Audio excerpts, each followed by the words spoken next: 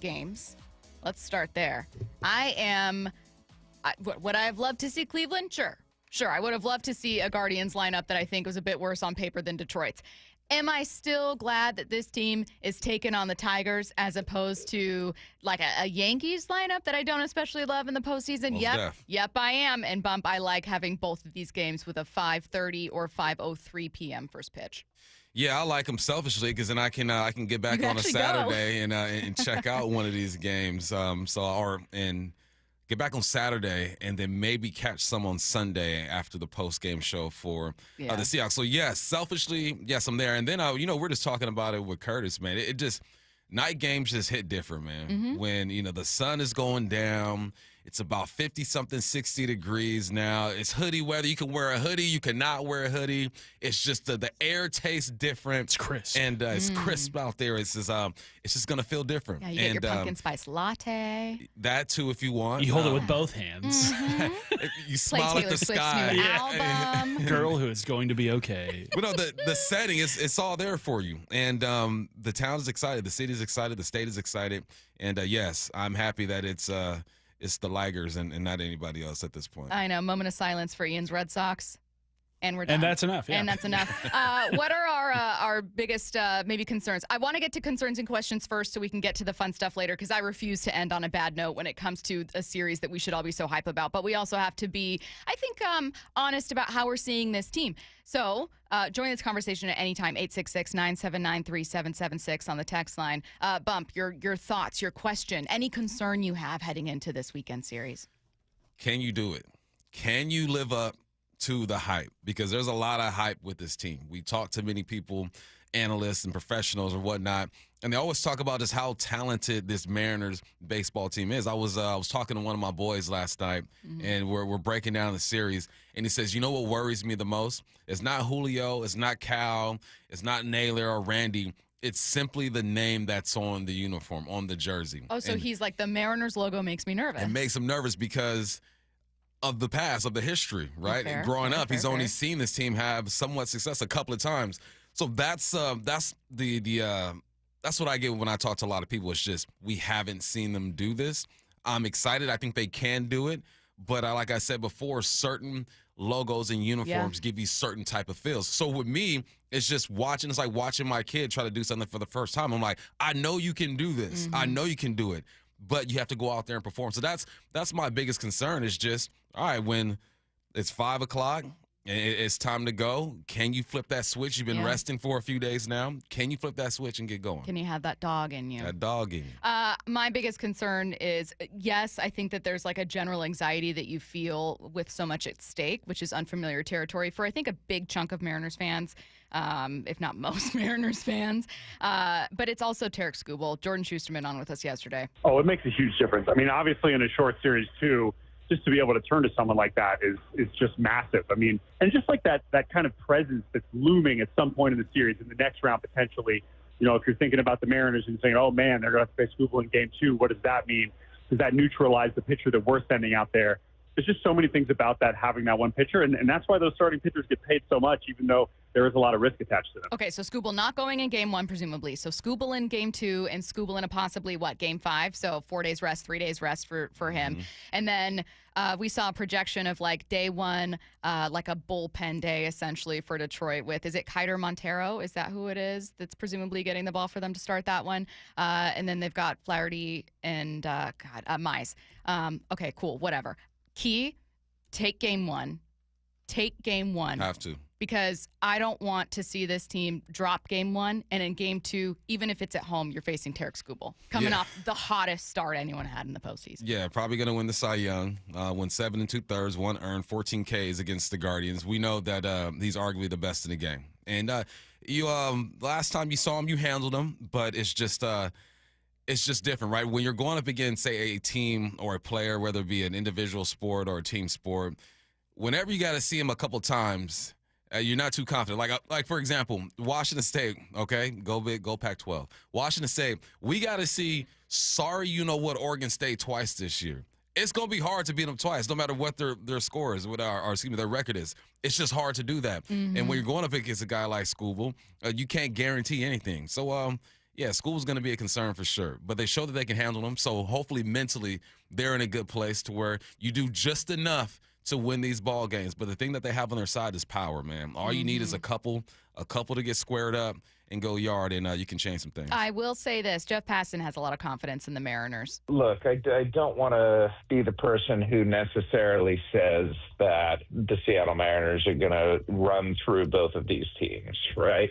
That has absolutely, though, been the feeling that I'm getting, that the Mariners are just better, and that the Guardians and Tigers are essentially exhausting themselves and their bullpens just to try and get to the next round. And you can say the same for the Yankees and the Red Sox.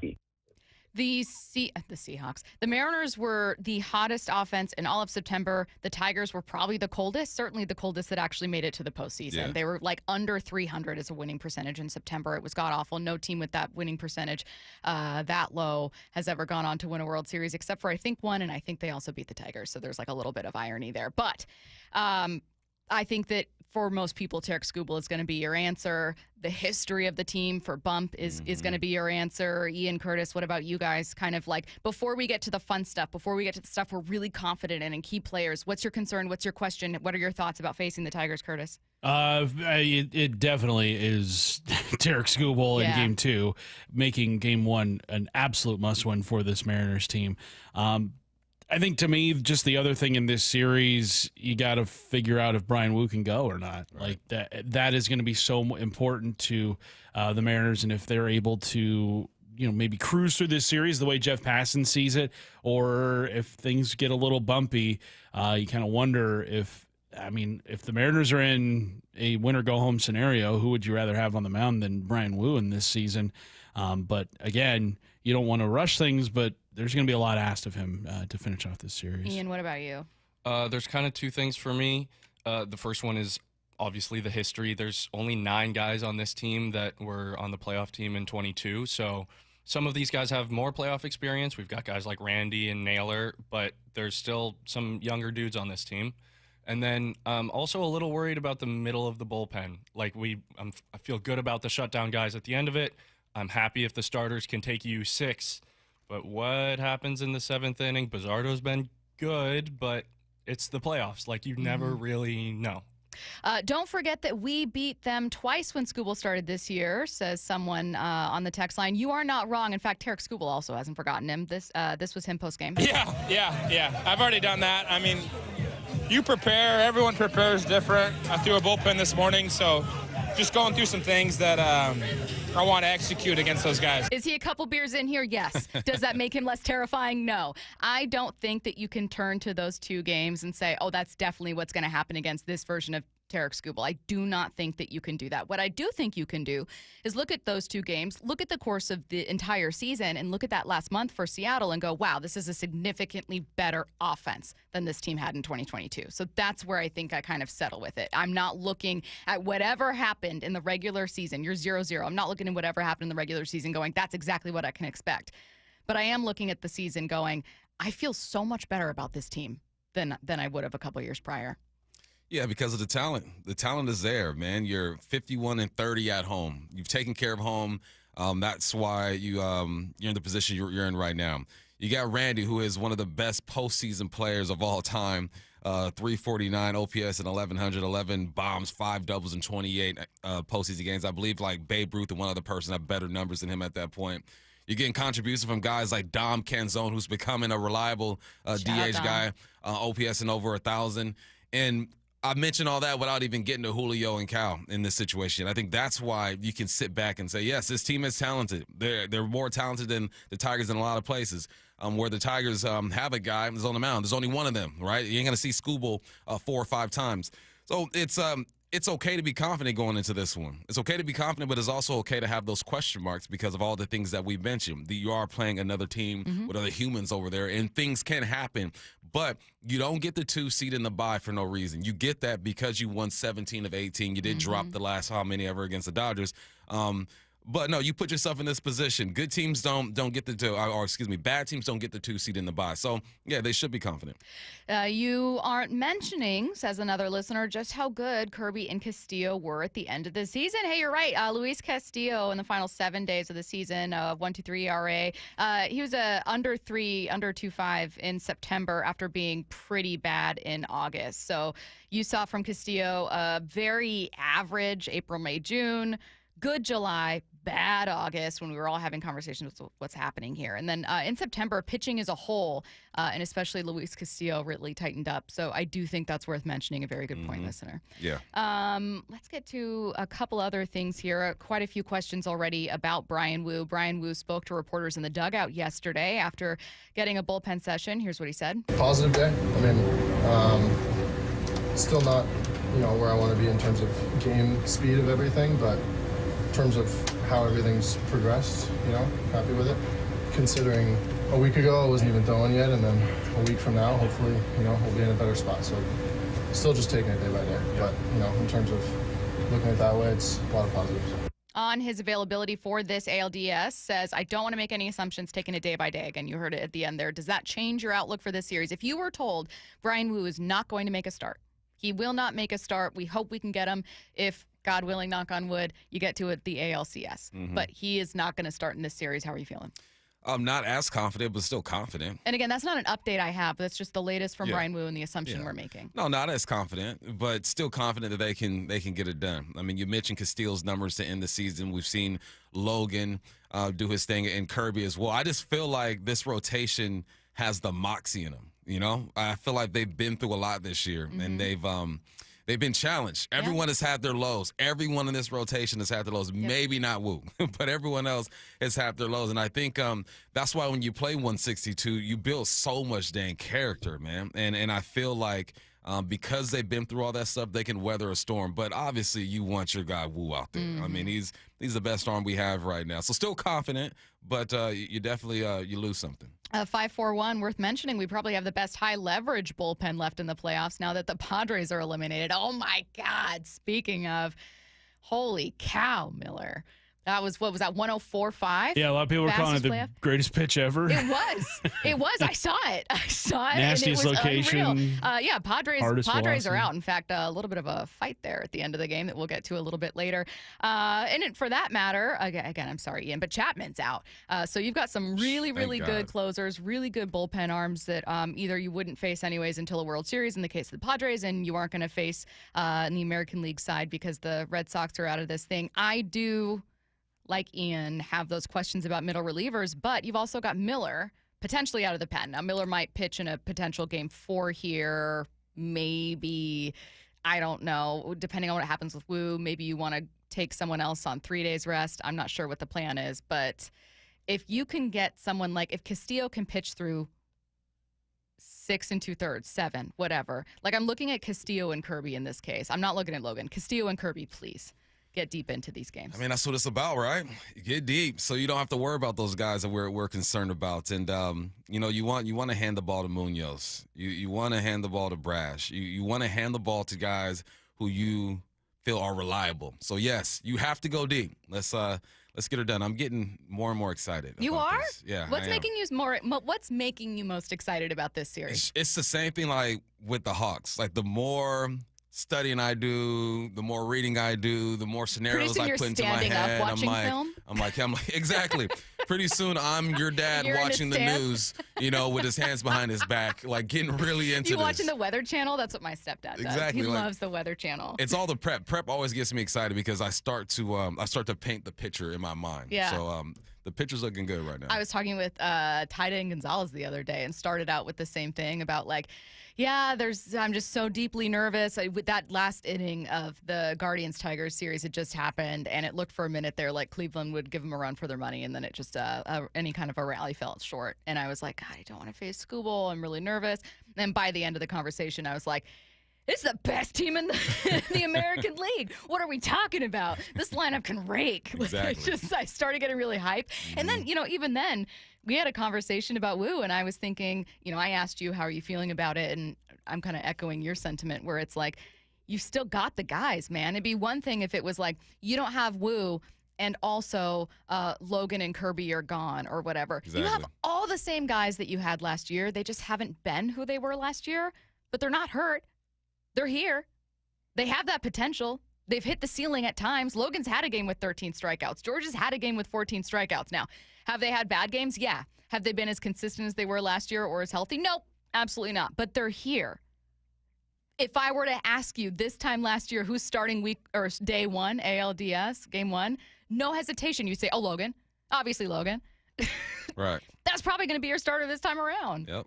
Yeah, we got a squad, man. More than capable of doing this, but now it's just, you got to go out there and get her done, and let's see it go down Saturday.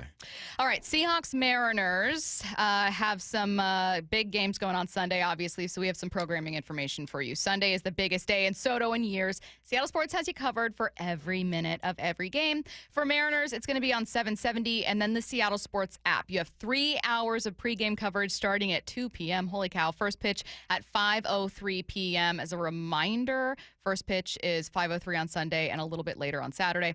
Seahawks are going to be on 710 and 97.3, and they're also available on the Seattle Sports app within 50 miles of Seattle. This is due to NFL rules. Pregame coverage begins at 10 a.m., hosted by Michael Bumpus. You've also got postgame and then kickoff at 1:05.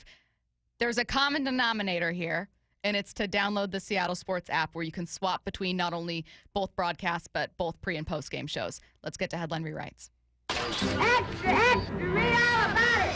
Headline rewrites. We must make headlines. The real story behind the headlines in today's news with Bump and Stacy. Headline number one, the 49ers escaped L.A. with a 26-23 win over the Rams on Thursday Night Football. What's the real headline? What will it take to kill the 49ers? I'm kind of thinking that, like, at the end of the world, there will just be, like, a banged-up, duct-tape 49ers team walking around and cockroaches. They don't die. They don't at all. And it seems like at the quarterback spot, minus Trey Lance, they always figure it out, right? They figured it out with Jimmy. They figured it out with Brock Purdy. You got Mac Jones. I was reading something that said that initially the Niners wanted to draft Mac Jones but didn't draft Mac Jones and went a different direction. So it's almost like Shanahan was like, well, this is the guy that I wanted anyway. I know exactly how to coach this dude. So big ups to him, man. And he was getting hit last night. He kept getting up. That poor man. Did you see one of the last hits he took when his pants are falling off and he's being helped off the field and looks like he's going to be... I felt so bad for him. One of the hits didn't make sense. He got hit, right? And he falls down on his shoulder. Then he gets up grabbing his calf. I'm like, what? Was that the one where he's grabbing his knee? I don't know. I saw when he was grabbing his calf. Yeah. But, yeah, man, big ups to Mac Jones. And guys are stepping up. And Christian McCaffrey consistently getting over 100 yards from scrimmage every single game. No one's talking enough about him. Not putting up the big numbers he's used to putting up. But, yeah, the Niners, man, they just keep fighting. Please tell me you saw Mac Jones' post-game press conference outfit. Yes, I did. He looks like a Batman villain. Ray Roberts it's amazing. was not a fan. Ray Roberts was not a fan. Oh, it's horrible. I have no notes. 10 out of 10 look. I think that every single quarterback should dress post-game in either. There's something absolutely absurd. He looks like a Batman villain. He does. It's He just phenomenal. needs like a scar on his face, and then he'll really look like a villain. What if that game, like, he got hit so many times that he's like, now I'm bad. Now I'm the bad guy. I've changed. Headline rewrites. Headline number two, the Seahawks welcome the Buccaneers on Sunday for their 50th anniversary game. What's the real headline? I hear the 50th anniversary gift is an L. That's right. Yeah. That's right. That's what you get, Bucs. Happy 50th. Hold we that. love you.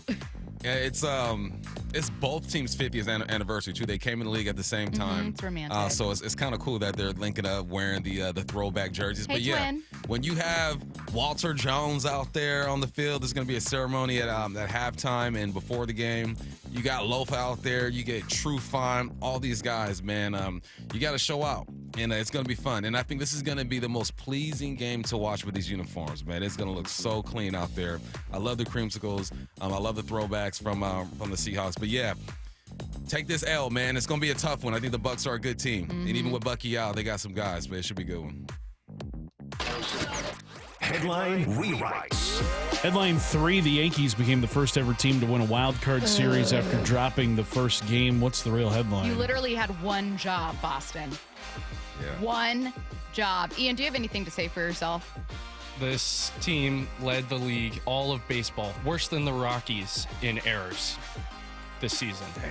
They showed you why. And they dropped the ball last night. Thank you. That's right. I mean, Jaron, they lost the series when they lost game 2 on Wednesday night. They pushed all of their chips into the middle of the table. They pulled the starter early, went to the bullpen. They were pulling all their subs and stuff, and it just didn't work out. And then they had no juice last night. Did any of you watch this series? So the Yankees, more than any team in the American League, makes me the most nervous. And a lot of that is just the power that they have. I think slugging carries a lot of weight in the postseason. That may not be true for everyone, but that is true for me. Is there anything you guys saw in this series that maybe made you go, oh, everyone's got a pretty noticeable Achilles heel? No. They look like They look pretty good? Yeah. What was funny to me is I was just paying attention to Grisham. He does not look like a center fielder.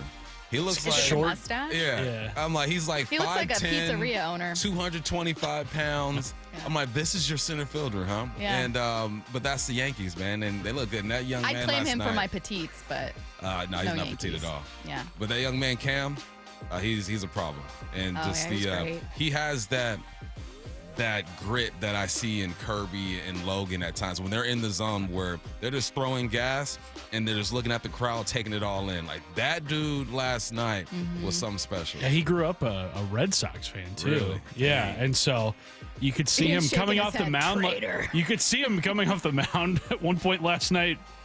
Expletive Boston at one point. Yeah. I was like, whoa. Wow.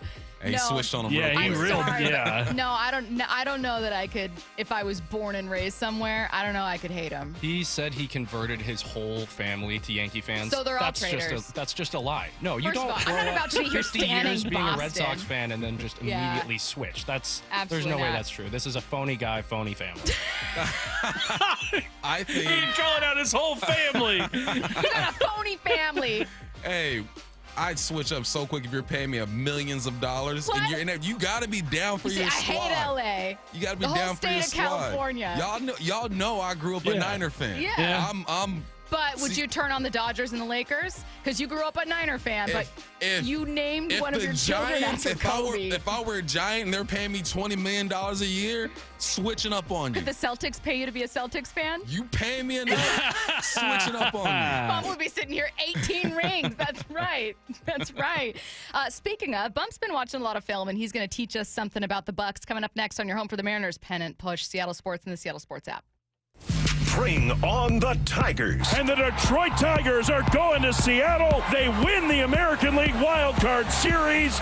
And Saturday, T-Mobile Park will be rocking. Here comes Cal Raleigh. Everybody on their feet. Game 1 of the American League Division Series, Mariners-Tigers, Saturday at T-Mobile Park. Let's go! On the home of your AL West champion Mariners, Seattle Sports.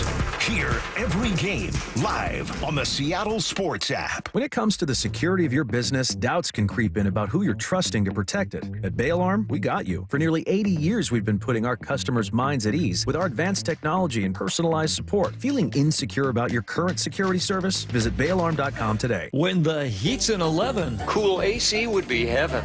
dayandnight.net. It's the final month to save 30% off an air conditioner or heat pump while supplies last at Day and Night. Hi, I'm Bruce with Day and Night Plumbing and Heating. Call us about installing a high-efficiency cooling system or servicing your existing one so you're cool when you need it. Save 30% off an air conditioner or heat pump, plus no payments or interest for a year OAC. Call for details. dayandnight.net.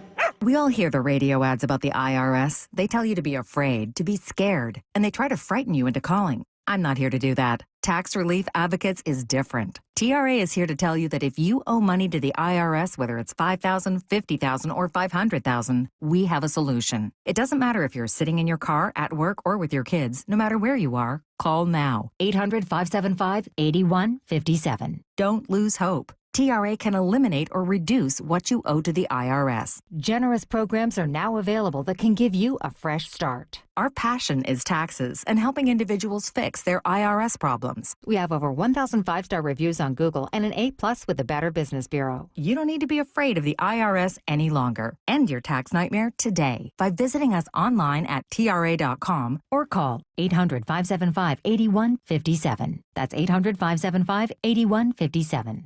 Tax Relief Advocates. Real solutions for real people. Contractors and heavy equipment operators, get ready for a big one. The James D. Murphy Company brings you the huge Marysville Heavy Equipment, Contractors Equipment, Trucks, and Vehicles online auction. And bidding is underway now.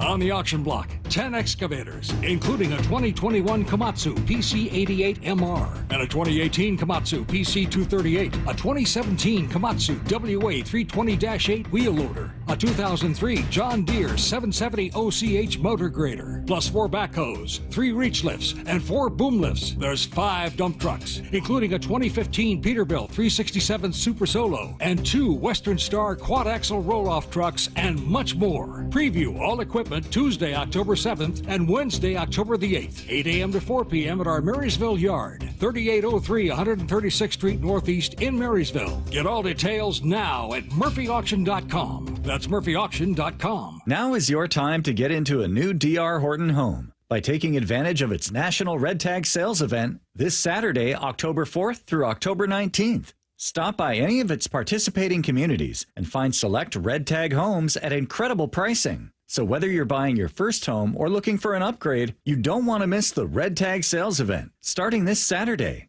Discover the D.R. Horton difference at drhorton.com. D.R. Horton, America's builder and equal housing opportunity builder. Too many breakup songs getting you down? Put a little bossa nova in the playlist. Sometimes a different way is the better way. Like the SR 509 Expressway near SeaTac. Get a good-to-go pass to save $2 every time you use it, and on other toll roads in Washington. Your home for baseball's postseason and your American League West champion Mariners, Seattle Sports.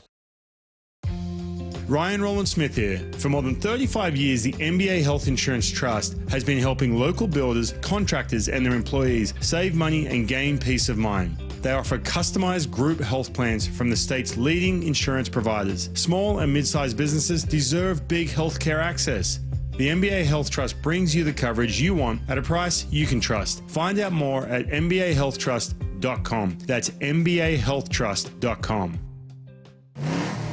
Over 20 Mustangs must be given away. 2 nights only, October 14th and 15th. Get 1 free entry daily. Earn additional entries just by playing your favorite games. It's the biggest car giveaway in the Northwest. Mustang Madness at Emerald Queen Casino and Hotel.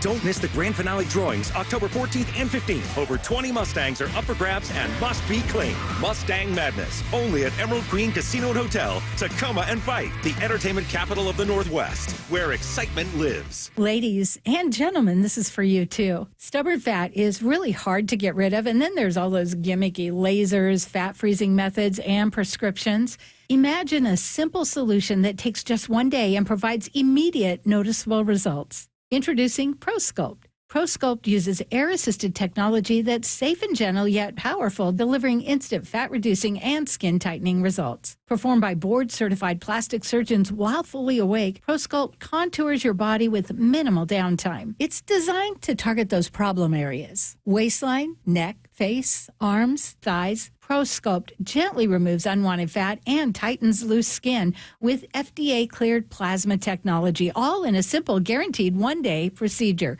ProSculpt is one and done. Schedule your free consultation at prosculpt.com for $250 off. For powerful permanent fat removal and skin tightening that works for ladies and you men, it's prosculpt.com. From the Quantum Fiber Studio, you're listening to Bumpin' Stacy. Weekdays 10 to 2. On Seattle Sports and 97.3 FM HD2. When Curtis and I watch film, it's Netflix's Love is Blind, it's Survivor. We have a lot of talk about strategy. Bump, you've been watching a different kind of film. You've been watching a lot of Bucs tape as we prepare for a Week 5 face-off between the Seahawks and Bucs here at Lumen Field, and you've learned quite a bit specifically at the Bucs defense. So I'm calling this one Bump's Film Study, and we are finding a tale of the tape here to kind of learn more about the Buccaneers as a whole and specifically about this defense and the challenge it might present to a Seahawks offense that's had a great start to the season. What have you learned? Well, the Bucs, by the numbers, total defense, they're fourth, allowing 272 yards per game. Against the run, they're fifth, only allowing 85 yards per game. Against the pass, they're 11th, allowing 187 yards per game. And points allowed, they are 20th, allowing 24.3. They are going to blitz the heck out of you. When it comes to blitzing, they blitz 36% of the time. That is third most in the NFL. You look at the Seahawks, they blitz 14% of the time. That's the fourth least in the NFL. They are going to get after you. They got Vita Vea, you UWers. You guys know this young man. Mm-hmm. He is a lot to deal with on that defensive line. They're just a well-coached team. They're a Bowles team. Bowles is a defensive guy. He got these guys playing at a high level, even though you might miss a DB in that secondary. So defensively, the numbers match the film. They fly around. They are good tacklers, and they will apply some pressure. The good thing for the Seahawks is that Sam Darnold has on-target throws 83% of the time. It's the most in the NFL. He is the most accurate quarterback. Even though you look at his completion percentage, it's around 70%. It is 70%, actually. There are guys who are a bit higher than him. But when it comes to footballs that are thrown on target, he is the guy. The question is, can they handle that blitz and protect Sam Darnold when it comes to that? Offensively, they're not a team that is going to really try to push the football down the field. You look at the numbers. They average 4.7 air yards per completion. So that's the air traveling, right? That's low. But it's the 25th least, I believe, in the NFL. But when you look at the yards after the catch, 514, it's the fifth most. So what they're going to do is they're going to try to hit you underneath and then allow their pass catchers to do their thing, which are good. Emeka's going to be great at that. You're not going to have Bucky. Bucky has like a 70-something yard reception this year. Godwin's going to be there. Obviously, Mike Evans is not going to play. But even without those guys, they're going to try to hit you underneath. So my question is just, how are the Hawks going to play this? Because if they play zone, Tampa Bay does a great job of picking apart the zone. They run this concept called spacing constantly. It's almost like you're flooding the zone. We call it spacing or flood. You throw a guy into the flat with an arrow. You have a guy sitting intermediate around the hashes, and then you have a guy over the top. Not too many times they're going to take their shots. They will take their shots, but they're not going to. But you've got like three levels of guys. Exactly. It's like a spacing or a flood type concept. So like a shallow, medium, deeper. And Baker Mayfield is playing his butt off right now. I mean, he is super accurate. Even I'm not sure what his completion percentage is, but there are a lot of footballs that are right on receivers, even when there's tight coverage. But he will get outside that pocket, and that's where he gets dangerous. Two of his biggest throws of the year are when he's running outside the pocket, a 72-yarder to Bucky and a 77-yarder to Emeka. He's dangerous outside the pocket. His only interception this year was a foolish interception. I'm sure he watched that film and he's kicking himself. You're inside the 20-yard line. It was last week against Philly. You get some pressure, and you just toss one up and you pray on first down. Like, you don't make that throw on first down. So this is a good football team. It's going to be a test, and they're great against the run. Speaking to Big Ray last night and on Hawks Live and obviously on the huddle as well, I mean, he was speaking truth. The run game has not been explosive, but it's been effective. And what that means is the defense still has to respect their run. Linebackers' eyes still got to get in the backfield. You have to prepare to stop the run, even though you haven't been explosive. You did have a $155 last week, so you're coming off your best performance, 4.4 per carry, I believe, your best performance of the year. This is going to be a battle, man. I think it's going to be tight. I have a question. The Seahawks injuries that we're kind of watching heading into this one, DeMarcus Lawrence was a non-participant with a quad injury. Devin Witherspoon, a non-participant with a knee injury. Julian Love, a non-participant with a hamstring injury. With Love in particular, how does that, I don't want to say change, but I'm looking at guys where it's like a safety who can get down in the box, or like DeMarcus Lawrence not playing, and wondering, look, if they're trying to attack you in the middle of the field or kind of like shallow and then get yards after the catch, I'm suddenly wondering, like, how are your linebackers? You know, where's your strong safety? I know that safety usage is kind of modernized, but like, who becomes a very important tackler for this team on Sunday? Well, you're hoping Nicky Mawari is going to play. Sounds like he's probably going to play. Yes, he practiced. Now, he is a rookie. You don't want to depend on those guys, but this is exactly why you get a Nicky Mawari, because he's the guy that you're going to bring down into the box and try to make those tackles. Kobe is capable of doing it as well.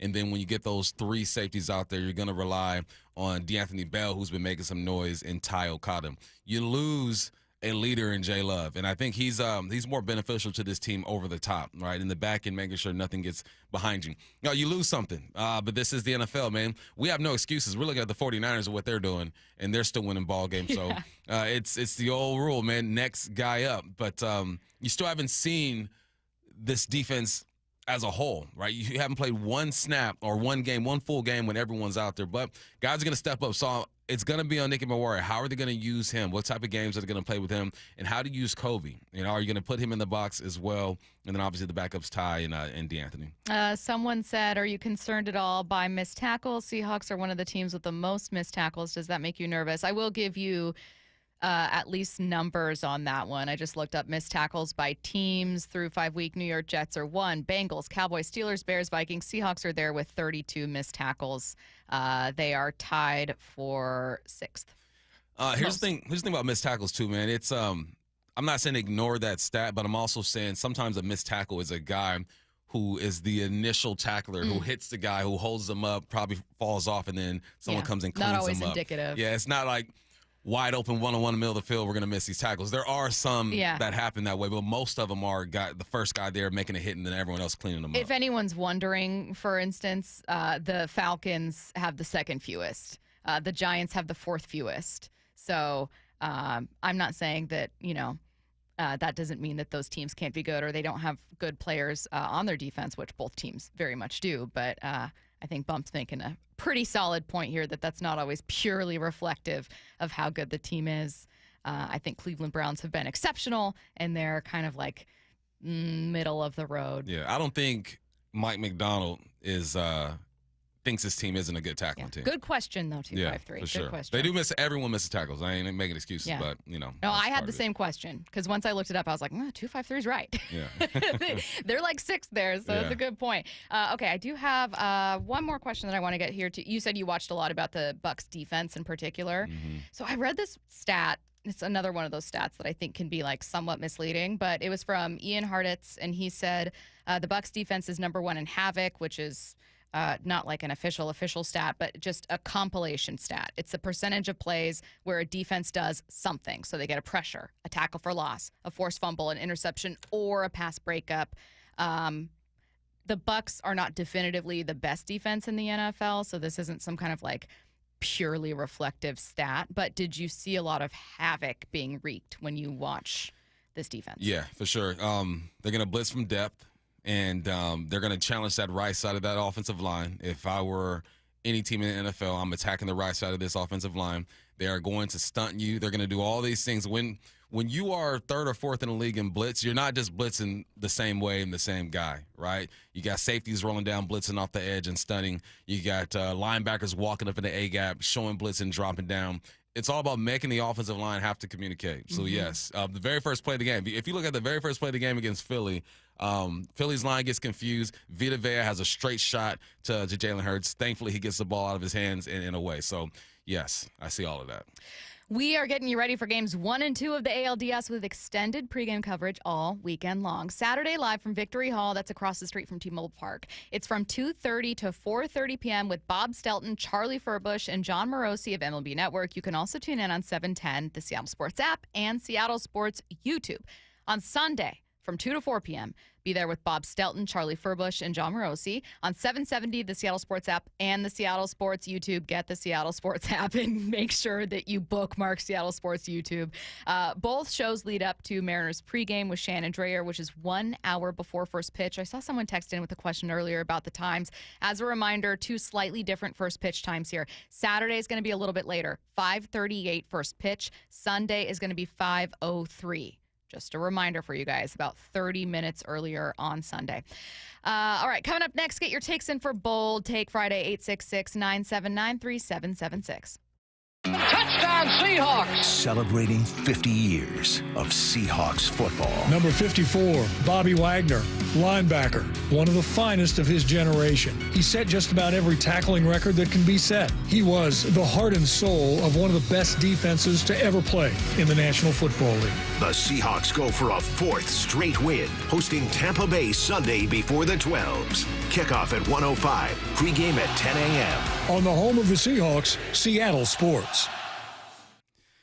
Things are getting spooky around here. It's bump. Fall is my favorite time of the year, obviously for football, for baseball, for fall golf. The leaves are turning and seeing everybody dressed up in their funny costumes. This year, I want to start a new tradition. Make the easy drive up north on I-5 to Silver Reef Casino. They have everything you need. Deluxe rooms where you can actually spread out and feel relaxed and comfortable, and head downstairs and watch games on their big screens at the sportsbook while grabbing a bite. Then head outside for some tea time at golf at Loomis Trails. They have the rates that you love for a course that's extremely nice. They got waters, trees. It loops back into the forest where you feel like you're the only group out there for a couple of holes. While golfing, the missus can check out the spa, and we'll be back for delicious dinner at their steakhouse or the cantina. Sounds like an awesome trip. You should do it. It's off I-5 exit 260, Silver Reef Casino.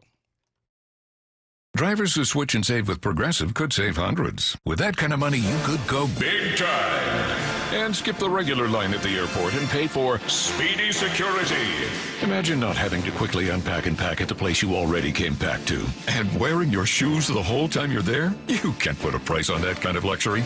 Well, actually you can, and you paid for it. Switch to Progressive and you could save big time for speedy security.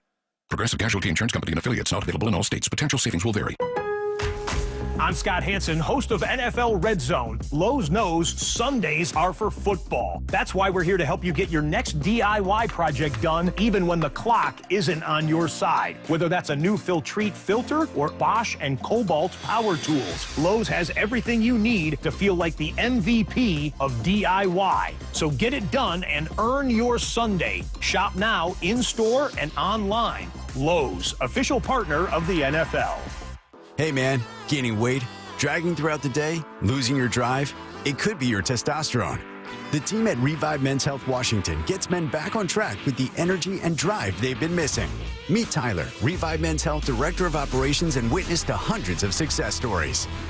I've seen guys come in worn out, discouraged, and just not themselves. A few months into treatment, they're standing taller, speaking with more confidence. It's like watching someone come back to life, like a light switch gets turned back on. The spouse says, "Thank you, I really have my partner back, better than before." That's the moment it all clicks for me, and that's why I do what I do.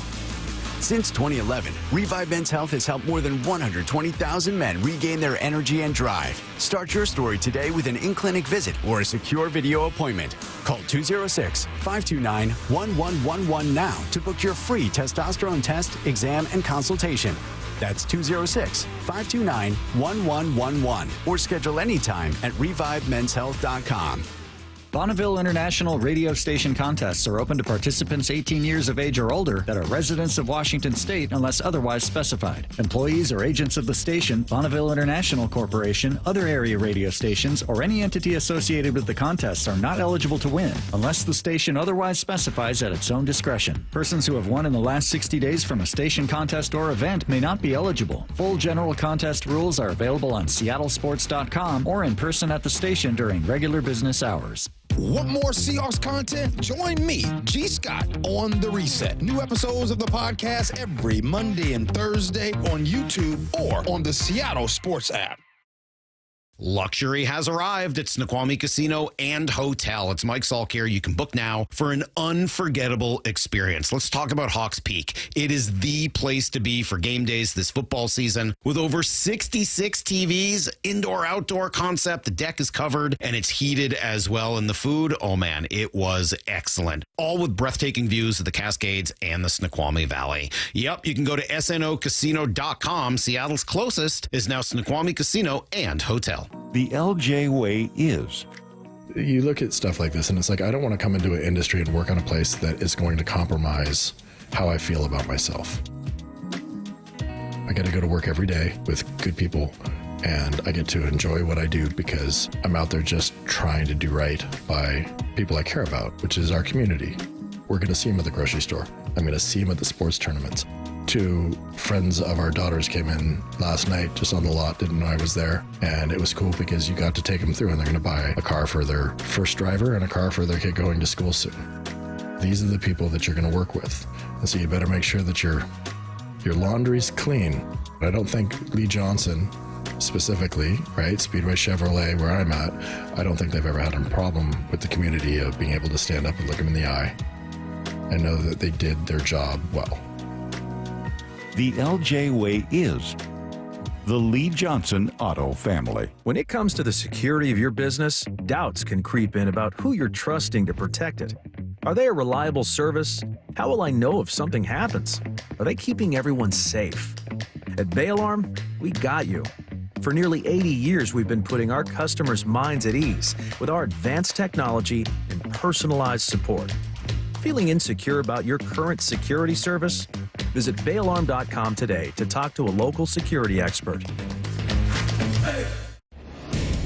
It's time for Bold Take Friday. It's Bold Take Friday. Get your bold takes in. 866-979-3776. While I adore that this listener said bold take Elijah Arroyo gets a touchdown, and I also think he's going to get a touchdown against the Buccaneers, I need bolder. Not bold enough. Bolder and badder. 866-979-3776. Bump, why don't you give us an example of a bold take for Bold Take Friday? An example of that thing. The Bucs, one of the best teams against the run. There we go. 5th. There we go. Giving up 85 of them things per game. I like where this is going. But you know what? Last week, Hawks went for $155. Oop. This week, Bucs 75. Let's go. K9 goes for 120 on his own, 2 tutties, and you sprinkle in some Zach Charbonnet as well, humbling the Bucs. That's a bold take. Why do you think now as part of Bold Take, we don't just want to say bold takes, but why do you think that the Seahawks could give a very, very, very good Bucs run defense a harder time? You know, I think that they're going to be aggressive with the blitz. And sometimes you catch a team in the blitz. Say they're blitzing on the right side of the formation, and you hit them. Sometimes the blitz gets too deep into the backfield. They pass up the running back, and boom, you got a big gap. Or you run away from the blitz, and they're missing guys in that second level, and big plays are going to happen. Or you run some pin and pull, like some counter or some power, and you blow the blitz up. There's a big gap for the running back to run through. It's timing, and sometimes it's getting lucky too. Here's Boulder, says the 206. They sent in the Elijah Roy one. The Bucs rush for less than 70. Ooh-wee. All right. Rashad White will probably be the starting running back. He's had some good games. Bucky's definitely out. No Bucky. I would really appreciate that. Okay. 206 has a Mariners bold take. Mariners will sweep the Tigers. Okay. Series is over Monday. Tuesday, I said. I like it. I would love for that. I would hate it for my dad because he's a Tigers fan. Yeah, but unfortunately, I love it for us. you know what I mean? We talked about when sometimes, like, you just have to, we had this theme earlier with the Yankees pitcher. You just got to turn on family sometimes. You just got to do it. You know what I mean? Look, we don't like it, but sometimes you need to turn your back on your hometown and your family. Got to do it. Ian Curtis, bold takes for Bold Takes Friday. My bold take is it'll be a Seahawks one. Tampa Bay has played 4 consecutive one-possession games. They're 3-1 in those, and I think it's going to be another close one. The Seahawks will have the lead late. Tampa Bay will have the ball. They're going to be looking to at least tie the game. But who's going to step up and get a pick six? Who? Kobe. Stop. It's going to be Drake Thomas extending our streak. Drake Thomas is getting a pick six to make it no longer a one-possession game. Seahawks win by 2 possessions. That's right. Even though it's tight at the end. There you go. Ian, you got one? I got 2. Brian Wu comes back and throws a complete game shutout. This weekend? First start back? Yeah, first start back, complete game shutout. You know what? He just Someone burns his texted in arm. the Mariners with an ALDS in 2 games, so both of you are pretty bold there. And then I actually think this could happen. I think at some point during the weekend, Mariners are going to go back-to-back homers, and I think back-to-back jacks. T-Mobile is going to Lose their minds. explode. I like it. You calling Julio Cal Julio? Yeah, I mean, Rather? it's got to be, right? Who? I think it's going to be Polanco going after someone. After So like a Gino, Naylor maybe? Polanco? Or Naylor Polanco? Yeah, Gino or Naylor, and then Polanco is what I think is going to happen. I like that prediction. Okay, bold takes for Bold Take Friday. Let's see. We have the Hawks force 2 turnovers and go for 2 scores. Now, Bump, while Baker hasn't thrown a ton of interceptions, in fact, he just has the one that you mentioned, they have had some struggles on special teams. Yeah, we were talking about this yesterday. 2 blocked punts, a blocked field goal, 2 returned for a touchdown. So?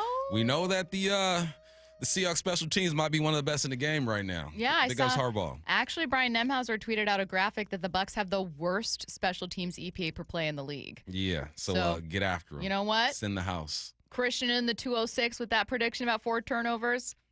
That could happen It could with go some down. special teams action here for Seattle. Imagine being the coach for the worst unit of anything in the NFL.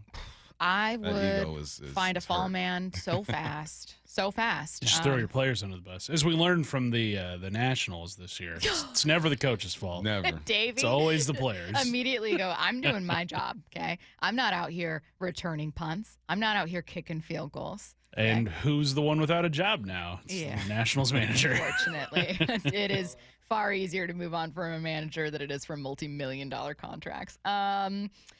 Let's see, 866-979-3776. How about this one from Moses? Coop gets a touchdown and goes for over 100. I like that. Waiting for Coop to get more I involved. think Boyle had that prediction yesterday too. We need he has 15 receptions so far this year, and I remember 4 or 5 of them. It's been a quiet season. Why do you for think that is? Cooper. Just other names taking off, JSN being amazing? I mean, he's the 2. Might be the 3 at this point with the tight ends getting Horton. involved and Horton as well. But he's having an impact on the game. You just can't see it because he's not making the big plays.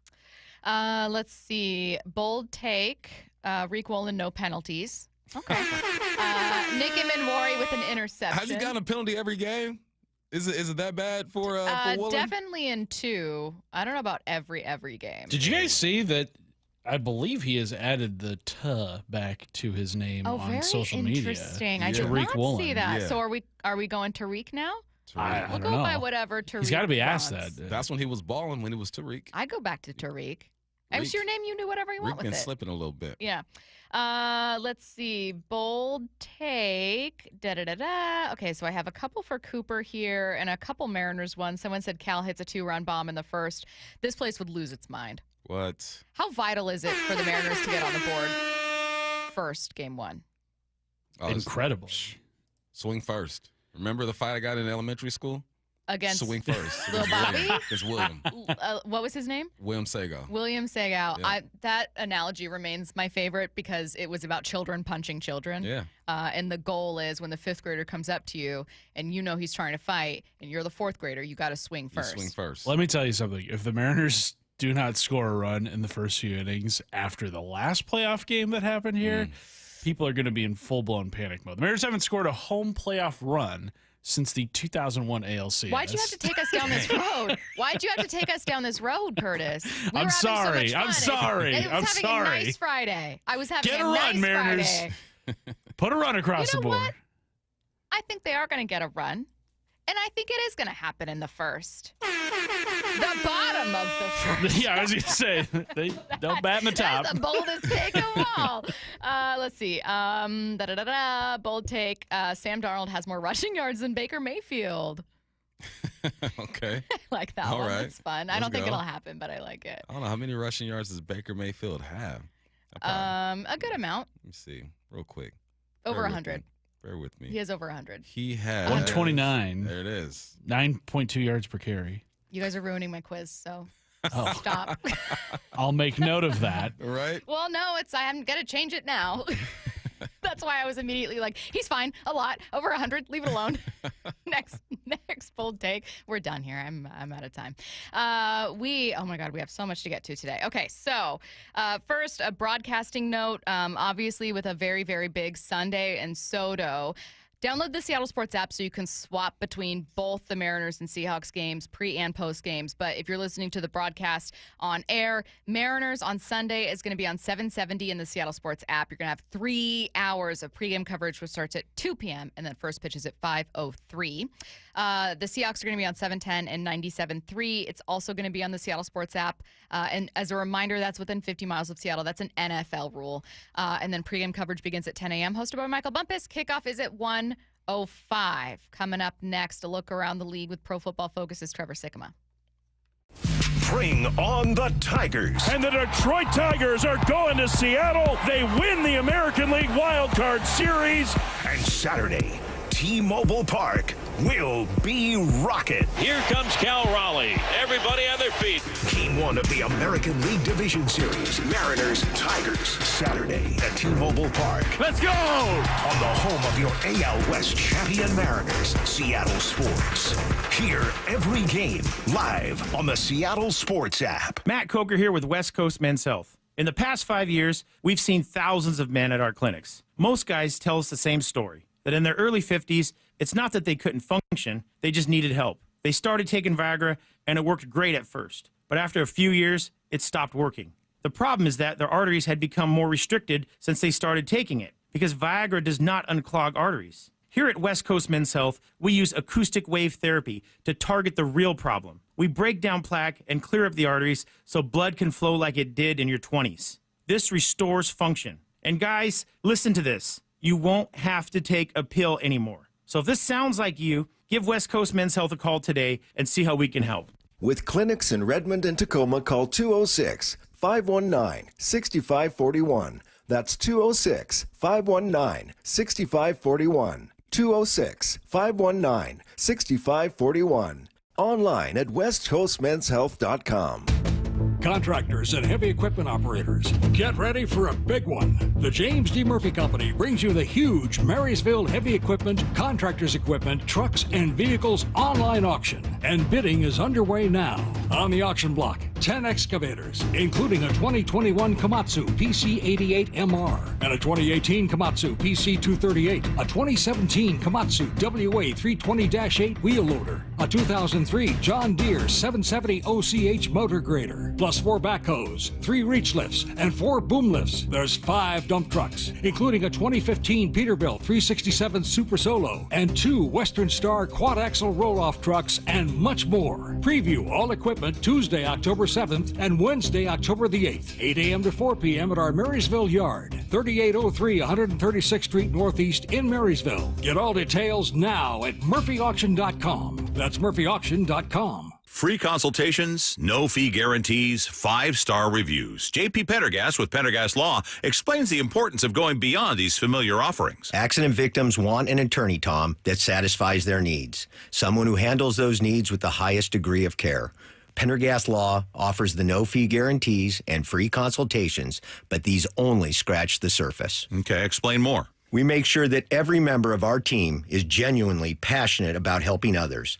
Customer service and communication are our top priority. It's how we take care of our clients so they always feel one step ahead of the insurance companies. Our strong reputation for high standards provides comfort and confidence when it's needed most. Pendergast Law offers the free consultations, the no-fee guarantees, and of course, they are 5-star rated. But what really makes them different is their genuine passion for helping others. I can't recommend them enough. If you or a loved one has been injured in a car accident, call Pendergast Law. We can help. That's PendergastLaw.com. Everyone wants to get the best deal they can when they buy a car. What about when you want to sell your car, though? Of course, you want to get the most money possible, but how can you get the most you can without trying to sell it yourself? Stacy Rost here, and that's where my friends at Wayscar Ford in Auburn step in. Not only will they buy your car today, but that's just the beginning. Once they resell your old car, they send you another check for 50% of the profit of the sale of your old car. They've already given back over $800,000 to their customers. You can go to the website to see pictures of giant checks for yourself. It's such a great offer, and I know exactly what you're wondering right now. How are they able to do it? It's not a consignment because you get paid for your car right away. Wayscar Ford pays you right up front. They buy your car for fair market value. No more insurance, no more maintenance, no more storage, no more headaches. Then they pay you half the profit when they resell your car. It's just that simple. Get the most money possible for your old car at Wayscar Ford Isuzu in Auburn and let them do the work. WayscarFord.com. That's WayscarFord.com. Let's go! You're still glowing, flirting, grooving. You still got it. But your immune system weakens as you age, making it harder to fight flu, pneumococcal pneumonia, RSV, and COVID-19. Vaccines are a key part of any health routine and help strengthen your immune response. Ask your doctor or pharmacist which vaccines you need. Schedule in minutes at vaxassist.com. Sponsored by Pfizer. Confidence is knowing you're ready to handle whatever comes your way. That's what it feels like to take on your workday with Cintas. They make sure your AEDs are up to date, Your fire extinguishers are tested and inspected. Your floor mats are cleaned and delivered. And your workwear looks good, feels good, and is freshly laundered with the Cintas Apparel Plus program. So are you ready to take on today? Visit Cintas.com. Oh, I'm ready! And get ready for the workday.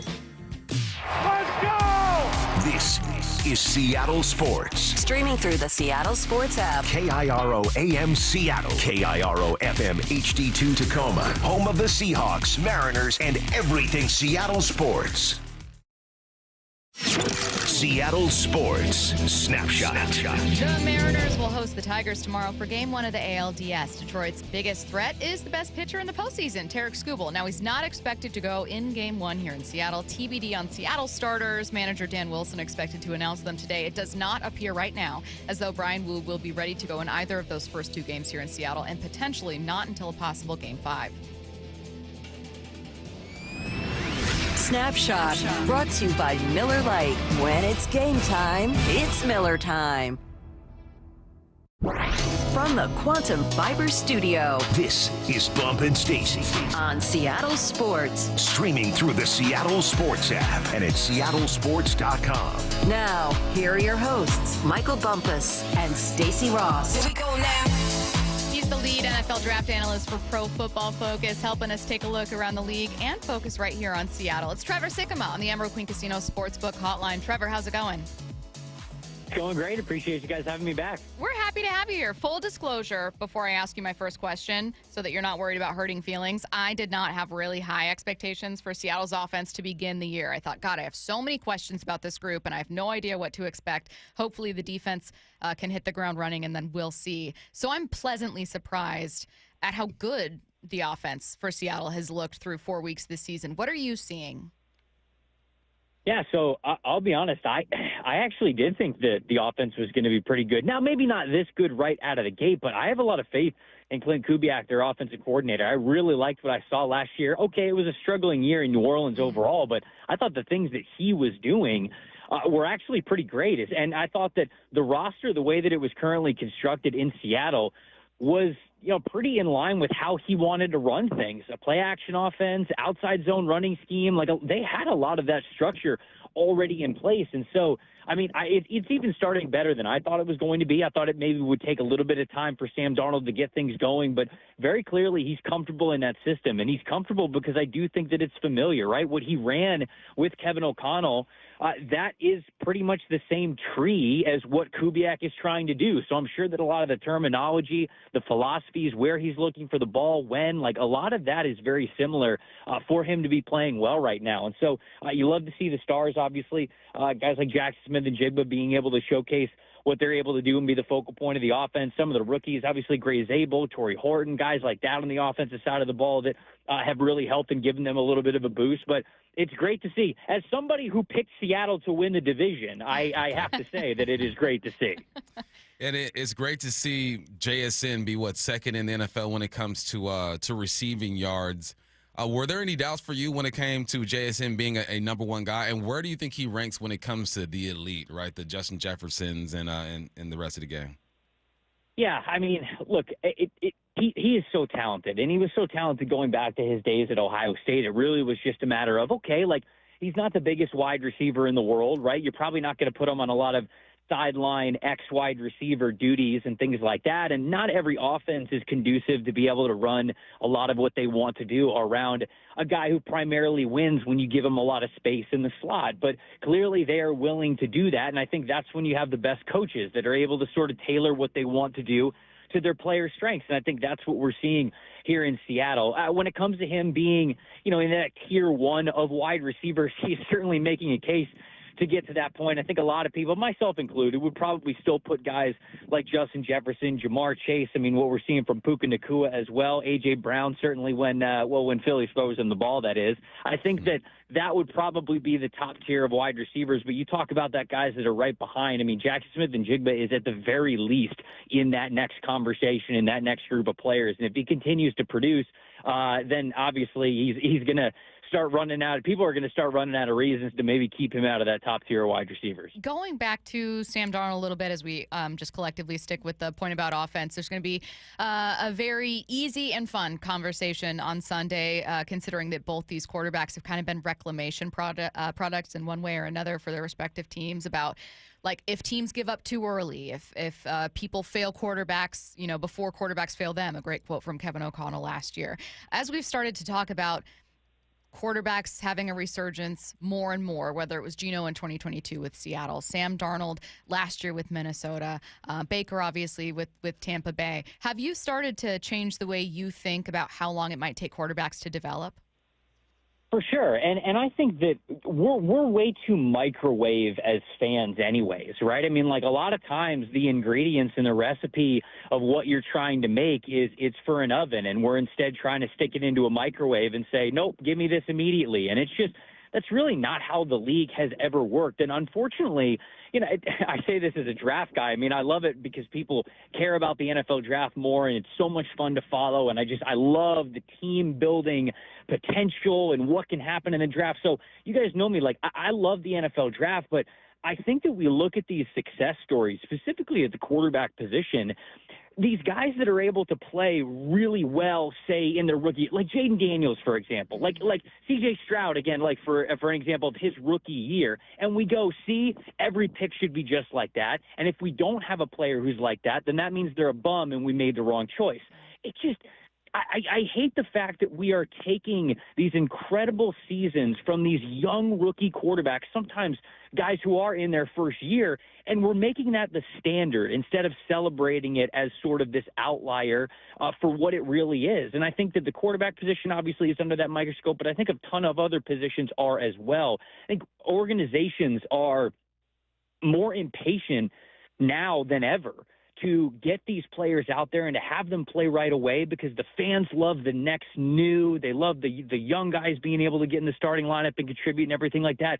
But just the fact of the matter is that that's not the case for all of these players. And I think people forget when these kids get drafted, they are 22, 23, sometimes 20 and 21-year-old guys. And to have them out there for 2 years when they are quite literally still growing into even who they are in their strengths and their talents and who they are as human beings and consider them no longer able to contribute to a team, I think that's just when we have things that are the wrong way. And so I think a lot of that mentality goes into it. But I will say that it feels as though we are finally getting some good amount of offensive and defensive, I'll say, coordinators around the league who are willing to adapt, who are truly, I think coaches say it all the time, right? Well, we got to, we call the plays and we develop the scheme like for the players. I don't know how much of that really existed 10, 15 years ago. I think the NFL was very sort of stubborn in their ways of, no, this is how it's done at the pro level. And if you can't run it like this, then you're no good. You're not going to make it in this league. Instead of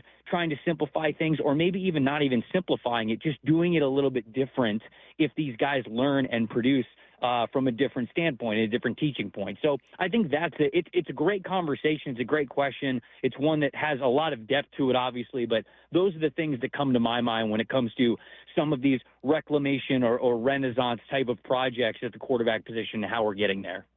Yeah, Trevor, and I think these GMs and owners put these coaches on such short leashes.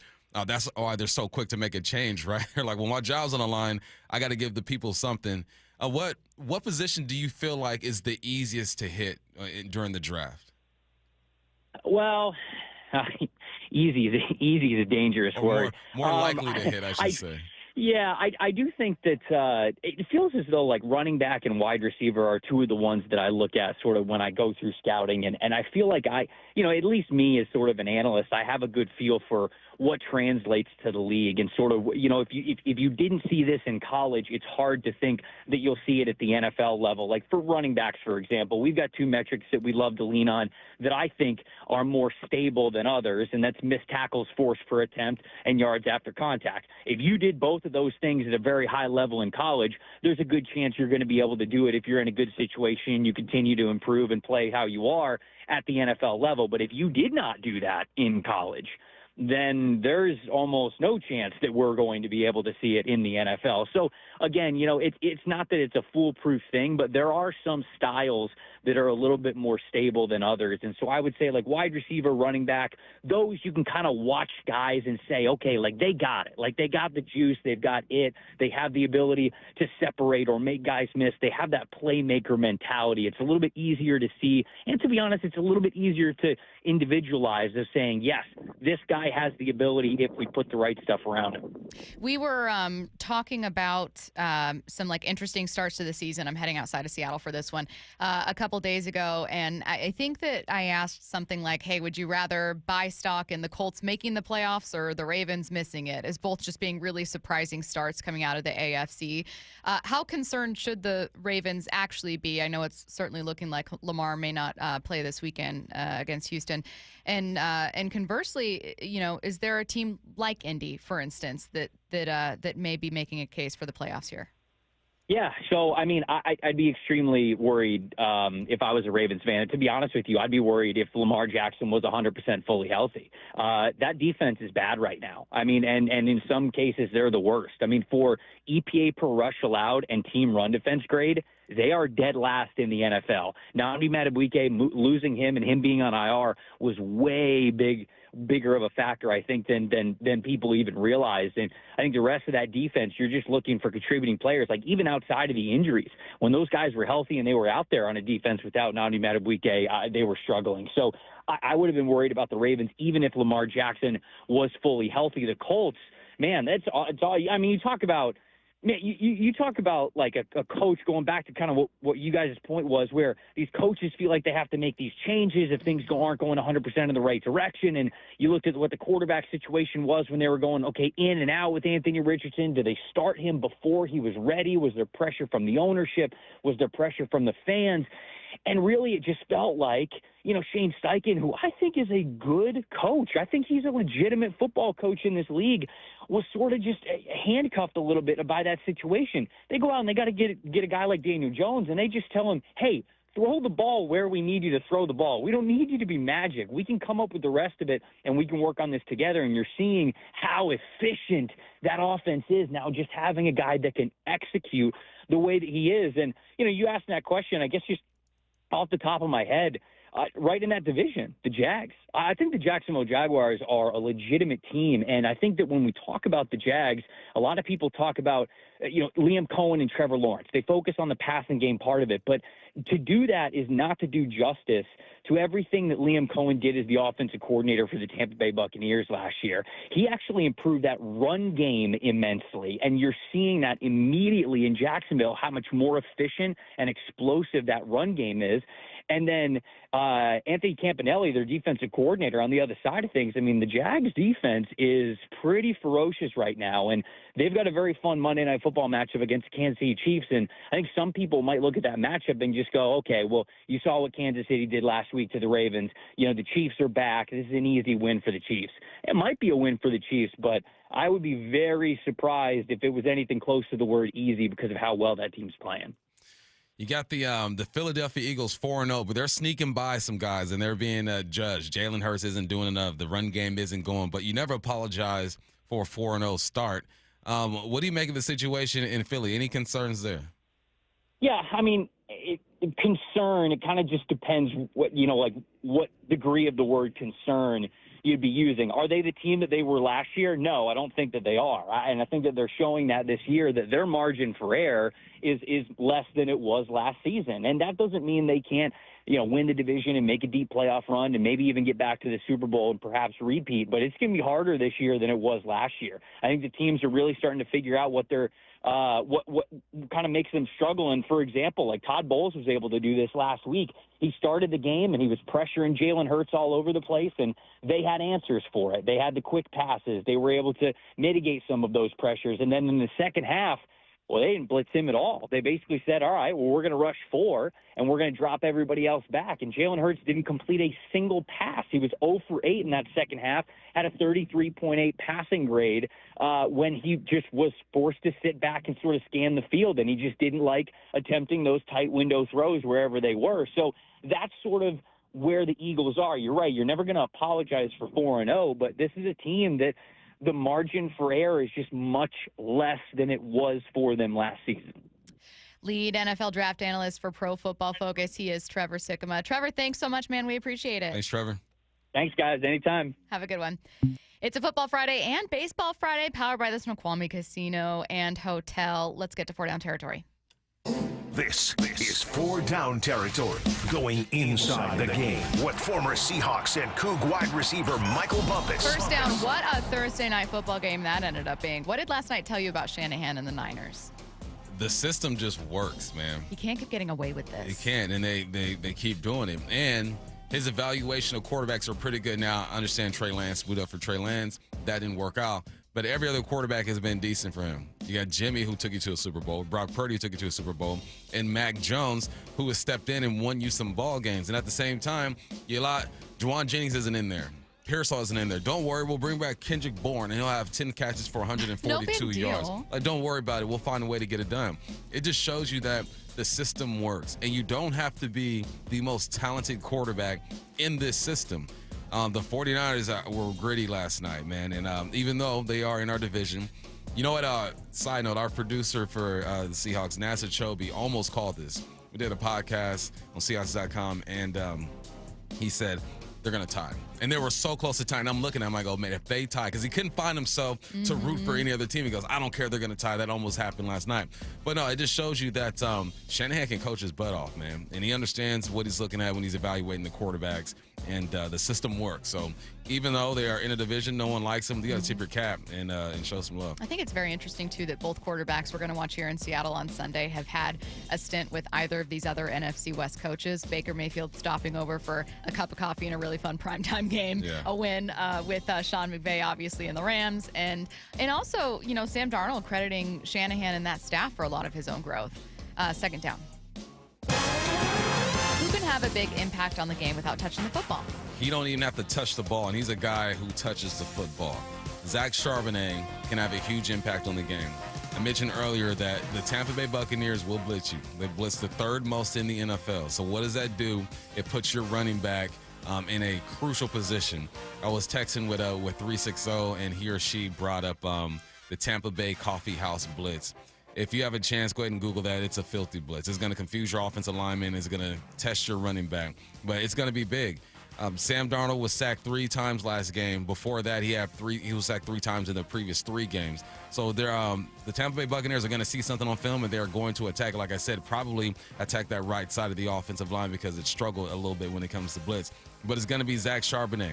When you are in obvious passing downs and they want to man you up on the outside, they run man about 20 to 25% of the time, a 2 high look, sometimes a single high look. Expect some pressure. So Zach Charbonnet, man, strap up. Drink your coffee, whatever you do, you're sniffing salts to get ready to go because those linebackers, those safeties, the stunts, it's going to happen. You're going to have to protect Sam Darnold. That's how I start every day. Just a warm cup of Joe and some smelling salts.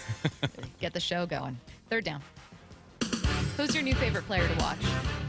He's the player that's going to win a bet between you and I. He's going to help me win. Jackson Dart is fun to watch. Only 1 game. Did have a rushing touchdown, really a passing touchdown, but his whole demeanor out there just swag too tough. It's crazy. With the turtleneck, with the chain on, too tough. Dancing after the touchdown. He's got the it factor. He's got to put everything together. He's going to have games where he doesn't look good. He's going to turn the football over. He's a rookie. I understand that. But I've been a fan of his since he was at Ole Miss. And he compared himself to Jalen Hurts. And I watched the film, verified it, fell in love with it. So I'm happy he's getting his opportunity, not just because he's going to help me win a bet, but because I like seeing this young quarterbacks thrive. And we're just talking to Trevor, and he was mentioning how, some guys put too much pressure on these young guys and pull the plug too early. I think his situation is actually pretty good. You let Russell Wilson go out there and lose you some ball games, and now you bring in this rookie, and you don't really have high expectations for him. So hopefully he can continue to play freely. With him and Scatterbo in the backfield together, that's going to be a fun little combo to watch. Jackson Dart, man, I like him. Now, where is young Aaron in passing yards here? He's got like 780-something, 8 touchdowns, 3 interceptions. Right now, Aaron, oh my God. He's playing good. good. Listen. Aaron Rodgers and Russell Wilson have 786 yards each Exactly. on the dot. So what do you hope Aaron gets hurt? That's messed up. No, that's messed up. I wouldn't hope that. No, I've accepted that. They have the exact same? The exact Wow. same. 786 yards. Right now, our bet is tied. And if Aaron Rodgers decides to rest this week, I'm still not losing. I'm not winning, but I'm still not losing. He's going to throw a little screen pass. Look, I've and, accepted I'm going to get it lose. over I know. with. His first completion, I'm losing the bet. And that's disheartening. I've already accepted I've lost this bet. It was a horrible bet on my part. I thought Aaron would retire. We're moving on. 4th down. Anything from Trevor Sikkema? It's we're trying to figure out exactly who JSN is. He's clearly one of the best receivers in the game right now. You're 4 weeks in, you got to continue to prove it. But he said he's close to being in that upper tier, that elite tier, right? When you talk about Amon-Ra St. Brown, Justin Jefferson, Puka Nacua, he is right there. And I'm waiting to see, well, that's what he said, and I agree with him 100%.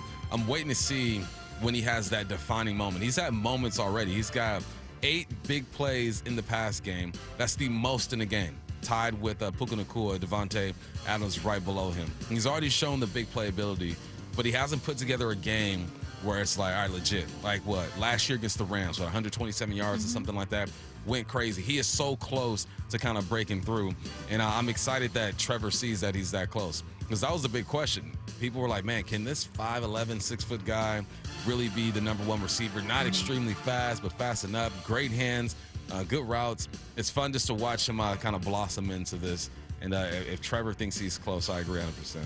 Sunday's the biggest day in Soto in years, and Seattle Sports has you covered for every minute of every game. Mariners are going to be on 770 in the Seattle Sports app. 3 hours of pregame coverage starting at 2 p.m. First pitch at 5:03 p.m. Again, that's Sunday. Seahawks are on 710 and 97.3 FM. They're also available on the Seattle Sports app within 50 miles of Seattle. That's due to an NFL rule. Pregame coverage begins at 10 a.m. hosted by Michael Bumpus. Kickoff is at 1:05 p.m. Get the Seattle Sports app to swap between both pregame shows and both play-by-play broadcasts. A controversial call led to a near fight between a player and Plus, did an NBA team try to shut down a reporter? That's next on your home for the Mariners pennant push. Seattle Sports and the Seattle Sports app. Bring on the Tigers. And the Detroit Tigers are going to Seattle. They win the American League Wild Card Series. And Saturday, T-Mobile Park will be rocking. Here comes Cal Raleigh. Everybody on their feet. Game 1 of the American League Division Series. Mariners, Tigers. Saturday at T-Mobile Park. Let's go! On the home of your AL West champion Mariners, Seattle Sports. Hear every game live on the Seattle Sports app. I'm still going for it, even with higher stroke risk from atrial fibrillation and a regular heartbeat not caused by a heart valve problem. Over a 3-year study, Eliquis apixaban tablets reduced stroke risk better than warfarin, and over 97% of Eliquis patients did not experience a stroke. A first stroke occurred in 2.9% of warfarin patients versus 2.3% of Eliquis patients. Don't stop prescription Eliquis without asking your doctor. Stroke risk may increase. Eliquis can cause serious and potentially fatal bleeding. Don't take if you have an artificial heart valve, abnormal bleeding, or antiphospholipid syndrome. While taking, you may bruise more easily or bleed longer. A spinal injection increases blood clot risk, which may cause paralysis. Get medical help right away for unexpected bleeding or bruising, or back pain, tingling, numbness, muscle weakness, or incontinence. Aspirin products, NSAIDs, SSRIs, SNRIs, and blood thinners increase bleeding risk. Tell your doctor about planned medical or dental procedures. Learn more at Eliquis.com or call 1-855-ELIQUIS. If you're 55 or older and into that whole saving money thing, T-Mobile has an exclusive phone and internet bundle just for you. Right now, get 2 unlimited phone lines plus 5G home internet for just $30 each per month with autopay, plus taxes and fees.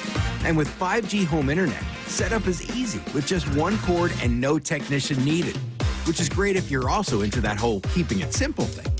Switch now and experience the best mobile network in the U.S. Visit your local store to start saving. T-Mobile, it's better over here. Based on analysis by Ookla of speed test intelligence data Q4 2024 to Q1 2025. Ookla trademarks used under license. Unlimited on our network. Customers on voice plan may notice speeds lower than other customers and further reduction if using more than 50 gigs a month due to data prioritization. Video streams and SD on this plan. Home internet pricing after $20 a monthly bill credit plus $5 per line without autopay. Debit or bank account required. See 5G device coverage and access details at T-Mobile.com. Do you owe $10,000 or more in credit card debt or personal loans? With credit card debt at all-time highs, Debt Relief Advocates is urgently notifying consumers of debt relief now being made available, designed to aid consumers with out-of-control credit card debt. Those who qualify and enroll for this relief program will only have to pay back a fraction of what they owe. This is not bankruptcy or a debt consolidation loan. This is a relief program that credit card companies would rather you not know about, as it ends your debt nightmare and saves you lots of money. Consumers owing at least $10,000 in credit card debt or personal loans can now take advantage of this debt relief as the cost of living skyrockets. Debt Relief Advocates has established a relief hotline for you to call to learn what debt reduction you may qualify for, so don't wait. For this free information, call the Relief Hotline at 800-505-9257. 800-505-9257. 800-505-9257. Imagine homes so well designed and so luxurious, they'll be setting the standard for decades. You're imagining a Mainview home. Now imagine a Mainview home on sale, saving $50,000 to $120,000. Isn't that what Brett and Amy bought? Yeah, it's a Mainview, and they saved a bundle. What are you doing? Looking at the Mainview website. It's now or never. What's better than a Mainview home? A Mainview home on sale. Mainview communities across the Puget Sound. The Bump and Stacy Show is powered in part each day by the caring and compassionate team at Pendergast Law Personal Injury Lawyers. Go to pendergastlaw.com. Contractors and heavy equipment operators, get ready for a big one. The James D. Murphy Company brings you the huge Marysville Heavy Equipment, Contractors Equipment, Trucks, and Vehicles online auction. And bidding is underway now. On the auction block, 10 excavators, including a 2021 Komatsu PC88MR and a 2018 Komatsu PC238, a 2017 Komatsu WA320-8 wheel loader, a 2003 John Deere 770 OCH motor grader, plus 4 backhoes, 3 reach lifts, and 4 boom lifts. There's 5 dump trucks, including a 2015 Peterbilt 367 Super Solo and 2 Western Star quad-axle roll-off trucks, and much more. Preview all equipment Tuesday, October 7th and Wednesday, October the 8th, 8 a.m. to 4 p.m. at our Marysville yard, 3803 136th Street Northeast in Marysville. Get all details now at murphyauction.com. That's murphyauction.com. Ladies and gentlemen, this is for you too. Stubborn fat is really hard to get rid of, and then there's all those gimmicky lasers, fat freezing methods, and prescriptions.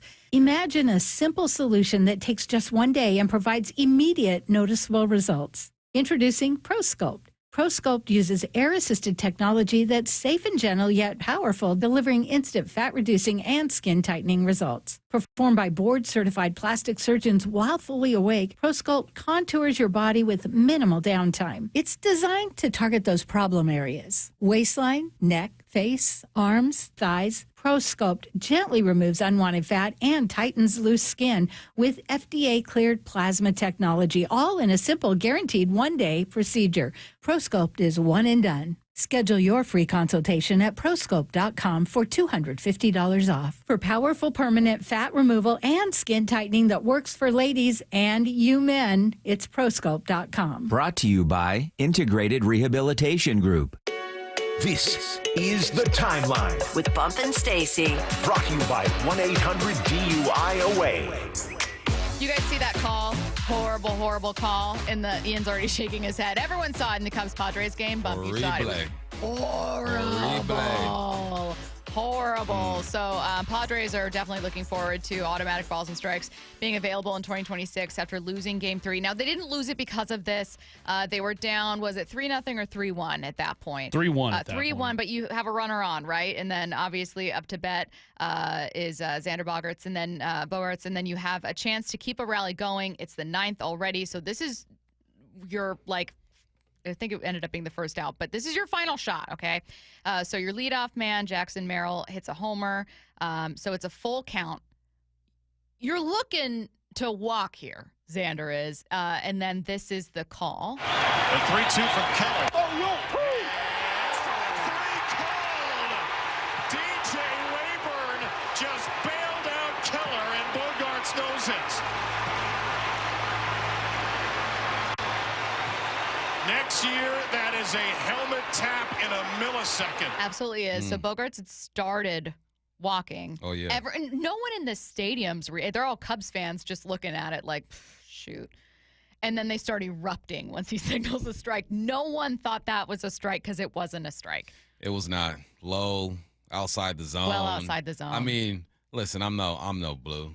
I'm no ump. My eyes aren't the greatest. However. But I see they that. Aren't? Nah. Well, as someone with 20/20 vision, this was very obviously apparent to me. 2010 vision, I said. You don't 2010. even know what you're talking about. No, I do. 2010 vision. As someone with 2010 vision, this was incredibly apparent to me. That it was apparent to you, someone with slightly impaired vision, is absolutely unreal. So because of this is the important background. I don't know if everyone saw this. You had to be on Twitter or see this going viral to catch it. So following the final out, this is not part of the broadcast, the umpires are leaving the field, and some people in the stadium were able to capture video of a member of the Padres. We aren't sure who.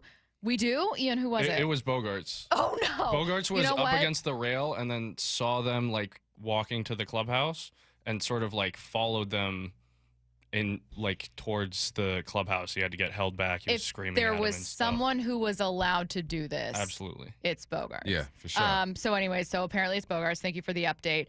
Who goes up to DJ Rayburn, the home plate ump, as he's walking to the tunnel, and it was. I've never seen anything quite like that. If you're the umpires and you know your only route to your changing room is through the visiting team, the team that you screwed over's dugout, you're waiting till they clear out before going through. I am looking at my phone. You know when you are trying to avoid eye contact with someone, or maybe you're in a lobby or an elevator and you look at your phone, you don't have a single text or a call, but you just look at your phone and you kind of swipe back and forth between apps. Playing the weather app? Yeah, that's what I would be doing. I'd be looking at my phone, doing absolutely nothing, pretending to look around or take a call. Let me just respond Put yourself in the most visible area if you're an umpire, so that if anything happens, there's a lot of people around that can see it. And they're not going to wait you out.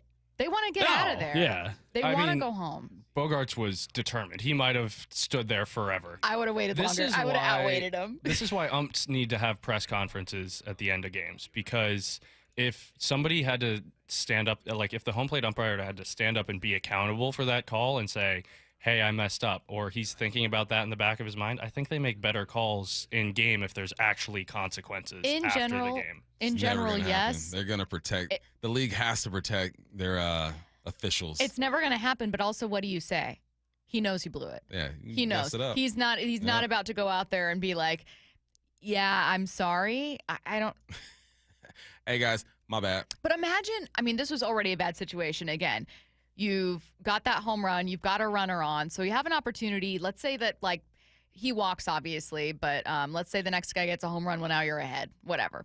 All hypotheticals, but still. Imagine if it was bases loaded and walking in a run would have tied it. There are even worst case scenarios where something like this absolutely blows it. And it's well, then what? We won't have to worry about it moving forward because you'll have challenges, but there's no recourse. This is more reason why you need that challenge, man. Perfect example right here. They really got that thing right. Someone said it's worth noting. Being totally serious, you can see it on the replay. The strike zone box jumped around on the screen and then was visibly off center over the plate. So I take some pause before you blindly trust the box. The box doesn't have to be there, and you know that's a ball. You don't need the box. Blindly trust the box. It was at his shins. Yeah, what are you talking about? Come on now. We're not. No, I'm telling you, go back and look at this. No one in that park, no one there thinks that it's a strike. No, there are Cubs fans who are like, ooh, yeah, we got away with that one. Yeah. No, this was not I was watching it and on the TV, it was outside of the little box area. That was not a strike. No. It wasn't even in that little wiggle room zone, the little buffer zone. No, no, bad call. Everyone knows it. It's okay. Following the final out, as the umpires were leaving, that happened. And then following the entire game, Padres star Manny Machado was asked some questions, obviously, end of season. Reporters are talking to him. He was in absolutely no mood to answer anything. I know it just ended, but how do you assess a season like this? I mean, what type of question is that, dude? My guy. How do I assess this season? We just lost. How do you think I assess this season? How do you think I assess it? I don't know. That's what I was asking. You tell me. What's a loss? We lost. How do you assess it? It's a loss. You lost. Come on, dude. I mean, you could ask better questions than that. Let's go. Come on. Bump, what do you think? Bad question, bad response? I think that question has been asked before after a loss. But I think in that situation, with him being involved in that whole scenario, you probably shouldn't ask that question. But I think as a pro, you should be able to compose yourself and give something. It was a bad year. We lost. That's it. You know, he could have answered the question, even with that little attitude he had. He could have answered the question with attitude. But, yeah, I think that's just a tough position, man. You lose like that. The reporter's asking the question. You're clearly emotional. Like, it's tough all the way around. But he could have answered the question and have some little spice to him at the same time. Sure, yeah, I'm with you on that one. It's always tough. No one likes being in a losing clubhouse or locker room. Literally no one. Like, the most uncomfortable moments I've ever had as a reporter is when you go into a losing locker room and you know that, like, well, I have to write something. You're required to be here and answer. Neither of us want to be here. I'm going to, as politely as possible, ask you. I can't pretend you won. I'm politely as possible going to say, hey, how do you guys move forward from here? Like, you're just trying to think of, like, the most palatable kind of thing you can say. It's not a question I would have asked, but it's also not unheard of. Yeah, I mean, He's asking a generic kind of like. There are players in that clubhouse who would answer that question and articulate it and say, you know what, it came down last game. We fought our hardest and da-da-da. You know, so you kind of got to know. You kind of got to know who you're dealing with too, like the personality. So if you're like a beat writer and you follow the team all the time, you know who's going to respond. Appropriately.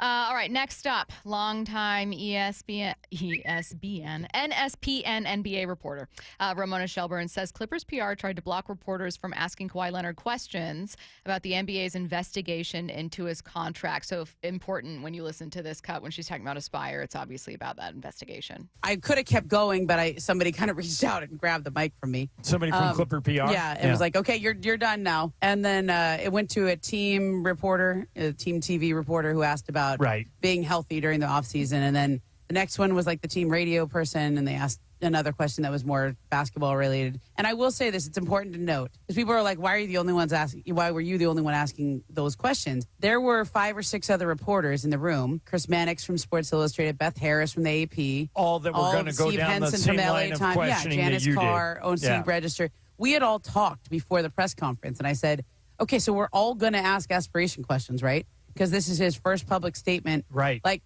whoever gets this, like, let's tag team, you know, like whatever. Sure.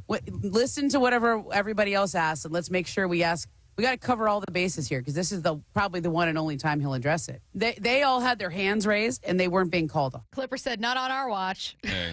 Jeez. They're protecting their player and their organization, and they knew this was coming. Yep. And, you know, you have to ask that question. I mean, Kawhi was getting paid for doing absolutely nothing. It has to be brought up. It's just a tough position to be in, because I think that every organization does everything they can to protect, especially their superstars, and especially basketball too, right? In football, you got like 60 guys on the team. It can go any direction. But a guy like Kawhi Leonard, you're caught up in some stuff that looks like it could be shady. You knew the question was going to be asked. There was a plan. They said, look, you got one of these questions, and then we have to take the mic from him. But she's doing her job. She's supposed to ask that question. I do just wonder, like, how long can the Clippers keep ducking and dodging? Actually, you broke a league rule.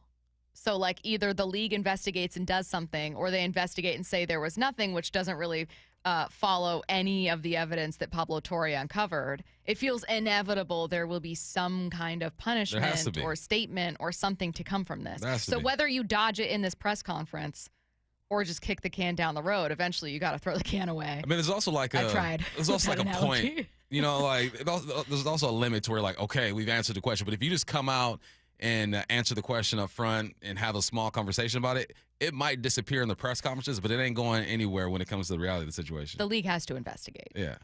I don't think Pablo Torre's giving up anytime soon either. Frankly, he's just shouldn't. going to keep asking, keep pushing, keep digging. It's a big story. Until, he's going after Mark Cuban now. He's kind of going buck wild on it. So I'm not surprised. Bill Simmons never should have said he wasn't a journalist.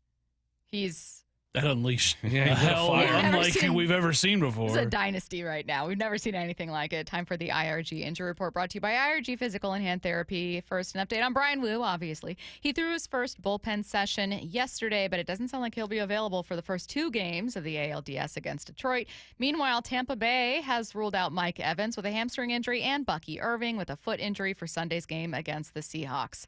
All right, still to come. We're getting pretty baseball heavy in the final 2 hours. Still touching base with the Seahawks, though. A fascinating stat about the Seahawks offense coming up next on your home for the Mariners pennant push. Seattle Sports and the Seattle Sports app. Touchdown Seahawks! Celebrating 50 years of Seahawks football. Number 54, Bobby Wagner, linebacker, one of the finest of his generation. He set just about every tackling record that can be set. He was the heart and soul of one of the best defenses to ever play in the National Football League. The Seahawks go for a 4th straight win, hosting Tampa Bay Sunday before the 12s. Kickoff at 1:05, pregame at 10 a.m. On the home of the Seahawks, Seattle Sports. Welcome to IRG Sports Injury Update. We're here with Shannon O'Kelly, physical therapist and president of IRG Physical and Hand Therapy, and our guest, Dr. Jason Boyer, fellowship-trained orthopedic surgeon who treats shoulders, hips, thighs, knees, hands, wrists, elbows, feet, and ankles at Ortho Washington.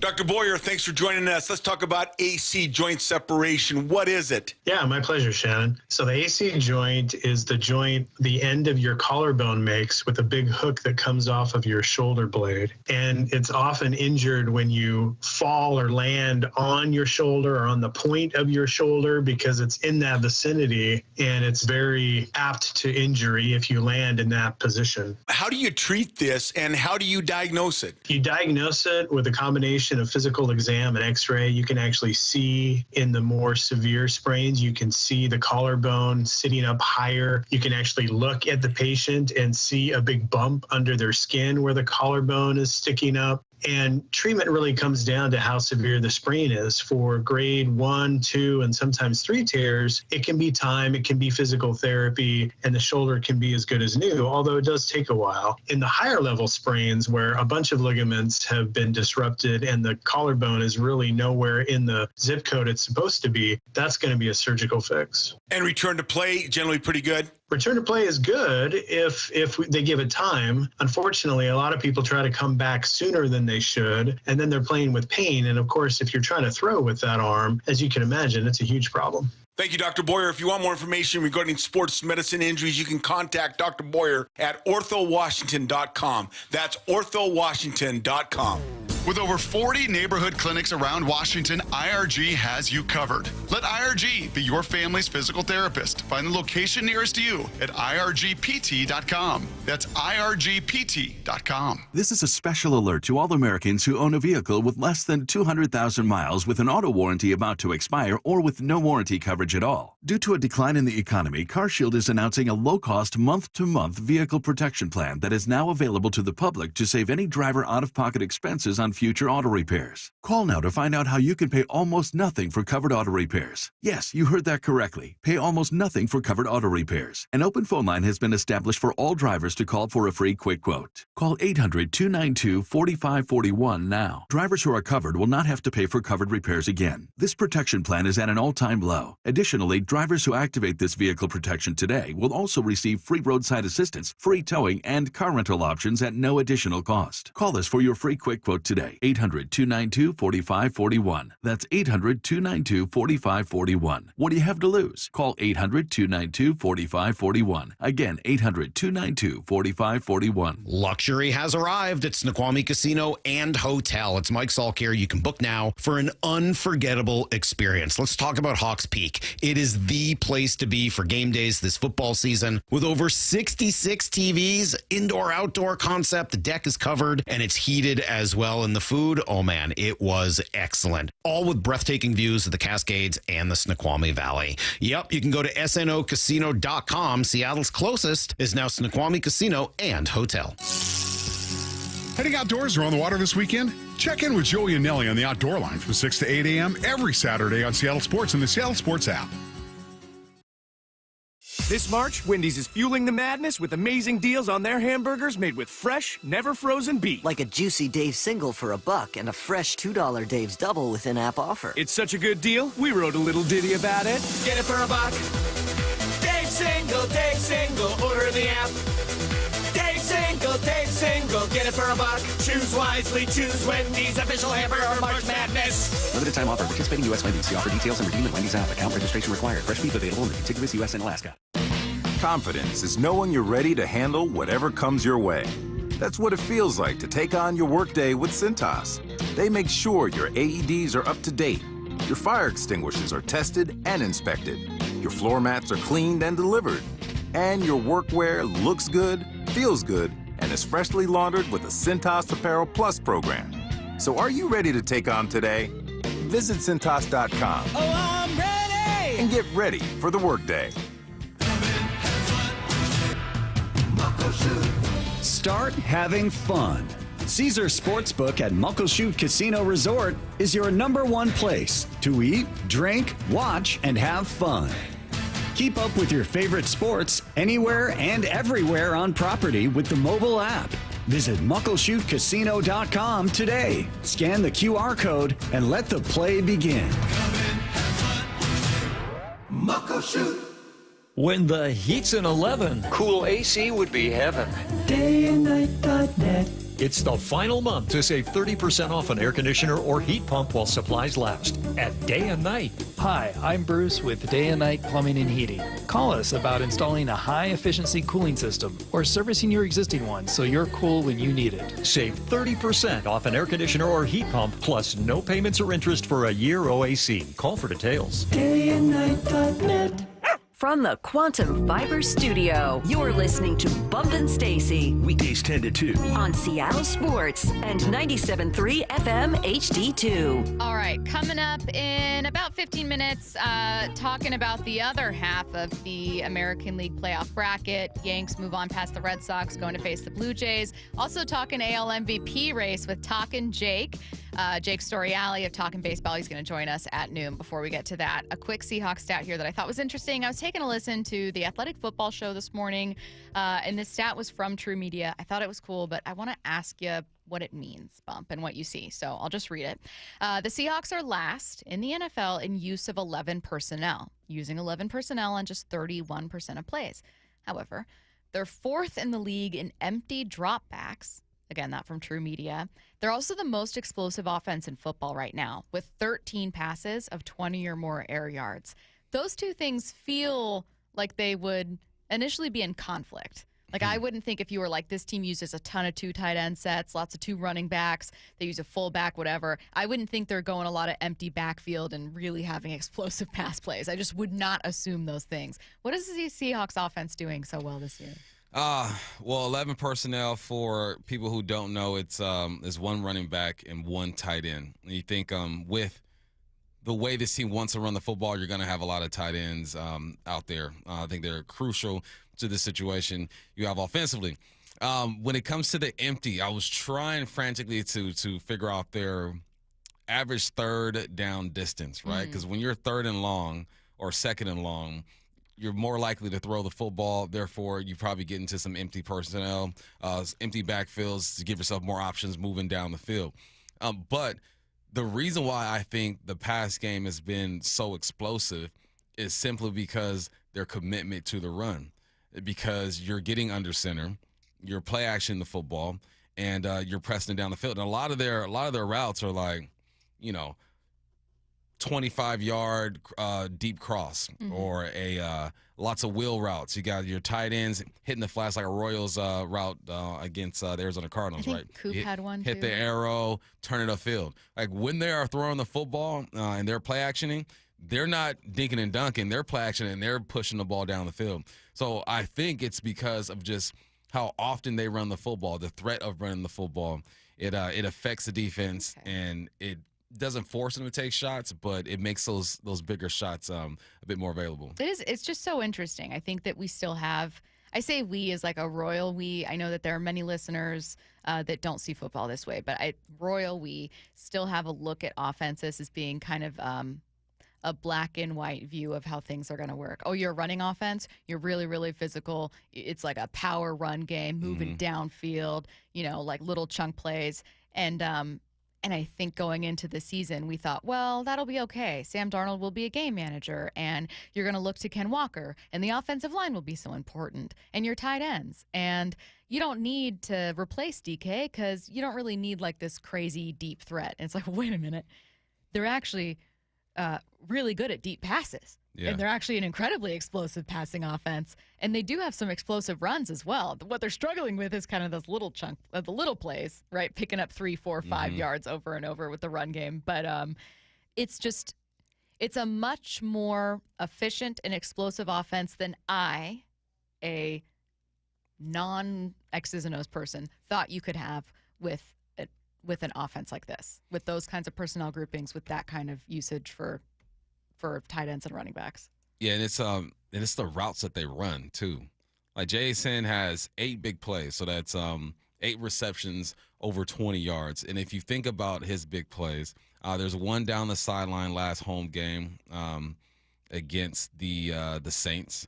There's a couple going across the middle. Like, he's always starting from the slot and then working his way across the field. I mean, it's like those type of plays, they're hard to cover when you're a DB. If you're in zone, it's hard to cover because now you're passing the routes off. Like, I'm passing it from my corner to my backer to my safety. The communication has to be there. It's hard to cover when you're in man as well because you have to use that trail technique and kind of stay on his hip and watch what he's doing. So I think it's just the style of the offense which is allowing for these bigger plays. Who is the best receiver in the game right now yards-wise? It's Puka Nacua. Why? Because they run essentially the same type of offense. There's a lot of crossing patterns and getting these guys in these vulnerable positions. After that, before he was hurt, who was it? It was Ricky Pearsall. Why? They're running the same type of offense, right? It's predicated on run, and let's cross these guys up. Let's get guys moving right, and they're moving left. And, it shows that it just puts defenses in binds, man. And it shows that you don't need a 6'4", 4-3 type of guy. I would love that. I'm not discrediting those guys. They're if you look at the best receivers, in my opinion, the best receivers of all time, you go Jerry Rice, who's a 6'2", 6'3", T.O., Randy, and I'll throw Larry Fitz in there as well, who's a bigger guy but slower work from the slot. There's benefits to that, but there's also benefits when you can mold or get the right type of guy for your offense. What's like the next level that this offense can get to? So knowing that this is kind of what they're establishing, and we know it's so cool to say in week 5, we know kind of what their identity is and who they want to be and what they want to look like. How do you take that to the next level? The next level for this team or this offense is just being physical in the run game. And I was having a conversation with Big Ray about that. It's hard to be physical in the run game running wide zone. There's benefits to wide zone. I think the play action works great off of wide zone, but they got to find a way to get downhill. And the angles are so hard for these guards on wide zone as well because the flow is so crazy by that second and third level. But that's the next step. Like, if they could pack it in, get downhill, get 4 or 5 just grimy, gritty yards, that's going to be the next step. And they're working towards it. I mean, they're getting there. It's a long season. I think it's going to show itself up or show up eventually. But to me, that's the next step. I wonder what a Yankees fan thinks about who's going to win AL MVP. We have a fun conversation with Talkin Jake Storiale, who joins us next. Bring on the Tigers. And the Detroit Tigers are going to Seattle. They win the American League Wild Card Series. And Saturday, T-Mobile Park will be rocket. Here comes Cal Raleigh. Everybody on their feet. Game 1 of the American League Division Series. Mariners, Tigers. Saturday at T-Mobile Park. Let's go! On the home of your AL West champion Mariners, Seattle Sports. Hear every game live on the Seattle Sports app. Contractors and heavy equipment operators, get ready for a big one. The James D. Murphy Company brings you the huge Marysville Heavy Equipment, Contractors Equipment, Trucks, and Vehicles online auction. And bidding is underway now. On the auction block, 10 excavators, including a 2021 Komatsu PC88MR and a 2018 Komatsu PC238, a 2017 Komatsu WA320-8 wheel loader, a 2003 John Deere 770 OCH motor grader, plus 4 backhoes, 3 reach lifts, and 4 boom lifts. There's 5 dump trucks, including a 2015 Peterbilt 367 Super Solo and 2 Western Star quad-axle roll-off trucks, and much more. Preview all equipment Tuesday, October 7th and Wednesday, October the 8th, 8 a.m. to 4 p.m. at our Marysville yard, 3803 136th Street Northeast in Marysville. Get all details now at murphyauction.com. That's murphyauction.com. For over 113 years, Pacific Lamp and Supply Company has been your #1 lighting specialist in Washington, from the Space Needle in Seattle all the way to the Riverwalk in Spokane. With the largest lighting inventory in Washington, Pacific Lamp's knowledgeable and experienced staff can assist with any lighting issue, including intricate lighting and control designs. Plus, they work with all utilities in Washington to get you the best available lighting rebates. Pacific Lamp and Supply Company, Washington's lighting experts since 1912. Visit pacificlamp.com. Now is your time to get into a new D.R. Horton home by taking advantage of its National Red Tag Sales event this Saturday, October 4th through October 19th. Stop by any of its participating communities and find select Red Tag homes at incredible pricing. So whether you're buying your first home or looking for an upgrade, you don't want to miss the Red Tag Sales event starting this Saturday. Discover the D.R. Horton difference at drhorton.com. D.R. Horton, America's builder, an equal housing opportunity builder. Do you have a car you want to sell, but you just don't want to go through all the hassle? With all the scams and security risks out there, more and more people just aren't comfortable selling their own car. So how do you get the most money for your used car without having to sell it yourself? Stacy here with the answer. It's Wayscar Ford in Auburn. Not only will they purchase your car and pay you right up front for it, but it gets way better. Once they resell your old car, they share half that profit with you. The question I get most from friends and colleagues is, well, what's the catch? How can they offer this? It's actually super simple. All the money they save by not traveling to buy cars at auctions, like purchase fees, shipping, and travel expenses, is what allows them to offer this. They'd rather share that money they save with you rather than outside vendors. They encourage you to shop around, but look, if Wayscar Ford can pay the same or more as competitors and then share half their profit with you once they resell your car, why would you sell your car anywhere else? They've already shared over $800,000 with their customers, and it's only at Wayscar Ford. Wayscarford.com. Check them out today, wayscarford.com. Between his hobbies and decades of work in a boatyard, Philip had put his body through a lot. I'm an avid fly fisherman and an avid skier. It takes its toll. Not to mention one other thing. I had a near-fatal motorcycle accident. Absolutely obliterated my lower left leg again. Philip couldn't live with the pain anymore. So he decided to see Dr. Mark Wagner, MD, at Seattle Sports and Regenerative Medicine for stem cell therapy. Listening to all these radio spots, I said, what do I got to lose? What was your experience like with Dr. Wagner? What I was so impressed with Mark about is that how often you have a surgery like this, and the guy calls you the next day to see how you're doing. I can't say enough good things about the guy, honestly. And how are you feeling now? I have no pain, none. Zero. Wow. So would you recommend stem cell therapy to others? I'm a fan. Believe me. I'd recommend it to anybody. Before you choose surgery, consider stem cell therapy with Dr. Mark Wagner, MD, at Seattle Sports and Regenerative Medicine. Schedule your consultation at drmarkwagnermd.com. So my mother is thinking of switching from Verizon to Pure Talk, but she's worried the deal sounds too good to be true. Michael, she said, how can those Pure Talk people offer me the same basic service as Verizon for so much less money? I said, Ma, go ask Google how much Verizon spends on advertising and promotions. A few seconds later, my mother said, oh my goodness, $12 billion a year? That must be a typo. I'll tell you what I told my mom. It's not a typo. Verizon spends $12 billion a year on advertising and promotions, and their customers are paying for it. Well, Pure Talk doesn't spend that kind of money on commercials. Trust me, I would know. That's why they can offer you and my mother unlimited talk, text, and plenty of data on a crazy fast 5G network for just $25 a month. And if you're a business owner, you could really save a fortune. Dial pound 250, say the words Mike Rowe, and you'll get an additional 50% off your first month. That's pound 250 Mike Rowe. Pure Talk. Everything you need and nothing you don't. Let's go! This is Seattle Sports. Streaming through the Seattle Sports app. KIRO AM Seattle. KIRO FM HD2 Tacoma. Home of the Seahawks, Mariners, and everything Seattle sports. Seattle Sports Snapshot. The Buccaneers have officially ruled out running back Bucky Irving for Week 5 against the Seattle Seahawks. Irving is the Bucs' leading rusher and also had over 100 yards receiving last week against the Eagles. Seahawks, meanwhile, a few injury concerns to track, including safety Julian Love and cornerback Devin Witherspoon, who didn't practice yesterday. The Mariners will host the Tigers tomorrow for Game 1 of the ALDS. Detroit's biggest threat is the best pitcher in the postseason, Tarek Skubal. He's not expected to go in Game 1, though. TBD on Seattle's starters. Dan Wilson expected to announce them today. Snapshot brought to you by Miller Lite. When it's game time, it's Miller time.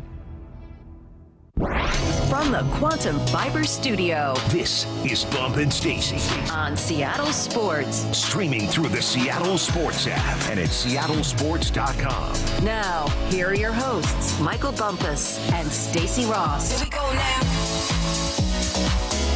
He's part of Jomboy Media, part of Talkin Baseball, one of our favorite podcasts. It's Talkin Jake, a.k.a. Jake Storiale, a.k.a. Italian-American thick boy with no limits. That's what his bio says, my Italian brother from another mother. Thick boy, Jake, how much you squat? Ooh, we've been going for reps lately. Okay. We turning 36 in a week or so. Happy birthday. I stretched briefly in the shower today, and we might have pulled something. I don't know if that was from I don't know if that's from celebrating the Yankees win last night, and I didn't feel it today. So we don't have a max number right now. Yeah. Quality over quantity, I always say. Yes. How are we doing in the Great Northwest? We got playoff baseball. I know, we're good, man. We want to talk a little bit about your Yanks, moving on past the Red Sox there, go into the Blue Jays, obviously have our eye on that bracket. So we'll start there, but we do obviously have to get to Cal to judge to a national perspective, maybe on the Mariners in a sec. I am going to start with your Yanks, though. Did the Red Sox give you a scare at all? Because I have to say most people, I think, fully expected that the Yanks would get that done and continue to advance. Yes. What Garrett Crochet did was horrifying, and the Red Sox still like being the underdog. We shouldn't win against the Yankees when they want to, even though they've won every playoff series for the last 20 years. But yeah, I mean, that game too was horrifying. You never know. Cora, I keep comparing him to Ramsay Bolton from Game of Thrones. He wants the Yankees to make the move, and he has another move ready. If we got it to Game 3, we felt good, and America got to see why. Cam Schlittler and his arm talent is special. Mm-hmm. The stadium, the Yankees lefties back in the lineup. But I'll say this, if baseball was like a game of Clue, and it was like with the pitchfork in the library, the Red Sox in a 3-game series is kind of the worst Clue matchup for the Yankees. Yeah, Cam was ridiculous. 8 scoreless innings, 12-plus strikeouts, 0 walks in a postseason debut, and just the eyes that he has, man. He was just throwing gas and not even flinching, man. How impressive was that young man? I mean, it's all time. It's historic. I think statistically, it's one of the best postseason starts ever. That, I'm supposed to come on and tell you, it rivals Don Larson in the World Series. That was 1956. I was born in '89. I can't tell you much about that, but I think the guys I did get to see growing up, El Duque in the postseason, Roger Clemens, Andy Pettitte. It goes with them. Although, hey, I still think an ALCS and a World Series than a 1-game wild card elimination. I'm going to put those games above it. What's the thought around kind of the Yankee fan base heading into the series against the Jays? Is there a concern? Is there confidence? We feel good. I'd say the best thing we feel good about is our 2, 3, 4 in this series are Fried, Rodon, and Schlittler at home again. So it kind of turns into this the wild card layoff theory, which I'm sure you guys have discussed a little bit, that if the Yankees are to somehow sneak out Game 1, and when I say sneak out Game 1, these teams had the same record. Luis Gil's going to get the start, who his last start against them was 6 innings, 1 earned run. Like, the Yankees have a pretty good lineup for the next 4 starts of the series potentially. So the Yankees now having escaped Boston, we're feeling good. it's no slight at Toronto. They play one of the best brands of baseball you've seen this season. Their at-bats can get so nasty on you. But I think Yankee fans are feeling better about this series than they felt about Boston.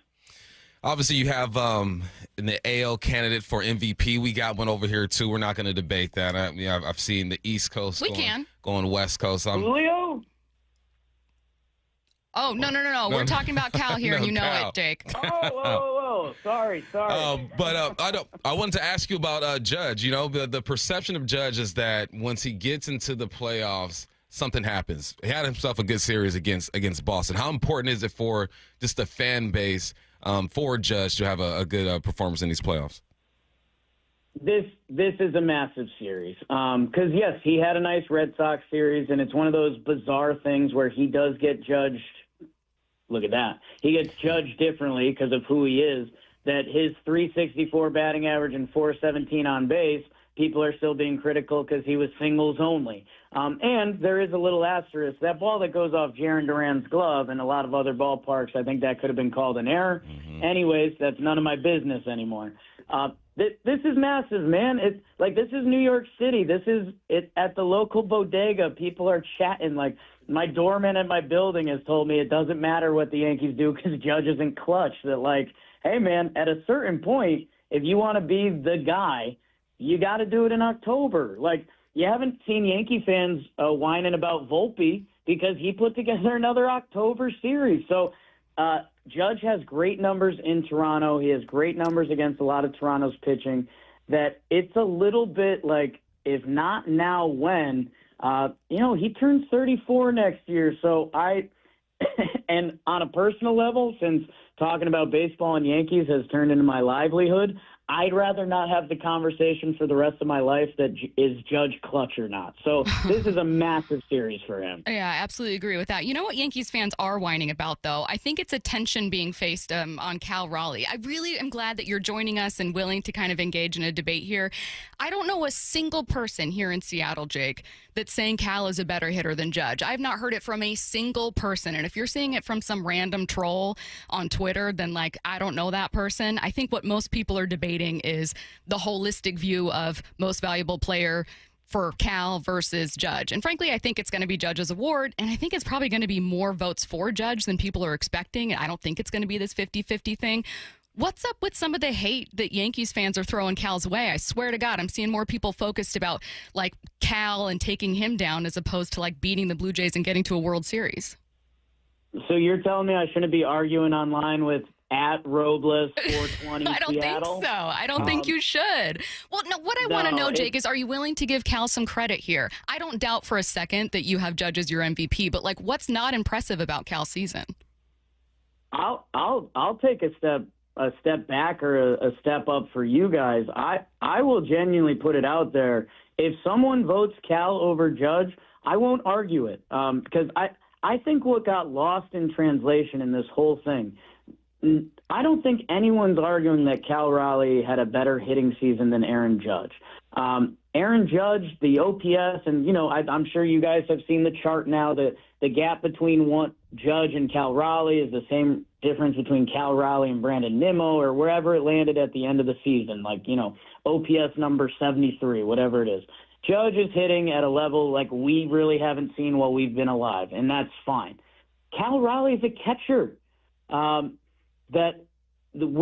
What has made this and what's supposed to make this a beautiful sports debate, the whole reason you guys do what you do, the whole reason I do what I do, is that the answer we don't know.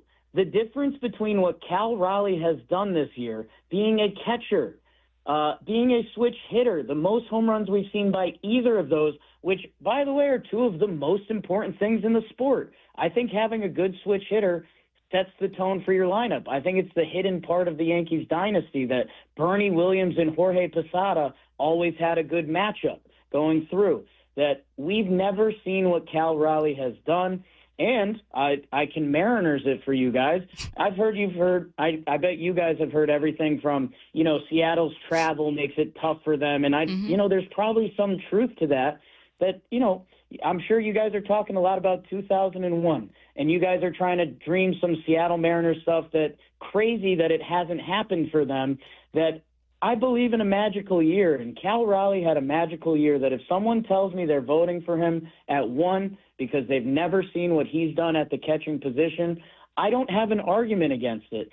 I think what got lost on the internet, as everything does these days, we're trying to measure something immeasurable. The value of Cal Raleigh being able to take 3 foul balls off of himself in an inning and still show up the next day to do his job, that I don't know the answer between the gap between Judge and Cal this year, that you can make the argument for both, and that's the beauty of sports.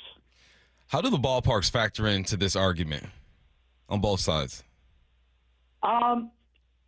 It's interesting because, I mean, my God, before this season, there's articles coming out about Seattle that nobody can hit there, and you're like, okay, what the heck does this mean?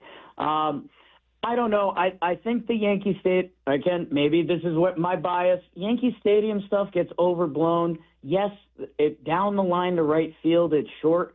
The rest of the field is pretty big. It's a deep left center field. It's a deep center field hey, Seattle, I still don't think we know how to quantify hitting there. That we've seen a lot of guys, whether Teoscar or Eugenio, that, Seattle's kind of the one blip on their radar that we try to make sense of it. We've got a lot of numbers that try to quantify it. Nobody knows the answer. The Yankee Stadium thing, hey, if there's a guy pulling his homers, Didi Gregorius only pulled his home runs. That changed who he was as a player. Judge, not much would change if he was playing in any stadium. I know, obviously, with Talkin Yanks, you got a team to focus on clearly, and who can begrudge you for that? With Talkin Baseball, Jomboy Media, you guys do a great job trying to look around the entirety of the league. So I'm going to kind of ask from the national perspective here. I know you're a Yankee fan, but from a national perspective, Cap, what's the view been on the Mariners season outside of just, oh, it's a really cool story, it's they're like a feel-good team, they really don't have a history of winning. What about an actual threat to them, or a threat from them? Are they seen as a really good team? Yes, I think talent-wise, they have an argument for the most talent in the American League. Unfortunately, for all of our American League teams, we might finish 3rd or 4th to National League teams, but it's the beauty of baseball. Like, one team will get out of the AL, and they're going to have 7 games, and however the matchup lines up for them in the postseason, if Gabe Spires got that lefty lane against the Phillies, watch out, baby. For me, the biggest concern was, 3 weeks out from the playoffs, and Seattle was sitting in 2nd place behind Houston, and Texas was back in the mix. That it's like, guys, we've done this story before in 2023. That if I was a Mariners fan, and they had come off a really bad stretch, the fact that they turned it on down the stretch, the fact that I look at this lineup and I'm not banking on 2 guys. Like Randy Arozarena, I've watched what he does in the postseason. Naylor in the postseason is an absolute sicko. And you guys have droves of pitching that I think if I were a Mariners fan right now, I'd be freaked out by the layoff and the fact that Detroit kind of has a free money bet for game 1 because they don't know what they're pitching and they've got Scooble for game 2. Those are the 2 things that would freak me out. As long as if we survive game 1, I think their talent compared to Detroit's is very different. I think if they do move on, them versus Toronto or the Yankees is a fair fight at the minimum. How concerned are you with Wu and his injury? I mean, he's been the guy for the Mariners this year. It sounds like you feel like there's still enough for these guys to pull through and get it done. Yeah, man, I was laughing. We just recorded Talkin Baseball and did our DS preview, and it's half glass full, half glass empty. Hey, we don't know who we're going to start for game 1. Half glass full, it could be Gilbert, Kirby, or Luis Castillo. Like these are first world problems, Seattle. Times are good. Times are good. It obviously stinks with how good Brian Wu has been this year. The guaranteed 6 innings, the guaranteed limited runs. That when you start doing your playoff formulas and you say, okay, well, Wu for 6, give it to Spire, Brash, Munoz, let's call it a ball game. Not knowing that freaks me out a little bit. But again, hey, the Phillies lost Zach Wheeler, and they still have the starting pitching to go. I think Seattle's in the same boat. New York, obviously a 1 seed last year, went to a World Series. I want to get back to your point about I'd be freaked out about the layoff. I am, but it's also like I've never experienced this before. We have very different experiences as baseball fans here. What was it like for New York coming out of the bye? Was there a certain point where you thought, okay, I'm confident in this team, and what was the hurdle you had to get to?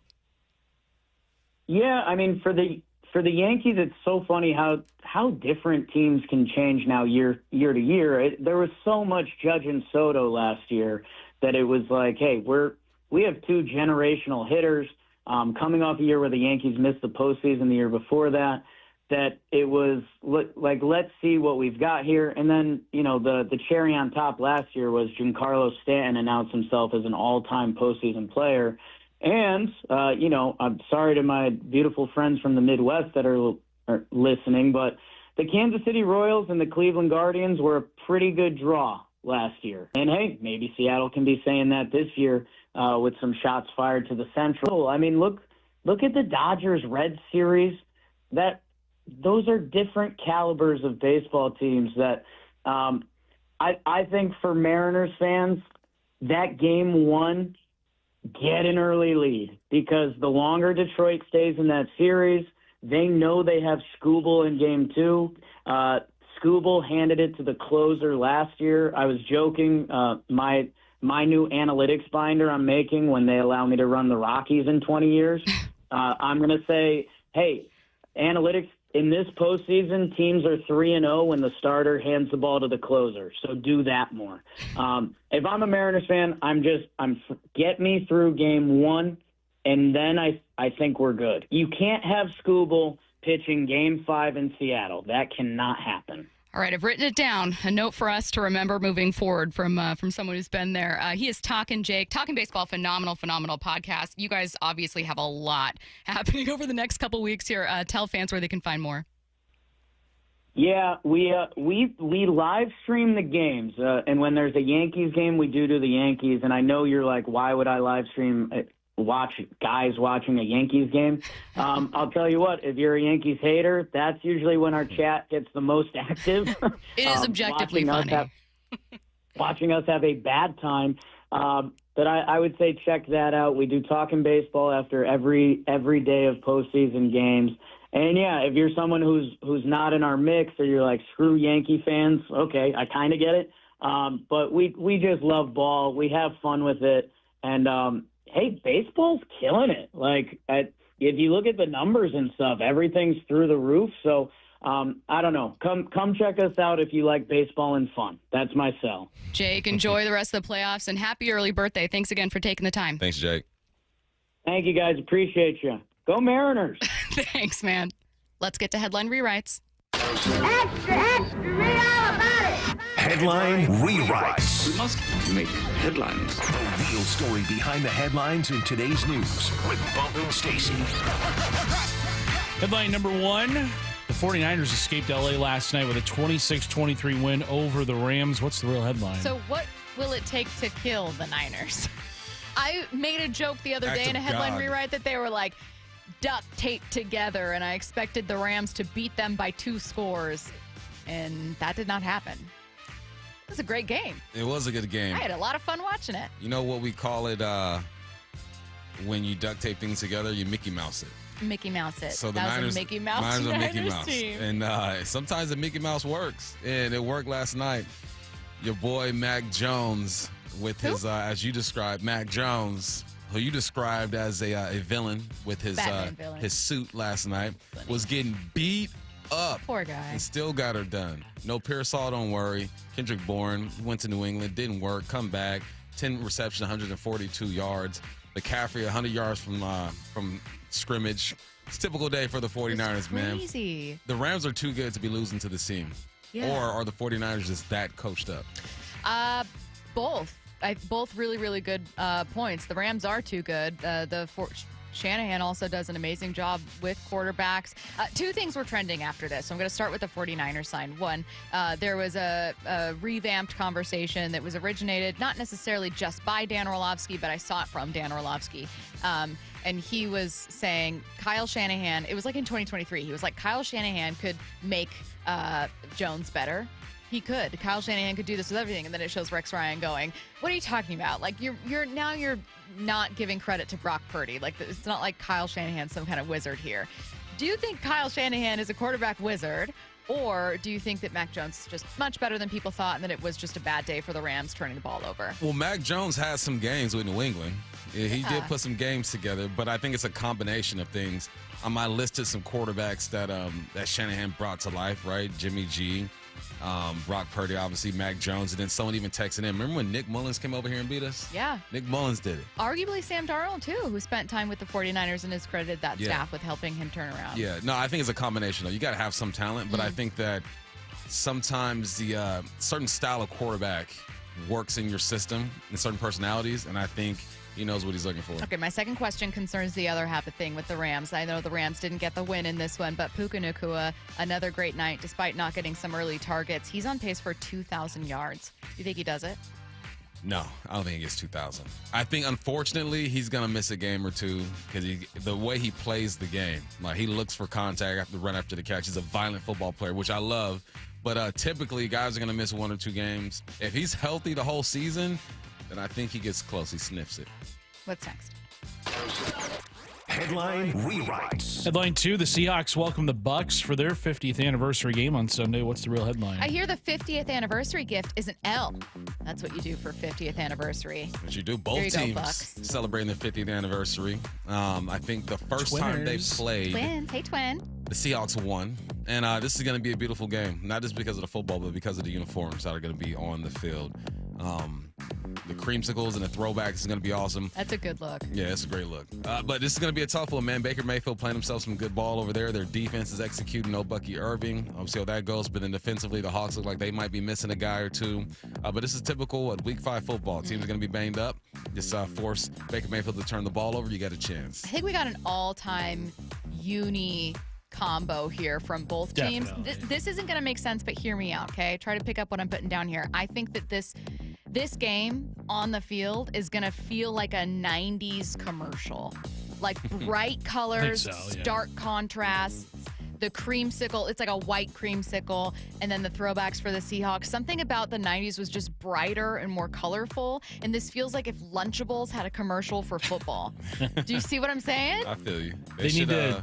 In the press box, they need to get those white cups that have the teal and purple paint splatter on them. Yeah. Like how they had it everywhere in the 90s. Nickelodeon is happening, but in a cool way. Give everyone those starter jackets, too. Yeah. Put them in the starter jackets. I'm very into the color combos for not only both teams, but specifically them facing each other. I think is going to be just the coolest look on Sunday of any of the games.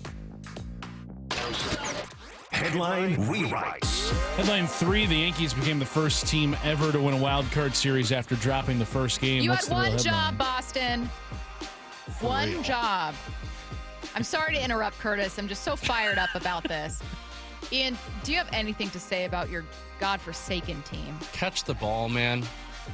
Just catch the ball. That was a hit, actually, by Aaron Judge, not an error. That is absurd. Ridiculous.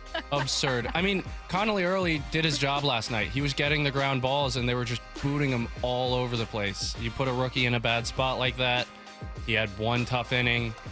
It's just... It was bad baseball for my team. Did we learn any lessons from that series or from, let's say, the Tigers-Guardians series about how we want the Mariners to do things? Maybe like when you pull a starter, how late you try to go into games. Anything sticking with you? Nah. Put the ball in play. Play your game. Play your hey, game. Play your quality game. start. Hand the ball off. Finish them off. Hit bombs. Be solid defensively. Be who you were the last 18 games of the season. I'm going to add on no dumb base running mistakes. I like that. Yeah, that's a you lesson can't I hand learned. the other team out. No dumb base running mistakes, and do not, do not hand them out. Are kind of the lessons sticking with me from this one, from either of those series. Yeah. I'm with that. I'm nervous and excited. Nervous and excited. I'm nervous and excited. It's, you're supposed to feel all the feels right now. I know. We are Taking your calls coming up at 1. We want you to call in to call your shot. Who's the most important player for the Mariners in the ALDS? So that number is going to be 866-979-3776. Do not call yet. That's coming up in a little over 30 minutes. Getting to the latest from Jeff Passan coming up at 12:45. A focus on pitching there. He's really confident about this Mariners team, though. You're going to like the sound of that segment. Taking a quick look around the NFL coming up next. Bring on the Tigers. And the Detroit Tigers are going to Seattle. They win the American League Wild Card Series. And Saturday, T-Mobile Park will be rocking. Here comes Cal Raleigh. Everybody on their feet. Game 1 of the American League Division Series. Mariners, Tigers. Saturday at T-Mobile Park. Let's go! On the home of your AL West champion Mariners, Seattle Sports. Hear every game live on the Seattle Sports app. There's something spooky going on around here. Hey, it's bump and fall is my favorite time of the year, obviously for football, for baseball, and fall golf. The leaves are turning, and all the kids and adults are dressed up in their funny costumes. This year, I want to start a new tradition. Make an easy drive up I-5 to Silver Reef Casino. They have everything you need. Deluxe rooms where you can actually spread out and feel relaxed and comfortable. And head downstairs and watch the games at their big screens at the sports book while grabbing a bite. Then head outside for a tea time at Loomis Trails. They have a race that you can't beat for a course this nice. There's trees, there's waters. You loop back into the back of the course. You feel like you're all by yourself. While I'm golfing, the missus can go check out the spa. Then we'll meet back up for a delicious dinner at either the steakhouse or the cantina. Sounds like an awesome trip. You should do it. It's off exit I-5, or on I-5, exit 250, Silver Reef Casino. If you're 55 or older and into that whole saving money thing, T-Mobile has an exclusive phone and internet bundle just for you. Right now, get 2 unlimited phone lines plus 5G home internet for just $30 each per month with autopay, plus taxes and fees. And with 5G home internet, setup is easy with just 1 cord and no technician needed, which is great if you're also into that whole keeping it simple thing. Switch now and experience the best mobile network in the U.S. Visit your local store to start saving. T-Mobile, it's better over here. Based on analysis by Ookla Speed Test Intelligence data Q4 2024 to Q1 2025. Ookla trademarks used under license. Unlimited on our network. Customers on voice plan may notice speeds lower than other customers and further reduction if using more than 50 gigs a month due to data prioritization. Video streams and SD on this plan. Home internet pricing after $20 in monthly bill credit plus $5 per line without autopay. Debit or bank account required. See 5G device coverage and access details at T-Mobile.com. Open enrollment for Medicare is coming up. Are you ready? Herb Weisbaum, the consumer man here. Get organized early with a Medicare Jumpstart Toolkit from the Insurance Commissioner's Sheba program. Order your free copy today at insurance.wa.gov.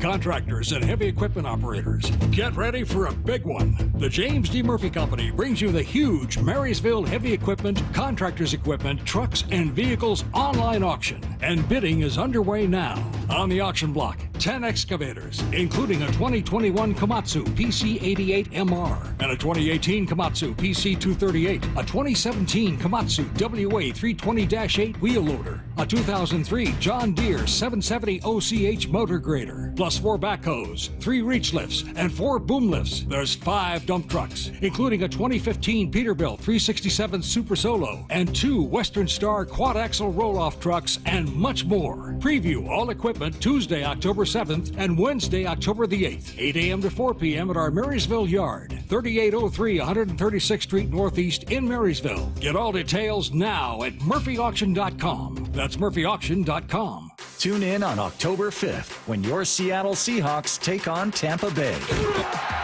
Kickoff at 1:05 p.m. Muckleshoot Casino Resort, proud sponsor of the Seattle Seahawks and the biggest and best in the Pacific Northwest. The home of the Seahawks, Seattle Sports. Touchdown! Seahawks! Ken Walker III! Get everything Seahawks at seattlesports.com. What if you had the smartest Wi-Fi? If you did, it'd be Xfinity, of course, and it'd come with their best state-of-the-art equipment. It would boost speeds to the devices that needed them most, prioritizing your most important connections, whether you were streaming, gaming, or gaming while pretending to work. And it would let you stream 4. That's right, 4 games on one screen. It would even power your mobile connection so you could bring faster, secure Wi-Fi speeds with you where you use it most. It would be proactive and fix problems before you knew you had them. Impressive, right? And it would have security features that protect you from threats at home and online. Kinda like a force field for your life. If you had the smartest Wi-Fi, well, everything would work together seamlessly to keep you connected, no matter what. Xfinity. Imagine that. Restrictions apply. It is that time of year. I cannot wait for the weather to get warm like it is now on consecutive days. That means I can break the motorcycle out, ride to work, ride all over the place, and I love it more than just about anything. But I also know that it's not a matter of if, but when you get in an accident, what are you going to do? Well, I'll tell you, when you're injured in a motorcycle crash, don't settle for firms that say they're motorcycle lawyers. Trust the ones who live it. Law Tigers has been a part of the writing community for nearly 25 years nationwide. They're here 24/7. 365 days a year because writers deserve real support when they need it. Law Tigers is the resource writers can turn to when they are in need. Law Tigers is out at all the events and supporting all clubs and shops. The Law Tigers are always by your side. Your case evaluation is always free. There are no fees until your case settles. The Law Tigers, you never ride alone. Law Tigers, Washington's motorcycle lawyers. Jimmy Cook, 539 Broadway, Unit 104, Tacoma, Washington, 98402. From the Quantum Fiber Studio. This is Bumpin' Stacy. Weekdays 10 to 2. On Seattle Sports and 97.3 FM HD2. Mac Jones is now 3-0 as a starter this season for the 49ers. He was asked if he's gunning for San Francisco's starting job. I think, they brought me here to play as a backup, and that's my job, and Brock's the starter of this team, and right now he's dealing with something, and for him to go out there last week and play when he probably wasn't at full health, like he cares about this team. So I'm just trying to get some wins for him so it helps us down the line. And at the end of the day, that's what it's all about. Like, I've been in his position, I've been a starter, and you want your backup to go in there and win, because at the end of the season, that could be the hit or miss between a playoff or not. Great answer, Mac.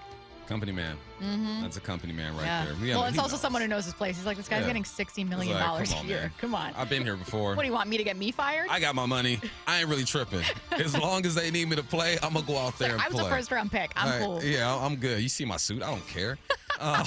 It's two suits stitched together in the middle. Mac Jones, that's what you're supposed to say. Give the boring answer. Yeah. Even though in his mind, I know he's like, if I keep balling, somebody might pick me up. So this is an opportunity for Mac Jones. But end of the day, you support the franchise guy, which is Brock Purdy.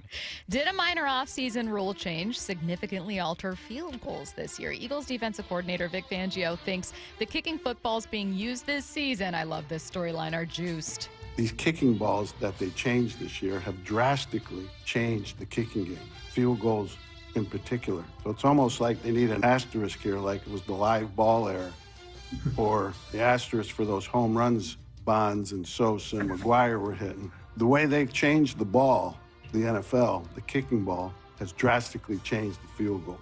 Is the shape different?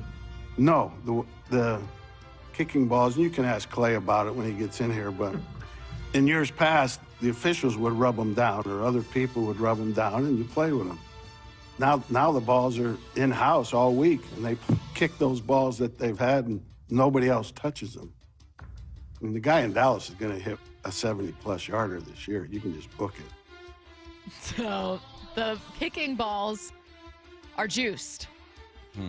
So I will say, Kaylin Kaler for ESPN had a feature that went up yesterday, and it's actually pretty intriguing because she looks at this. It's called a K-ball, and she writes, at this year's NFL meetings in March, Resolution Proposal G2 passed with very little publicity. No one was really talking about it, hardly any discussion at all.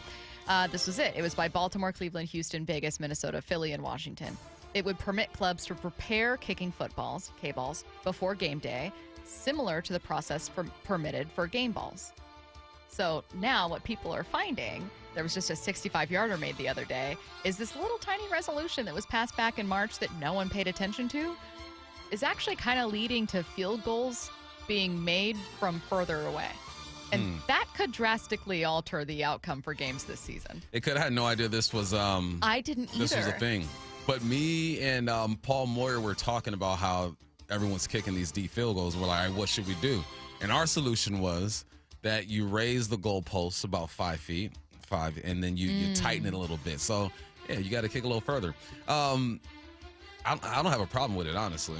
I think it's fun. I like seeing kickers kick 65 yards. Kick a 70-yarder, let's get it. Yeah. But when it gets cold, things are going to change. When it's windy, things are going to change. You still got to be accurate with your kick. But no, I had no idea that the K-balls were in play. Apparently that the preparation is different. Now, I will say numbers don't outright support it just yet, even though we've seen some pretty long field goals made. And we've seen, you were looking at the numbers earlier, like more blocked punts and field goals than ever before. I shouldn't say ever before, but more since 2014. And the second most since like 2000.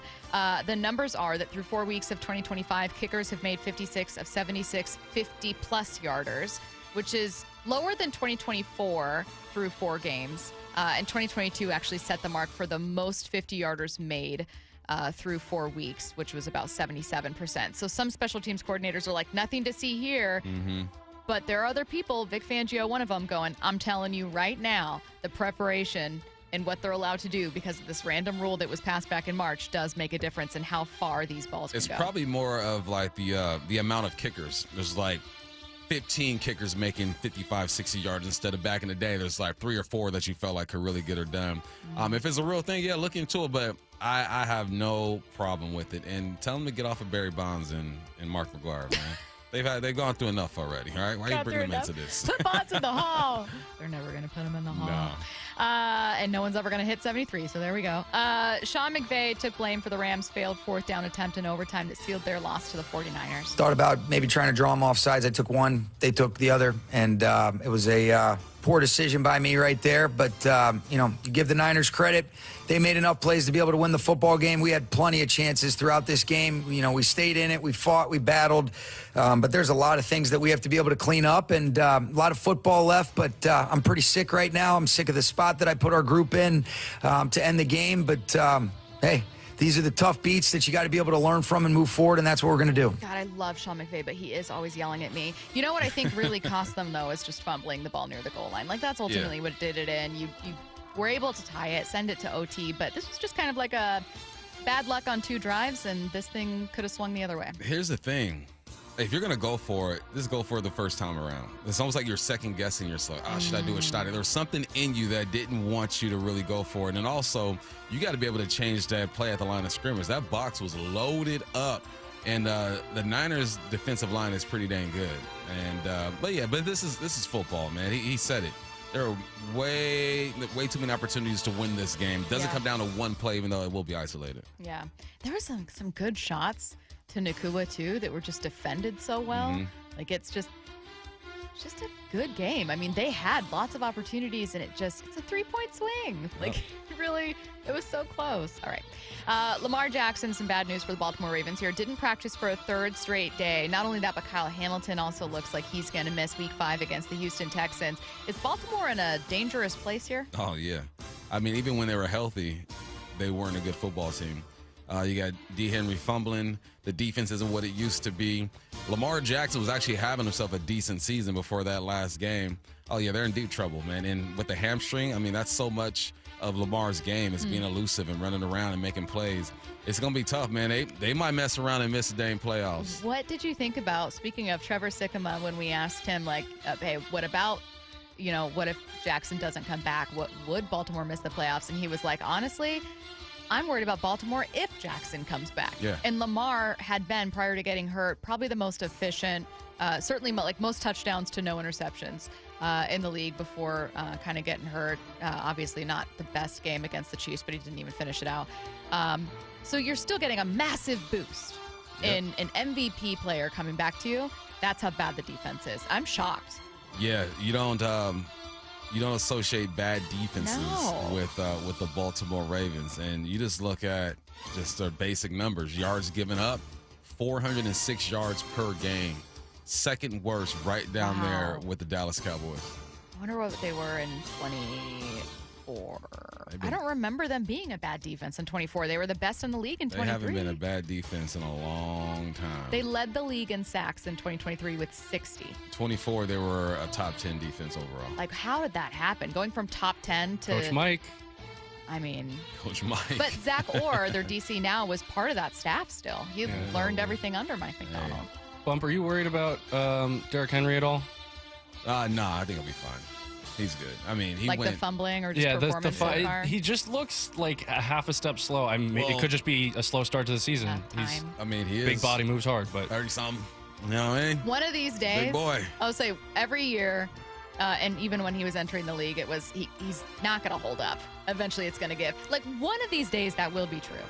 Yeah. You know? So maybe it is this year. It may. I mean, we might be seeing it in real time. That's the hardest thing is I to don't see like it in real that. time after he just went for, like, 1,800 yards. Yeah. It's just a shame. It's my sister's first time playing fantasy football, and she drafted him with her first pick. So it's really... With her first pick. Well, again, her first time playing fantasy football. She's Okay. made a lot of bad decisions this year. Remember I told you she thought IR meant irreplaceable players? It's adorable. So I hope for her sake and for the Ravens' sake that he has one more great year. Steelers' best team in the AFC North. How about that? I know. How about that? Dang it. I know where this is going. Back to our bet. Aaron Rodgers. I wasn't taking it there, but that's fine. Watch high school football live tonight for the Seattle Sports Game of the Week presented by STSPN. Glacier Peak Grizzlies host the number 2 ranked Lake Stevens Vikings live from Glacier Peak High School. Isaiah Olsen, let's go. Watch the game live tonight at 7 p.m. exclusively on the Seattle Sports app, seattlesports.com, and the Seattle Sports YouTube page. For full 2025 matchups, visit seattlesports.com/high school. Is it fair to be worried about rust during the bye week? And what are the Mariners' chances against the Tigers? The latest from Jeff Passan coming up next on your home for the Mariners pennant push, Seattle Sports and the Seattle Sports app.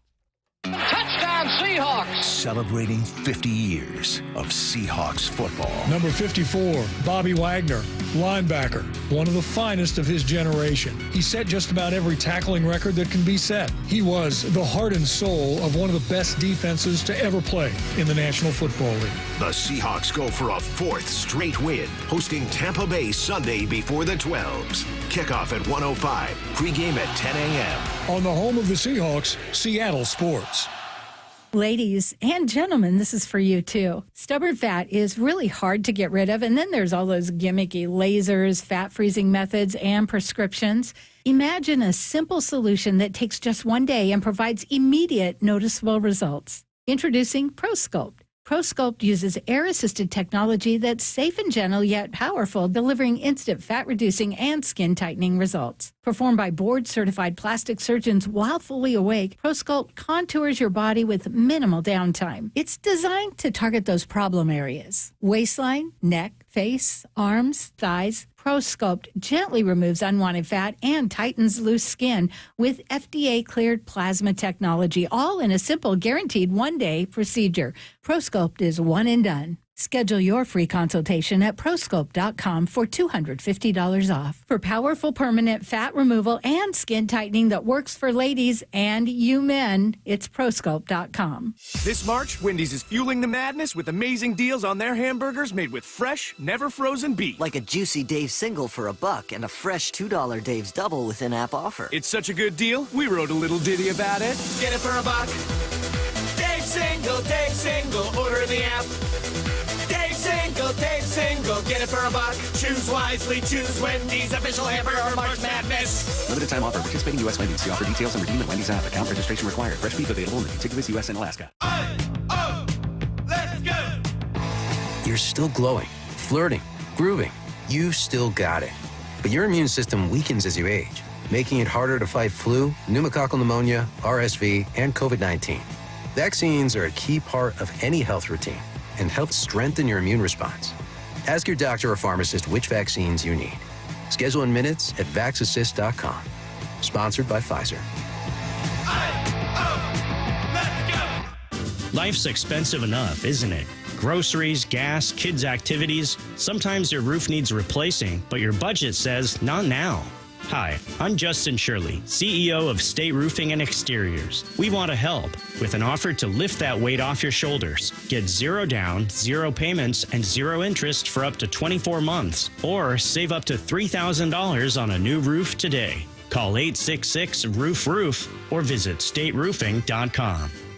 Now is your time to get into a new D.R. Horton home by taking advantage of its National Red Tag Sales event this Saturday, October 4th through October 19th. Stop by any of its participating communities and find select Red Tag homes at incredible pricing. So whether you're buying your first home or looking for an upgrade, you don't want to miss the Red Tag Sales event starting this Saturday. Discover the D.R. Horton difference at drhorton.com. D.R. Horton, America's builder, an equal housing opportunity builder. Ooh, that face. Quantum Fiber Internet loves that face. That's Jamila. Hey, Jamila. She's thinking outside the box from inside the box. Quantum Fiber Wi-Fi keeps her meeting game strong. From the back door to the front lawn. Rushing all of the video calls. Back to back to back video calls. Quantum Fiber Internet blowing the soxies up all those people in all those boxes. Yay to you.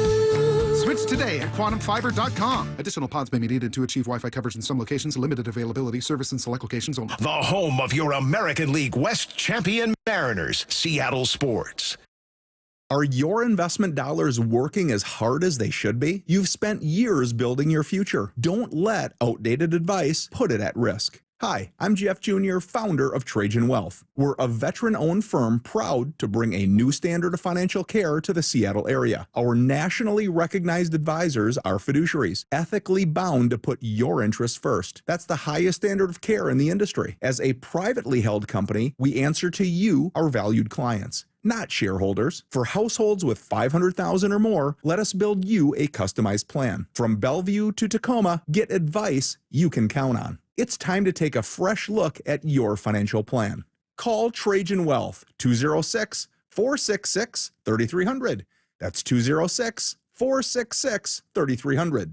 Trajan Wealth. Plan smarter, dream bigger. Advisory services offered through Trajan Wealth, LLC, an SEC-registered investment advisor. Have you considered surgery or even joint replacement? Hey, it's Dave Wyman, and before you make that decision, see Dr. Mark Wagner, MD, at Seattle Sports and Regenerative Medicine. Why? Because he gives it to you straight. Dr. Wagner said my right knee needs replacement, and I appreciate his honesty and expertise. My left knee is fine right now, but the minute it isn't, I'm heading to Dr. Wagner for his expert opinion. I want to avoid another surgery, and I've heard so many patients rave about results from their 90-minute outpatient stem cell procedure with Dr. Wagner. He's a board-certified Seattle physician with over 30 years of experience and has performed more than 20,000 stem cell procedures using a person's own stem cells to regenerate cartilage in their own joints. People with severe osteoarthritis, even bone on bone, are back doing what they enjoy without pain and without surgery. Whether it's a shoulder, hip, elbow, ankle, wrist, or knee, before choosing surgery, see Dr. Mark Wagner first. Go to drmarkwagnermd.com. From the Quantum Fiber Studio, This is Bumpin' Stacy. Weekdays 10 to 2. On Seattle Sports and 97.3 FM HD2. Jeff Passan has a lot of faith in the Mariners as we round into the ALDS, and I'm really glad that Brock and Salk also asked him about the bye week, because let me tell you what, when Bump and I were talking with Talkin Jake of Talkin Baseball, a great preview for the Yanks and what he thinks about the AL MVP race. If you miss any of it on the Bump and Stacy podcast, go back and listen. He said what I would worry about and what I did worry about for the Yankees last year is the bye and the rest that you can add and the kind of layoff that you have heading into that week, and like that's a real thing. Let's start with that, actually. I want to get that out of the way. Jeff Passan doesn't think that is as costly as it would be playing an actual series. I personally think that whatever disadvantage you have from sitting for those days, you gain advantage, A, by resting, and B, by your opponent going out and exhausting themselves and putting themselves in a compromised position where, let's say it's Detroit, Tarek Skubal's not going to start until Game 2. And that is a big advantage, I think, because the Tigers at that point are going to need to push it to Game 5 in order for Skubal to go out a second time. No easy path to a World Series. It's pick your poison. Who would you rather be right now? The Mariners worrying about rust and getting out of the, kind of pattern of playing and the routine that you get into and having to get back into the swing of things? Or would you rather be a team that already had a couple of your starters go, used your bullpen arms, had your players play, and now have to travel across the country to jump into another series? Pick your poison. You know who I want to be. I want to be the guys who earn the bye, who you and I were talking about off air. Logan loved the bye, loved the time off, rest, get ready to go. Oh, yeah, I'd rather be the Mariners, man. And if the players are saying they love the bye, then I'm with it. If there were any type of concern, if they were like, I don't know, and sometimes we could we can just blow things out of proportion, right? Sure. It's our job to sit here and speculate and talk about, well, what about this and that and the third? Yep. And maybe they do come off rusty or whatnot. But if the organization itself and the players, the people who are a part of this thing feel like this is a good thing, then I'm just going to ride their vibes and say this is a good thing. I don't want to be the team that just got out of a series, has to travel across the country, who has to sit there starting until game 2 and hope you push it to a game 5 in school. Well, no, I think the Mariners are in the right spot. I'm with you. I think that, am I concerned about everything? Yes. If they were facing the Guardians, I'd be concerned about them facing the Guardians, even though I wanted the Guardians to advance. They're facing a team that is not as good as they are, that has already added, time with their arms and added innings in the postseason and is traveling across the country to face them and doesn't have home field advantage for the first 2 games to start and doesn't even get to start their ace in game 1. I'd rather be the Mariners in this case, and thankfully we are, and we get to watch them do that. Right. Does it mean I'm not worried about a bye week and rust? No, again, I'm worried about everything. But I agree with Jeff here. I agree with you. It's the Mariners have the better of the 2 choices. And ultimately, that's exactly what teams had to do last year. The Dodgers and Yankees got a bye. Yep. And both got to a World Series. Let's talk about the path to a World Series, starting with the ALDS. Jeff Passan feeling confident about their chances. Look, I don't want to be the person who necessarily says that the Seattle Mariners are going to run through both of these teams, right? That has absolutely, though, been the feeling that I'm getting, that the Mariners are just better, and that the Guardians and Tigers are essentially exhausting themselves and their bullpens just to try and get to the next round. And you can say the same for the Yankees and the Red Sox. So, again, I think the Mariners drew the better of the possible opponents for the ALDS as opposed to the Blue Jays. Mm-hmm. All AL East had to face off in the same bracket. Mariners get a worse division with a team that was either out of the playoffs a month ago or a team that lost its hold on the number 1 spot a month ago. That's a pretty good place to be. What, they dropped like 15 to 16 15 or something like half that? games. I mean, just say there was a span where they were losing like 15 to 16 or something crazy. I think their win percentage, was it 290 in September? It was crazy. Something, I don't remember. 13. They lost 13 to 16 at one point. 13 to 16? Crazy. Couldn't beat me. But that being said, ALCS could be trickier if the Mariners are so fortunate to get there. Here's Jeff. If I'm the Mariners right now, I feel pretty good going into this series. I feel like this is a roster that can win a World Series, and I'm not sure that there's anything that's going to, especially in the division series round, going to dissuade me from that. Once we get to the LCS, I think it's going to be a little different. Toronto, New York, and Boston, whoever among those 3 emerges from that, is going to be a much more talented team and a much more dangerous team and a much better lineup. So, yeah, that doesn't mean fundamentally than the Mariners. He's talking about compared to facing the Guardians or the Tigers, because at that point we didn't know. Yeah. Compared to facing the Guardians or the Tigers, the team you're going to face in the ALCS, if you get there, will be tougher. Okay. It's supposed to be. Okay, then. That's part of a tournament. Yeah. You win, you move on, the competition gets tougher and tougher. Now what? But, man, I don't even want to talk about that, man. Why? We ain't even played a game yet. Got a game on Saturday. I want to focus on these laggers. Okay. Because, you should get them, though. I mean, their best hitter, Riley Green, is at a 30% K rate right now. He is slugging the heck out of the ball the last 2 seasons, but he's struggling. You got no hits out of third base. They had a rotation going out of third base. Talking about the laggers, right? You got nothing out of your third base. The only real threat we're looking at should be Skubal, but you never really know. I hope this team is rested. Hope they're focused. I hope these scrimmages were fun. I think Rivas went yard the other day at a scrimmage. So, just lock it in. Let's get it. I feel infinitely better about that path. With Brian Wu here, here's Jeff Passan on his biggest question for the Mariners. 60 feet, 6 inches from the plate. Who's standing on the pitcher's mound? Is it Brian Wu? And look, today's big day, right? I mean, he's throwing today, and I think that's gonna suggest whether he's able not just to be on the roster, but to get the game 1 start, or if they postpone it and save him for game 3 and give him a couple extra days of rest. I think that to me is the burning question. He did throw that day. Here's what Brian Wu said about his ALDS availability after his bullpen session. I'm not going to put any assumptions out yet. I'm just kind of, like I said, I'm just trying to take it day by day. Yeah, he's not going game 1 or 2, I'll tell you that. Yeah. I feel good. I feel good. I feel The Mariners have put me in a good place mentally. There was a time this year where I was in a dark place, and they were losing ball games, and I didn't see this happening. But then September happened, and now I'm here. They're playing their best ball. I think the rest is going to be fine, and hopefully we see Will next week. Call your shot by calling now. Who is the most important player for the Mariners in this series against the Tigers? ALDS starts tomorrow. Massive, massive sports weekend here in Seattle, and you are calling right now. 866-979-3776. Call your shot by telling us the most important player for the Mariners in the ALDS. While you're calling, quickly, let me remind you about the broadcasting for Sunday. It's a huge day, and it's going to be a couple broadcasts you're focusing on here. So for Mariners, it's going to be on 770 and the Seattle Sports app. You're going to have 3 hours of pregame coverage. That starts at 2 p.m., and then first pitch is at 5:03 on Sunday. Seahawks are going to be on 710 and 97.3 FM in that game against the Bucs. It's also going to be on the Seattle Sports app within 50 miles of Seattle. That's due to NFL rules.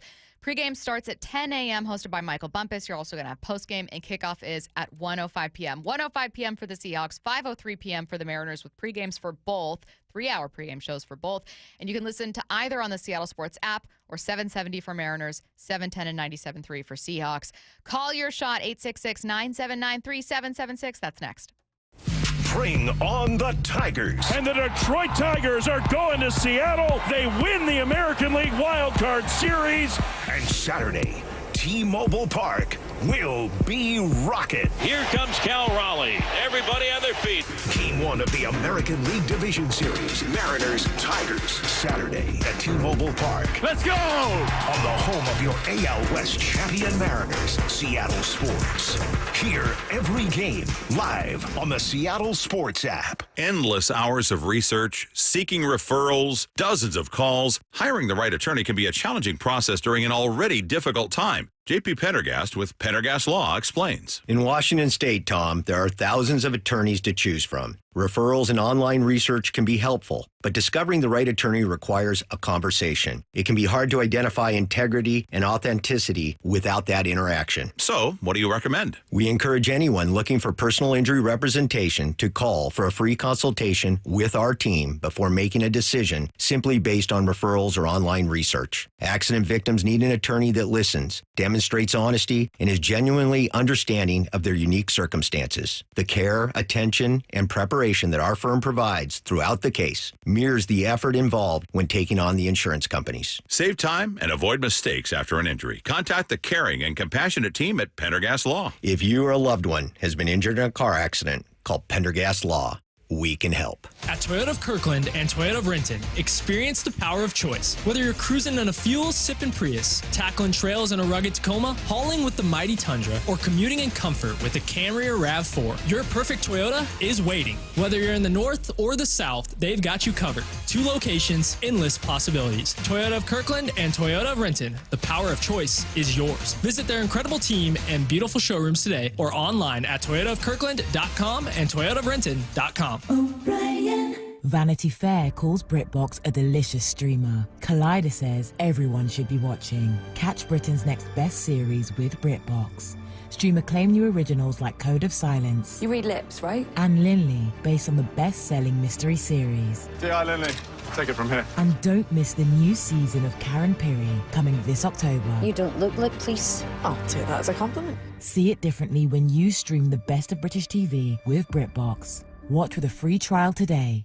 This message comes from Viking, committed to exploring the world in comfort. Journey through the heart of Europe on an elegant Viking longship with thoughtful service, destination-focused dining, and cultural enrichment on board and on shore. With small ships that bring travelers closer to the destination, there's more time to explore. And every Viking voyage is all-inclusive, with no children and no casinos. Discover more at Viking.com. Finding great campers candidates to hire can be like, well, trying to find a needle in a haystack, but not with ZipRecruiter. Its powerful technology actively finds and invites qualified candidates to apply to your job. So while other companies might deliver a lot of hay, ZipRecruiter finds you the needle in the haystack. See why 4 out of 5 employers who post a job on ZipRecruiter get a quality candidate within the first day. Try ZipRecruiter for free at ZipRecruiter.com/free. That's ZipRecruiter.com/free.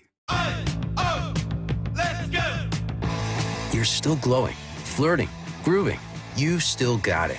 But your immune system weakens as you age, making it harder to fight flu, pneumococcal pneumonia, RSV, and COVID-19.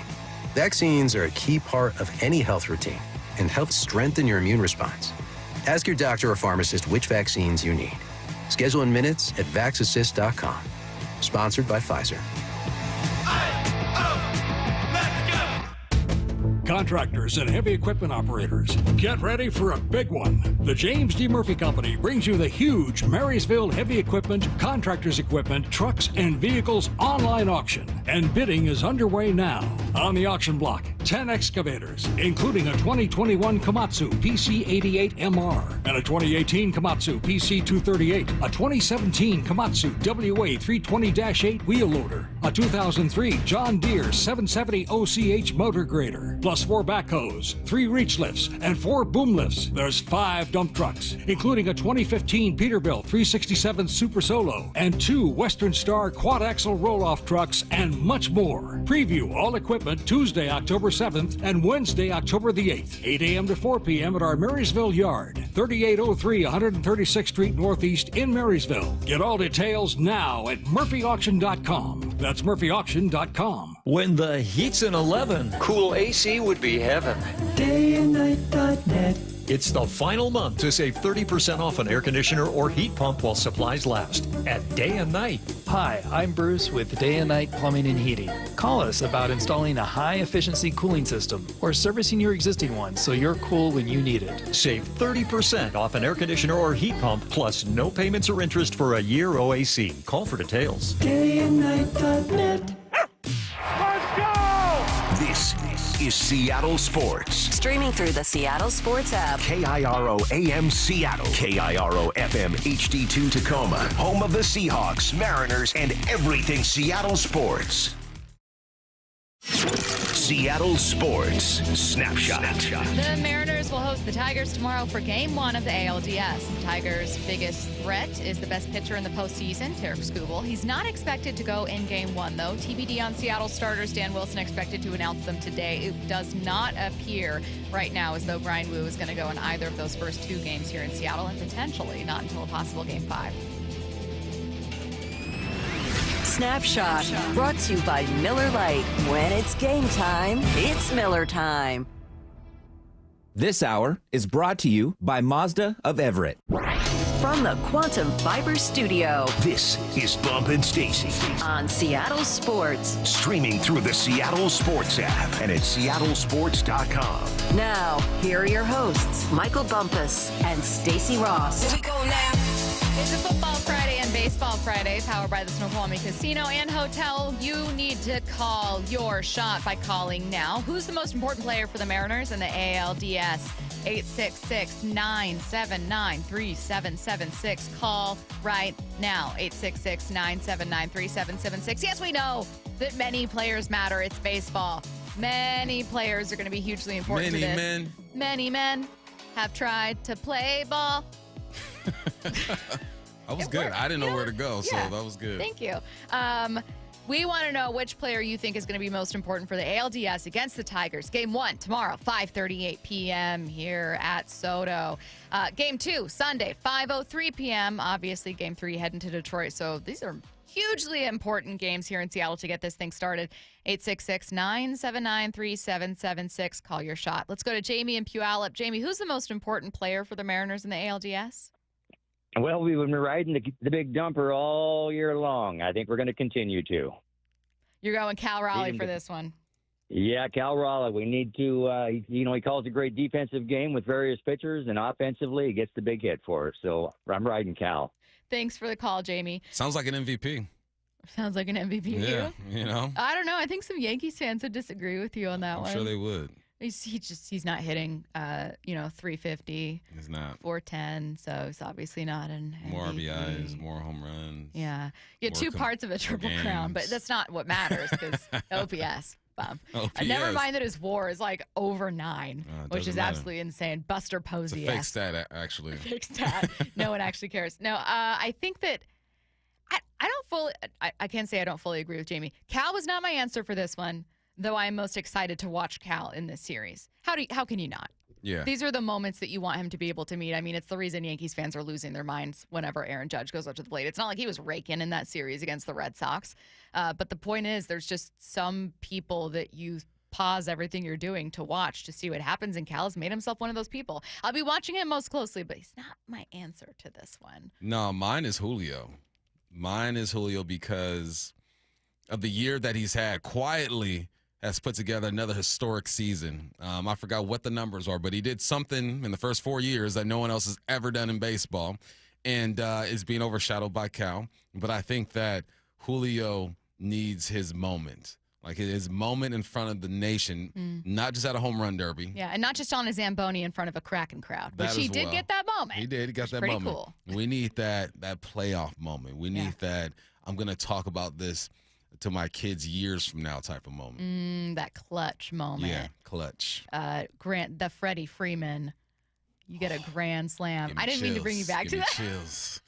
Now, hey, Cal's home run to send us to the playoffs and Freddie are the two my baseball moments where I will get hype just thinking about it. You know what's crazy about the Freddie Freeman Grand Slam too is we're talking about ALDS and not a World Series, but still, it's not like that won the overall series, but it's like it was won then. It was so something clutch. about it just felt and like he had a this bum is done. Ankle, Hero. Build the statue right now. Enough about the Dodgers. 866-979-3776. Let's go to Chef Tay. Chef Tay, who's the most important player for the Mariners in the ALDS? I would have to say Julio Rodriguez. For one, I just think that he's earned it and he deserves it, and it's like the perfect breakout time for him. We saw him go through a slump at the beginning of the season. Me, myself, I was questioning whether or not he's going to be around or he's really that superstar. And then he just kept his head down and consistently did what he was supposed to do, taking care of business, 30 for 30 season. I think now is the time for him to break out and be the Mariner that everybody knows he is and the superstar that I know that he is. All my current Mariner jerseys are 44, so it's going to be Julio Rodriguez. Thank you, Chef. So you and Chef Tay saying Julio. Julio. If I wore jerseys, I would get a Julio jersey if I wore them. And it's important that, I guess, Julio gets recognized because, throughout the start of the season, we're always concerned with Julio. What is he doing? And people had started rooting against him in a way I really didn't like. Which is ridiculous. And for what he's done, you got him for the cheap. You got him for the low. Like, you're not paying a lot for him. So, yeah, I'm with that. Julio needs to be that guy. Okay, I almost said 206. 866-979-3776. 866-979-3776. Who's the most important player for the Mariners in the ALDS? Let's go to Bill in Yakima. Bill, what do you think? Polanco. As Polanco goes, the Mariners go. I like the answer, Bill. Polanco was one of my two. So I'm with Bill on this one. And the reason is I assume that Julio will look good. I assume that Cal will look good. I think where sometimes the feeling of depth comes from is Cal gets on or gets a hit or whatever. Julio, you know what I mean? You just see it. And then Polanco comes up and gets that double, gets a hit, drives in a runner. Like, there's no easy spot in the lineup. It just keeps going and going and going. And in previous iterations of the Mariners lineups that we can all remember, you get through, 3, 4. You start looking at someone that would normally be in that 6th spot or whatever, and you're like, done. Black hole here in the lineup, deep cavern here, nothing here. And so Polanco feels like the opposite of that. Suddenly confidence in a place where there used to be a cavern. And it's so cool having someone with that much power, with that ability in that spot in the lineup. So I think Polanco's a great answer. It was one of my two. Not like 30 doubles on the year. Can't stop hitting doubles. Man's 31, hitting 30 doubles. It's excessive. Stop. That's what he does. Yeah. No, he can't. He can't stop. He hasn't been mentioned yet, but Randy Arozarena turns into a different person in the playoffs. We've seen this in the past. This will be Playoff his Randy. first test in left field in Seattle. But, I mean, the way that he's connected with the fans over here, I was over in the Randyland corner for Cal's 60th homer. Like, that clinching game was the energy just over in that part of the ballpark is unreal because of him. Yeah. I think he's really going to turn it on here. It was also Rockies fans cheering that the game was almost over. That's also what's probably going on. 866-979-3776. I am shocked we have not heard one particular name so far. Absolutely shocked. Can you guess what it is? Don't say anything. All right. Let's go to Dan. Dan in Spokane. Who's the most important player for the Mariners in the ALDS? Go Cougs. I think the most That's valuable enough, Dan. player in the series, class of 96. All right. Most valuable player is whoever's pitching against Skubal in game 2. I think you guys said he'd be pitching. Because they're going to get their hits. Yeah. And whoever's pitching that game needs to keep them in the game. And I think they take game 1 anyway. So going up 2-zip would be huge. Yep, I'm with you, Dan, on that one. My second is looking at obviously your starter, and if you take game 1, we talked about how important that was. If you take game 1 and 2 from Skubal, Jamon. I mean, it sounds silly to say if you take the first 2, I feel good about taking 3. That sounds stupid, but what I'm saying is they're going to try to roll out Skubal twice, 2 and 5. Yeah. If you can steal one of those from him, I love your lineup against anyone else they have. Day 1 for them, game 1 is like a bullpen day. Again, they have good arms, don't get me wrong, but they're not Skubal. Not Skubal. No one's Skubal. No one. I was going to say that. Nobody. Yeah.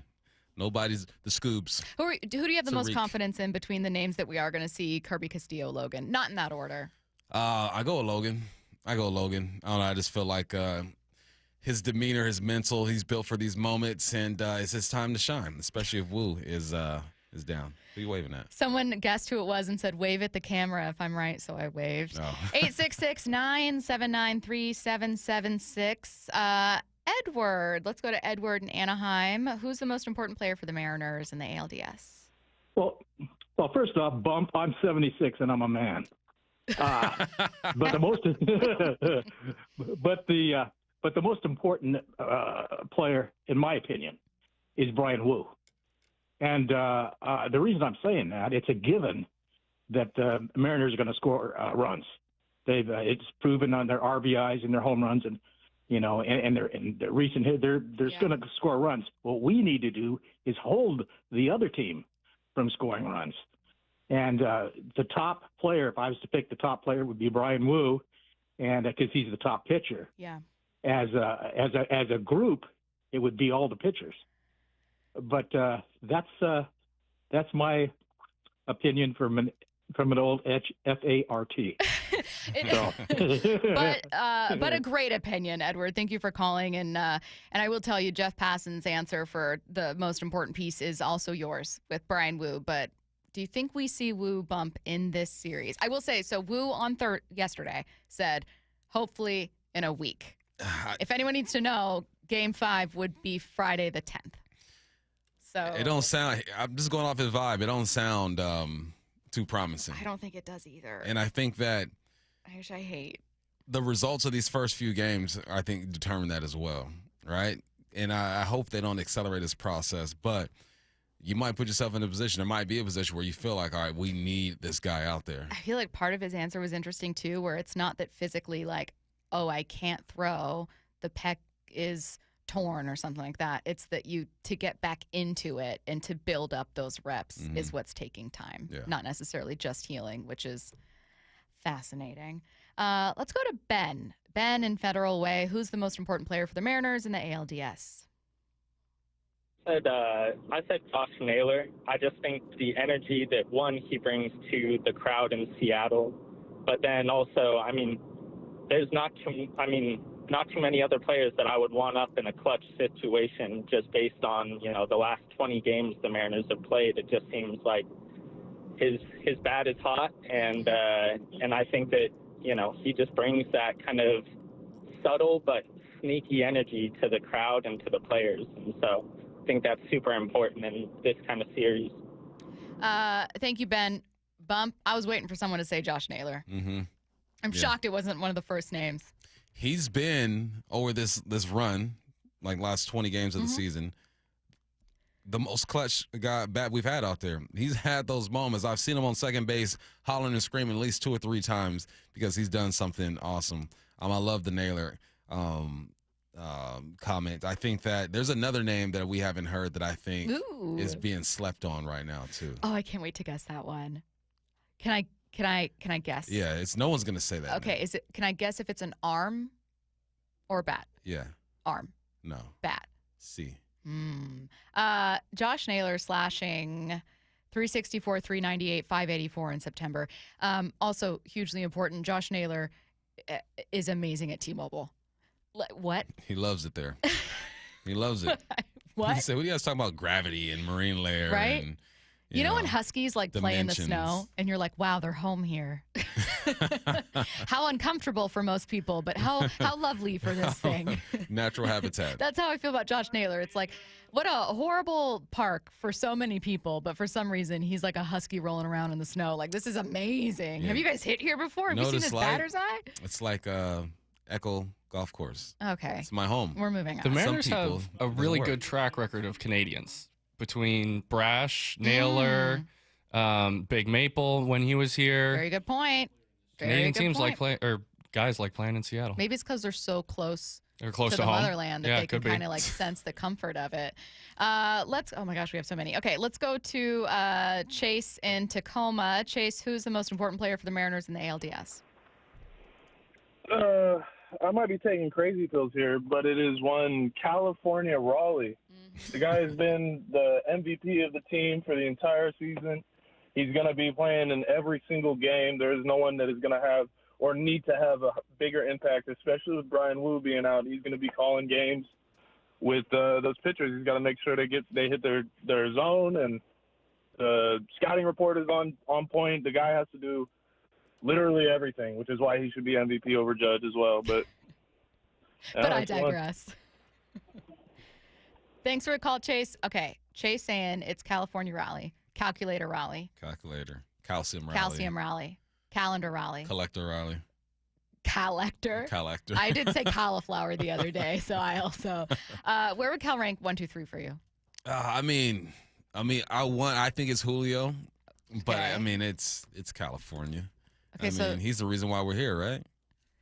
Are you not entertained? Like, are you not? I want why someone we're to here. say the person you're guessing. Someone in the text line did. Okay. Let's go to Ryan in Seattle. Ryan, who's the most important player for the Mariners in the ALDS? I think there's some obvious choices, but my gut's telling me it's going to be Gino. Gino provides more, the good vibes the city feeds off of Gino and not only the team. So I think we know what we're getting from everybody else, but Gino's been struggling a bit, and I think if he comes through, that's a wrap. Thanks, Ryan. Was it Gino? No. Okay. But Gino also very important. A good point about the vibes. Yeah, and Gino hasn't had the, the performance or hasn't been performing the way that we would like or he would like, but he still has had his moments. You can point to anybody in this lineup right now and say, all right, he's going to be most important because everyone has a role that they play. And if they excel in that role, you love the chances of this team. So, yeah, I can get with Gino, too. I think I know who you're thinking of. Who that? I think I know. Just say it. Is it Dom? It's the Italian, Dom. Dom Canzone. I mean, he's OPSing over 1,000 right now.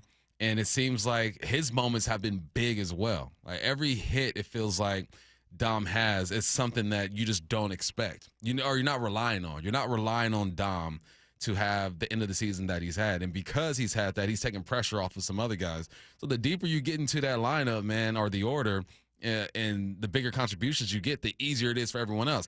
You can say that about every position, right? Oh, if Julio does well, then it's easier on Cal. But a guy like Dom Canzone, who was sent down to the minors, brought back up, hitting clutch bombs, 5 for 5, 3. I mean, it's just like you aren't expecting that out of Dom Canzone. If he can continue this run, it's so much less pressure on these guys. You know who loves Canzone, and you can hear it in his voice every time he's on the broadcast? Who that? Buhner. Buhner loves him. Loves Dom Canzone. Yeah. Eddie in Vancouver, who's the most important player for the Mariners in the ALDS? I would say it's one Andres Munoz, because the ending of these games are going to be tight. The pressure is going to be extreme, and I think we need him to really come through in the clutch, because I don't think that's the type of pressure that he's ever faced before. Yeah, I agree with you there, Eddie. Bump, need I remind you, when it came to these games, for the first of the 3 wildcard games, ignore the Dodgers, who absolutely dog-walked the Reds. Otherwise, no one scored more than 3 runs in a game. Yeah. This is not – I feel so much more confidence in this Mariners offense compared to in years past, but this is not a realm once you're in the playoffs where it's like, oh, they can score 7 runs, so it's totally fine.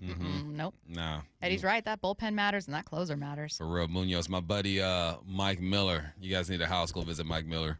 He texted me when this segment started. Oh, it's Munoz. It's Munoz. It has to be Munoz. And, yeah, I think Munoz is he's like the intimidator, man. Even though he's a nice dude, like one of the nicest dudes in the world. Yeah, cat guy. I was gonna say has Matilda. Like he's a nice dude, but that heater ain't nice. That heater is mean, and that slider when it's moving, and he's throwing it at 90. It's a beautiful thing to see, and yeah, I can get with Munoz too. Do you think you'd ever be willing to tell him you don't trust cats? Yes. Okay. I will. I don't trust cats. What if he said, just meet Matilda. She's in the clubhouse. I think she'll change your mind. I've met cats that I like, right, but I don't trust them. But not that you trust. Nah, I don't trust them. Okay, that's interesting. If you die, they eat you. No. Yes. No, they don't. They will eat you. Well, I'm sure lots of animals do. Dogs ain't going to eat you. I don't think a cat's going to eat you. If you die. No, Ian, why are you nodding? This isn't like scientifically proven. How many studies have been done about cats eating people? Google it. I will.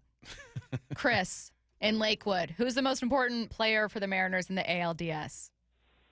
Hey guys, thanks for taking my call. There's a lot of, somebody said there's a lot of people we can choose from.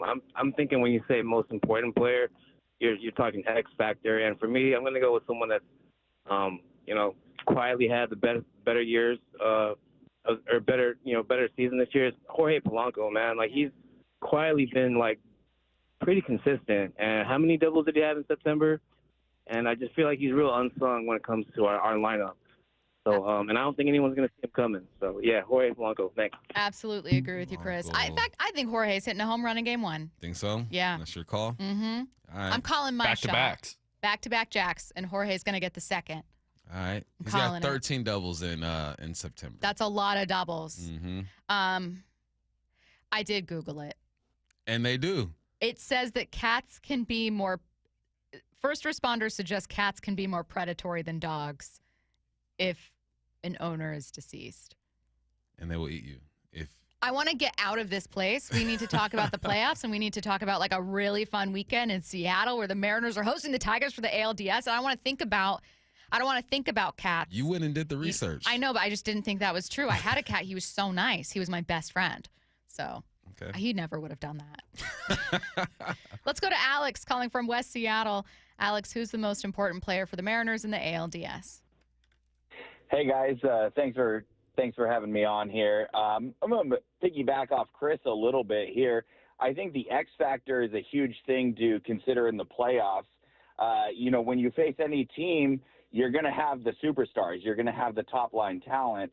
Our X factor and our guy for the ALDS is going to be Randy Arozarena. He's been there. He's done that. He's been in the playoffs. He's got great numbers. I think he can turn the tables here for us moving forward.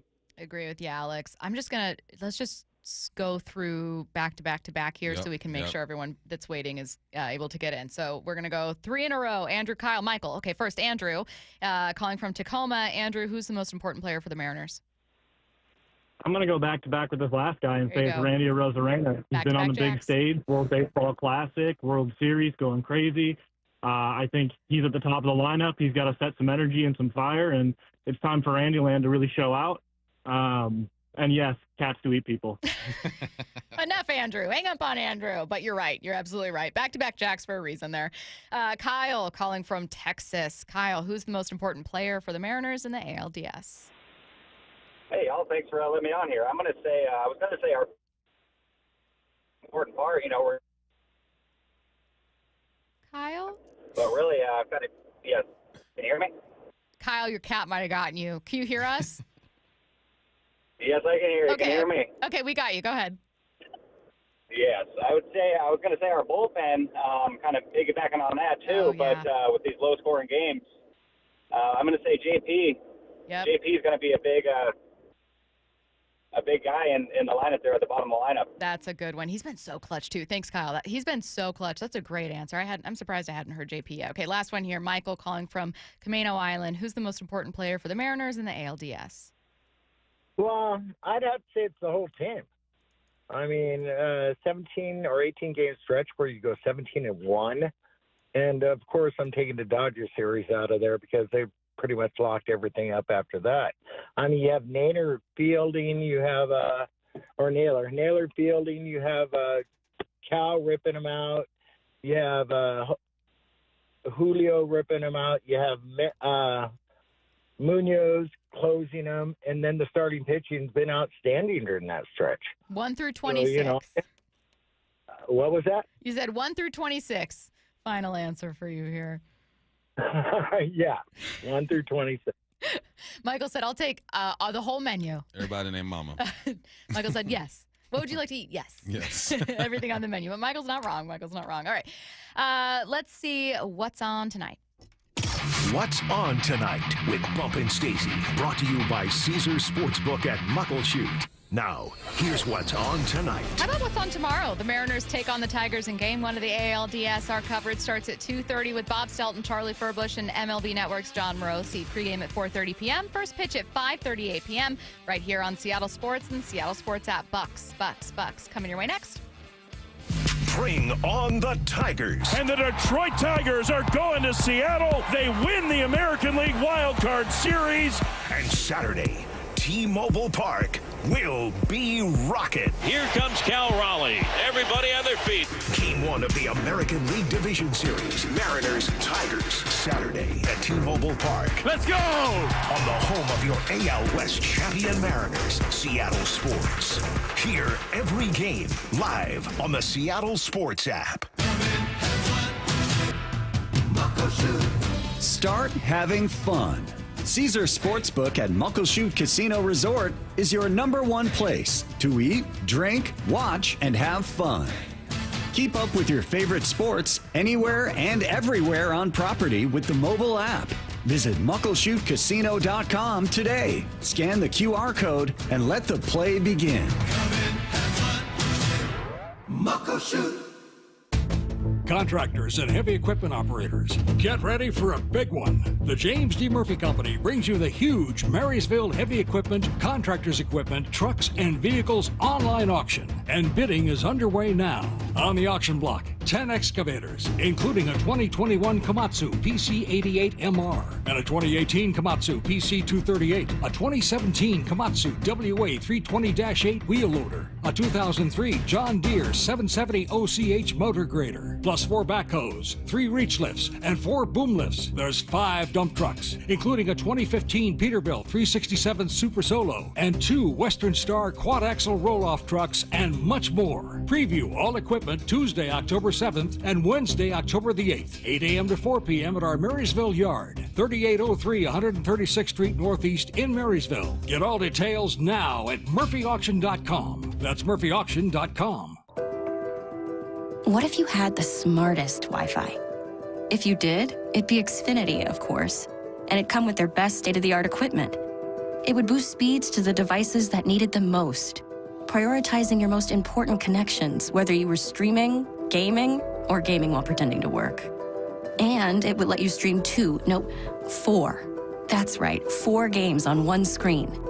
It would even power your mobile connection so you could bring faster, secure Wi-Fi speeds with you where you use it most. It would be proactive and fix problems before you knew you had them. Impressive, right? And it would have security features that protect you from threats at home and online.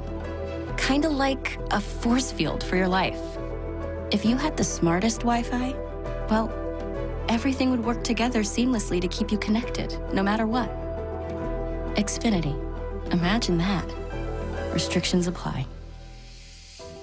Caffeine doesn't have to be bitter or boring anymore. 5-Hour Energy Shots are bringing the flavor and the energy. One of my personal favorites, Strawberry Banana, is giving smoothie vibes in a compact caffeinated shot. Whether you like your energy sour, fruity, or tropical, with 17 flavors, there's something for you. And yeah, it's got as much caffeine as a 12-ounce coffee, but zero sugar and no crash. Big flavor, tiny bottle, tasty caffeine done right. You can grab yours in-store or hit up 5hourenergy.com or order on Amazon today. Huge savings on Dell AI PCs with Intel Core Ultra processors are here, and they're newly designed to help you do more faster. They can generate code, edit images, multitask without lag, draft emails, summarize documents, create live translations, and even extend your battery life. That's the power of Dell AI with Intel Inside. Upgrade today by visiting Dell.com/deals. That's Dell.com/deals. This is the home of the Seahawks. Going to let one fly deep. Got a man out there. Ball is caught down at the 10-yard line, and it's JSN. Seattle Sports. It's the World Fighting Championships at Emerald Queen Casino Event Center, Saturday night, October 25th. Experience the thrill and excitement of high-energy mixed martial arts. Tickets at emeraldqueen.com. Don't miss this amazing professional mixed martial arts event, the World Fighting Championships, October 25th at Emerald Queen Casino, the entertainment capital of the Northwest. 21 and older, need gambling help? Call 800-547-6133 or visit emeraldqueen.com. I had a young woman who was on a new SUV, and she had attachments to her old car because it was her first car, and she had questions because she was doubling her spending budget, and she was very fiscally responsible. It was almost making her sick. And the best path at that point was to, let's stop for the night, and you go home and take a breath. She came back in the morning and bought the car. She was way happier. These are major life accomplishments. You have the ability to afford at this tier. You've secured one of the major needs in your life. You should be feeling a tremendous amount of pride and respect for your accomplishments. I'm just grateful that we get to celebrate it with them, that we get to be part of it in that aspect of it. The LJ Way is the Lee Johnson Auto family. Tired of unwanted clutter taking over your space? Well, say goodbye to it all with Happy Hauler, Seattle's eco-friendly junk removal service. Tune into Cairo Radio 97.3 FM or Seattle Red for Home Matters featuring Happy Hauler this Saturday at 2 p.m. Discover how Happy Hauler can help you declutter and reclaim your home, all while donating as much as possible to those in need. So make yourself, your family, and your community happy. Go to happyhauler.com. Hauling with a heart. This hour is brought to you by Mazda of Everett. From the Quantum Fiber Studio. This is Bumpin' Stacy. Weekdays 10 to 2. On Seattle Sports and 97.3 FM HD2. Bucs. matey. That's one of my favorite ones. Not gonna to lie, say. I thought that it was you going, ahar. It was not me. It was such a quick transition that I was like, wow, he committed to it.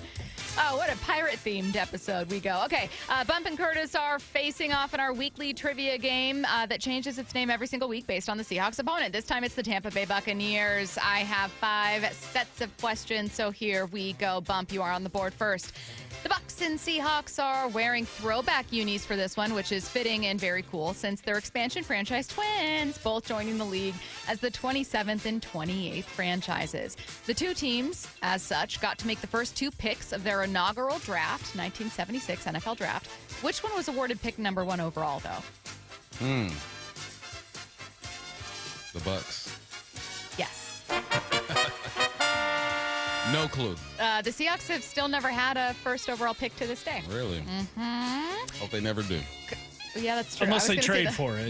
Yeah. Then I hope they do, but not give up too much. Yeah. We're moving on, Curtis. Draft capital. Baker Mayfield is dealing with bicep and knee injuries, but is expected to start on Sunday for the Bucs. He's been stellar with Tampa Bay, but how many teams did he play for before them?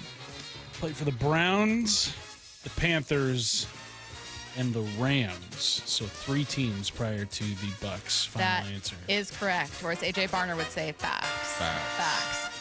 Bump. Running back Bucky Irving is out for Week 5, which is a big blow to the Bucs offense. He's not just their rushing yards leader, but was also a big target for Mayfield. He had 102 receiving yards last week alone to the Eagles. We're going outside Tampa Bay and Seattle for this one. Who's leading the league in rushing yards this year? Is it James Cook, Jonathan Taylor, or Travis Etienne? I was just looking at this the other day. Well. Do you remember? That's Etienne. No. Travis. Jonathan? Jonathan. Not so. You didn't look at it very hard. I didn't. Because you don't have 20/10 vision, like me. Dang. Where's Etienne? Is he like third? He's literally like right behind him. Really? So I wonder if it's like, I don't know, maybe it was like dyslexia, or it was like just before a game. Got him switched up. I'm not kidding. It's like double digits are separating them. Not even, no more than like, certainly not 100 yards, but I think One it's thing. Stop trying to make me feel better. I got it wrong. you. I'm trying One to thing help this you. show Be is a good great at teammate. is medical diagnosis. It's WebMD over here. Curtis, over a period of 10 months in 2020, you might as well have called it Champa Bay. In addition to the Bucs winning a Super Bowl in Tampa over the Kansas City Chiefs, the Lightning made it to the Stanley Cup and the Rays made it to a World Series. The Lightning beat which team and the Rays lost to which team? In 2020, the Rays lost to the Dodgers. That's true. Congrats. Yeah, congrats, Bump. 5 years later. Thanks.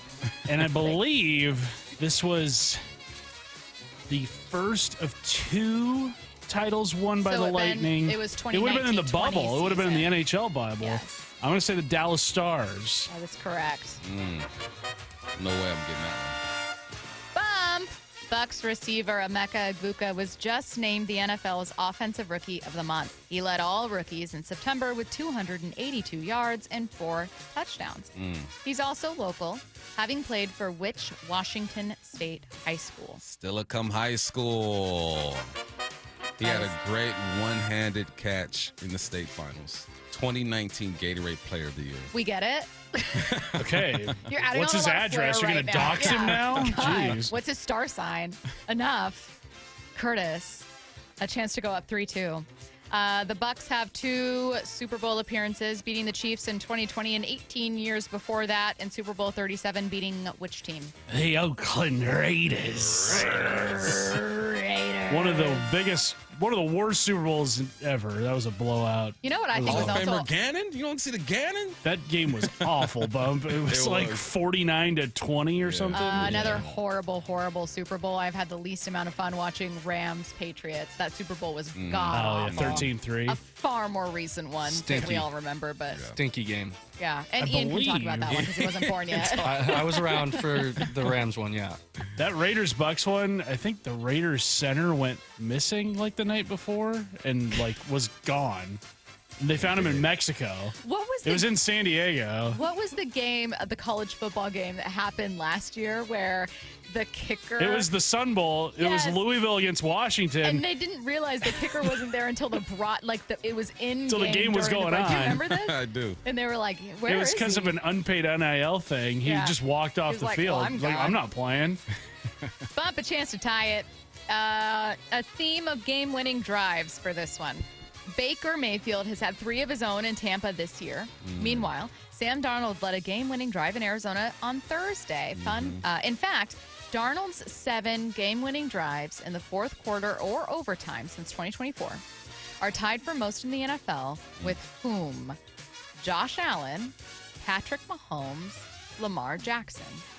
Damn, the name that I was thinking is not even one of the options. What was the name? Were you thinking Jordan Love? No, I was thinking Stafford.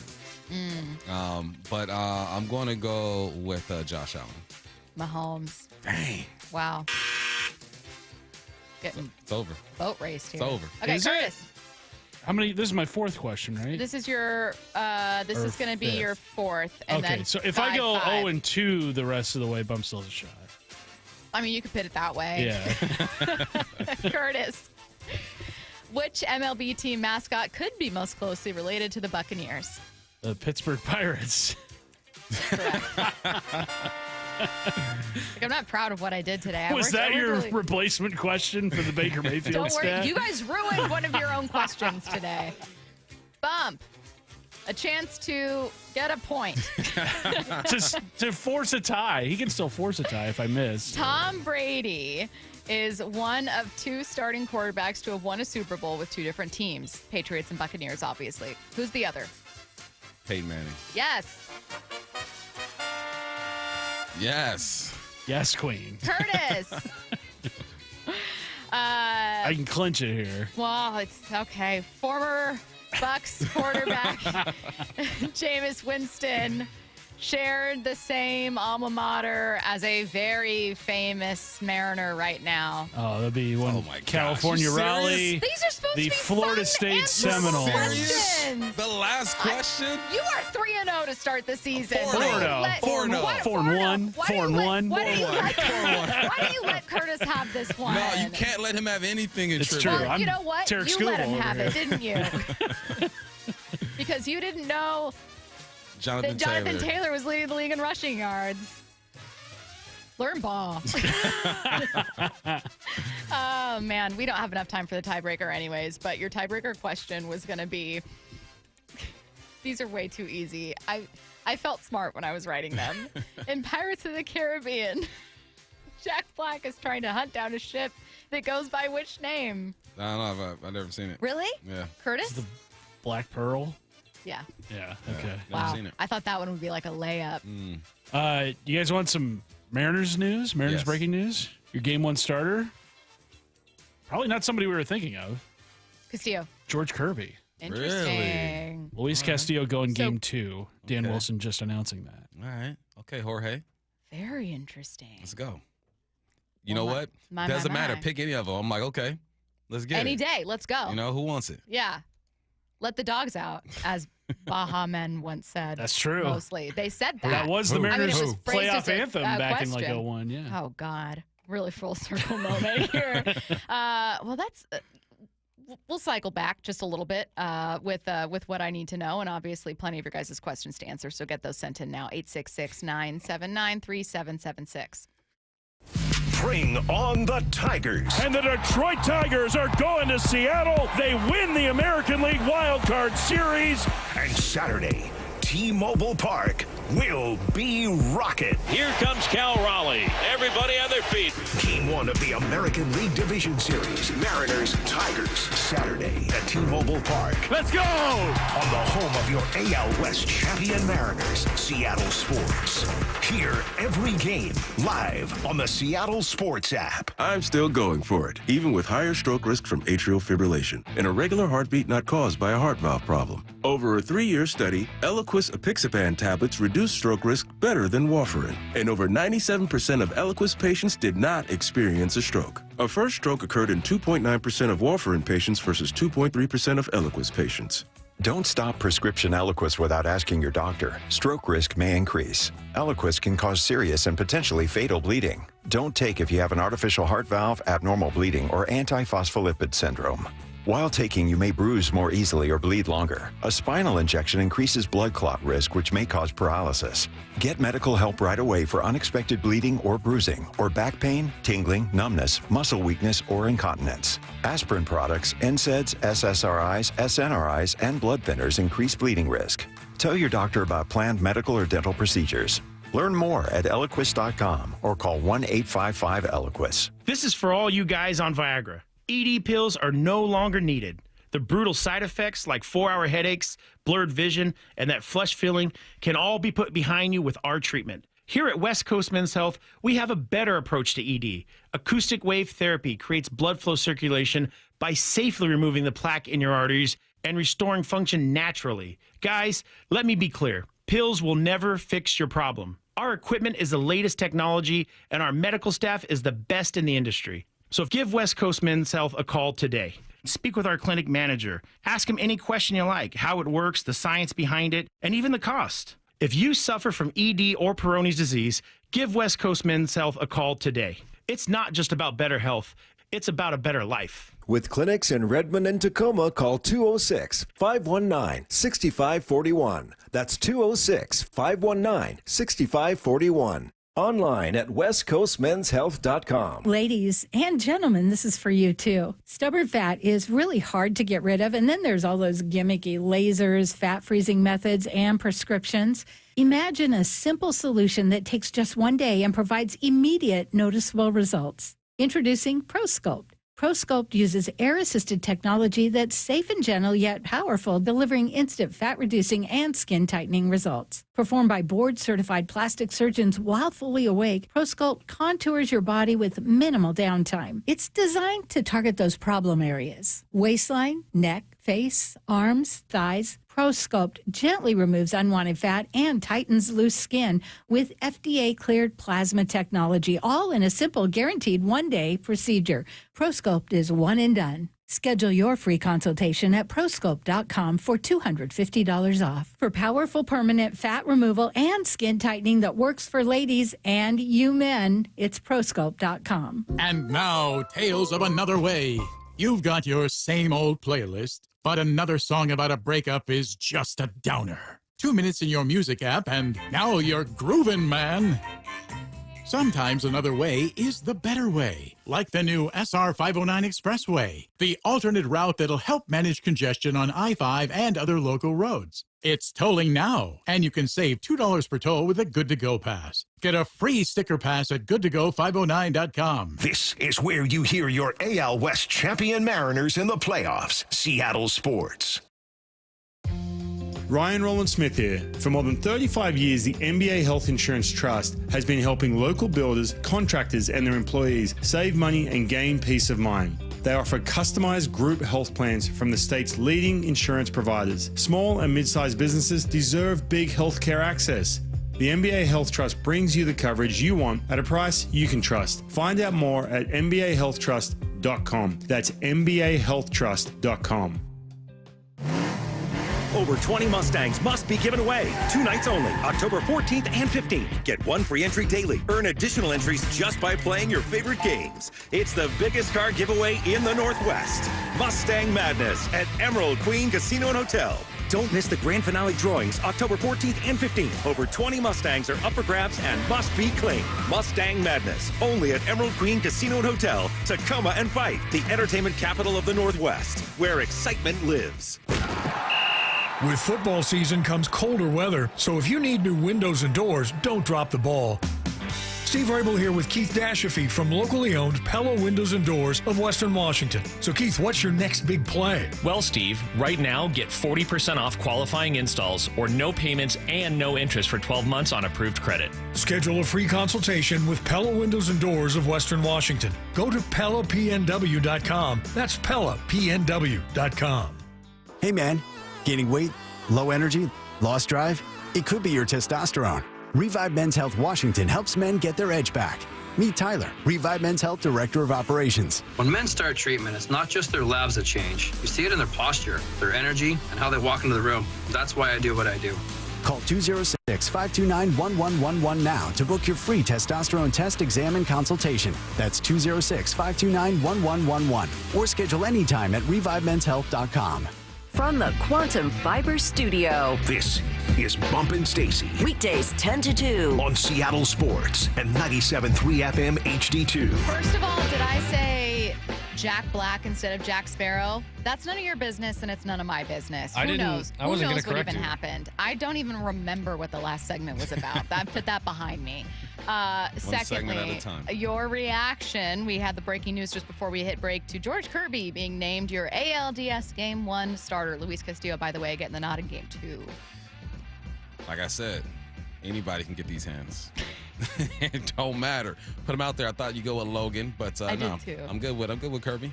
And that's also presumably Luis Castillo then opposite Tarek Skubal, which Luis Castillo really good in September. Tough August. Tough coming into September, but closed out his season nicely. Great final outing. Mm-hmm.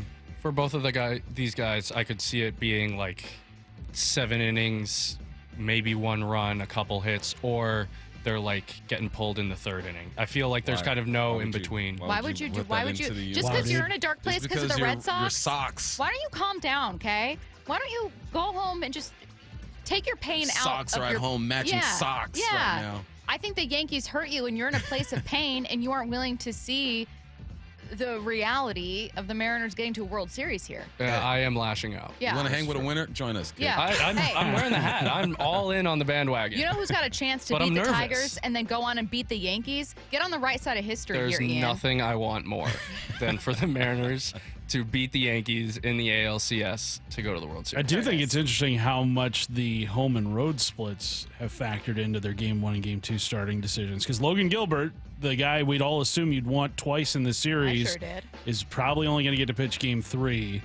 But he is better on the road than Kirby and Castillo have been. Yeah. So kind of a gamble by the Mariners, but Kirby last postseason in 2022 had that 7 shutout innings against the Astros, so I'm hopeful. I'm hopeful. I mean, you won't even need Game 4 and 5. So I'm just kidding. That's bad karma. I'm knocking on wood already because I already am very nervous about this series. I have a lot of faith in the Mariners. I think they're a very, very good team. I think the playoffs are exceptionally difficult, and there's so much at stake that I'm not used to it. Yeah. So I'm incredibly excited to watch it all, different and there's no given anything. None. It really isn't. The only thing I thought would happen from the first round of games is that the Dodgers would beat the Reds. Pretty much the only thing anyone thought would happen. And outside of that, while the Mariners are still even odds with the Yankees right now to advance and represent the American League in the World Series, it is a tough path. This is a tough team. They got 6 All-Stars. Completely fell apart. But you also obviously have the Seahawks taking on the Tampa Bay Buccaneers on Sunday. Let's take a listen to the latest injury updates from head coach Mike Macdonald. You're going to have a ton of former players obviously in town this weekend for the game. Is that something you try? I know you've talked about welcoming guys around. Is that something you're going to try to incorporate with the current players, have them talk to guys or anything? Or is Well, to my understanding, they're going to be here tomorrow, and our guys are great. You know, we got families and friends and stuff that come to our Saturday walkthrough, so I'm sure they'll spend some time. And then, I think it's Spoon and Dicko will be at the event tonight. So, yeah, our guys will do a great job with it. But I'm excited. I had zero to do with the planning, but it's to my understanding, we have 40 of the 50 guys that are going to be back in town. So I appreciate them making the effort, and it's exciting times. So it'd be great to see those guys. He asked you this a couple of weeks ago, but how's Reek Woolen responding, and what's he working on? It's all about the process with Reek. So just it's been the same. I mean, it's really with all of our guys. But that's what we're shooting for, and he's doing that right now. He's doing it through the week, and I think I'm excited to see him play. He's got a great opportunity. With Mike Morris, where have you kind of seen him, the jump with him this year? Well, we're still rolling, but he's playing good ball. He's playing decisive. He's playing physical. That's what we expect from him, and he knows he's in a battle too. There's a lot of great competition in that room. It's with our defensive line and our D front. It's hard to find spots to, there's only so many snaps to go around. So those things are at a premium, and you gotta take advantage of those opportunities. And right now, that's what he's doing. How did Nick look in practice this week? Nick's done a good job. He's done a good job. Is he ready to go? Yeah. Nick's gonna play in the game. So how he plays, how much, all that, we'll see how the game goes. But we had a big plan for him the first week. Sometimes you gotta make adjustments as it goes, but we got an initial plan. And thinking of that Austin Powers joke right now, but I'm not going to say it. But yeah, he's done a good job. Expectation that Ty Ocado step in again like he did against New Orleans? Yeah, Ty will play. Just with, as you alluded to, you had a plan for him, then he gets hurt so early in the game. How excited are you to see him get out there? I'm more kind of like excited for him, to go out and be able to go play a game. It's not easy. The guy played literally every snap since he walked in the door. Every practice is available, and then you get a setback in the first game. That's not an easy mental thing to have to go through, and then go through the whole rehab to come back and do it the way he did. And I thought he's handled himself really well. He stayed sharp mentally, and I know he's itching for the opportunity. So excited for him. Kobe Bryant just seems to be around the ball, or the ball finds him, and you've talked about players that are like that. Yep. What are you seeing from him? From Kobe? Yeah. More of what we saw last year. He's still building on his young career. He's doing a great job. There's a lot of things that happen in our defensive secondary, and the safeties are the ones that have to go orchestrate the whole thing. And he's leading the charge, especially with Julian out. Him and Ty are communicating well. we have a saying with like the ball finds energy. So if you do the things the right way, you're in the right spots, you have disciplined eyes, you run to the rock, you break on the ball with great angles, your natural ability to come through, which Kobe has a lot of that, and he's got great ball skills. So when it finds him, he's been making the play, which has been great for us, great for him. With Rick, you mentioned the process. What parts of the process are important specifically for him? For every player, it's everything we do. It's every snap. It's every meeting. Look, this isn't just Reek, but sometimes it's easy to get caught up in the noise of the outcome when really we just got to focus on what we do every day and making sure those things are the right things and making sure we're taking reps and our technique is right and our preparation's right and our game plans are right. And we make right decisions on game day. And as a coach, I'm making the right decision. Now, sometimes the outcome stinks, and you got to take it on the chin and move on. But you got to be honest with yourself of whether the process is right. So that's what we're focused on with Reek. That's what we're focusing on with the rest of the guys. When you guys did your self-scouting with this little mini bye, how much was it about editing things out that you've been doing versus adding things in? Yeah, that happens. A lot of it's a function of like you're trying to probably the volume, saying we probably can't invest as much as it's going to take in order to make that come to life as much as for it to do that. And so you say, okay, let's maybe move in a different direction and spend our time elsewhere. All right, that will do it for us today. Stick around. Wyman and Bob coming your way next. Bring on the Tigers. And the Detroit Tigers are going to Seattle. They win the American League Wild Card Series. And Saturday, T-Mobile Park will be rocking. Here comes Cal Raleigh. Everybody on their feet. Game 1 of the American League Division Series. Mariners, Tigers. Saturday at T-Mobile Park. Let's go! On the home of your AL West champion Mariners, Seattle Sports. Hear every game live on the Seattle Sports app. Do Crohn's disease or ulcerative colitis symptoms keep coming back? Tremfya, guselkumab, may help, with rapid remission achieved at 12 weeks and lasting clinical remission at 1 year. Some even saw visible improvement of their intestinal lining at 12 weeks and 1 year. Tremfya is a prescription medicine used to treat adults with moderately to severely active Crohn's disease and adults with moderately to severely active ulcerative colitis. Serious allergic reactions and increased risk of infections and liver problems may occur. Before treatment, your doctor should check you for infections and tuberculosis. Tell your doctor if you have an infection, flu-like symptoms, or if you need a vaccine. Healing is possible with Tremfya. Approximately 3 out of 10 patients were in endoscopic remission at 1 year, based on areas visualized on colonoscopy, which may not represent the deeper bowel layer or entire GI tract. Individual results may vary. Ask your doctor about Tremfya today. Call 1-800-526-7736 to learn more or visit tremfyaradio.com. This sandwich, it's a complete game changer. Hello, this is Mike, and a little thing I love about the Chick-fil-A Pretzel Cheddar Club is that juicy chicken with that toasty pretzel bun. That bun, it's crispy, cozy, just amazing. With the pretzel bun, the Dijon mustard, and the chicken, it makes that sweet, savory kind of combination. It's everything that you love about food rolled into one. It looks phenomenal. It tastes great. It's delicious. Order the Pretzel Cheddar Club with cherry berry and Sprite for a limited time on the Chick-fil-A app. Real guests paid for their testimonial. This March, Wendy's is fueling the madness with amazing deals on their hamburgers made with fresh, never frozen beef. Like a juicy Dave's single for $1 and a fresh $2 Dave's double with in-app offer. It's such a good deal, we wrote a little ditty about it. Get it for $1. Dave's single, order in the app. Dave's single, get it for $1. Choose wisely, choose Wendy's, official hamburger March Madness. Limited time offer, participating U.S. Wendy's. See offer details and redeem at Wendy's app. Account registration required. Fresh beef available in the contiguous U.S. and Alaska. At Fisher Investments, we may seem like other money managers, but we're different. What makes you so different than the rest of us? We ensure clients receive unparalleled service at every step of the relationship. Tell me more. Our investment counselors focus on service over sales, prioritizing clients' needs. How do you make money? We don't sell any commission-based products. We have a simple management fee based on the value of our client's portfolio. So we do better when our clients do better.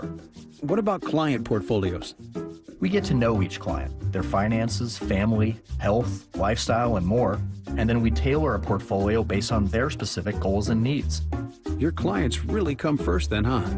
Yes, we make them a top priority. Our goal is helping them achieve a comfortable retirement.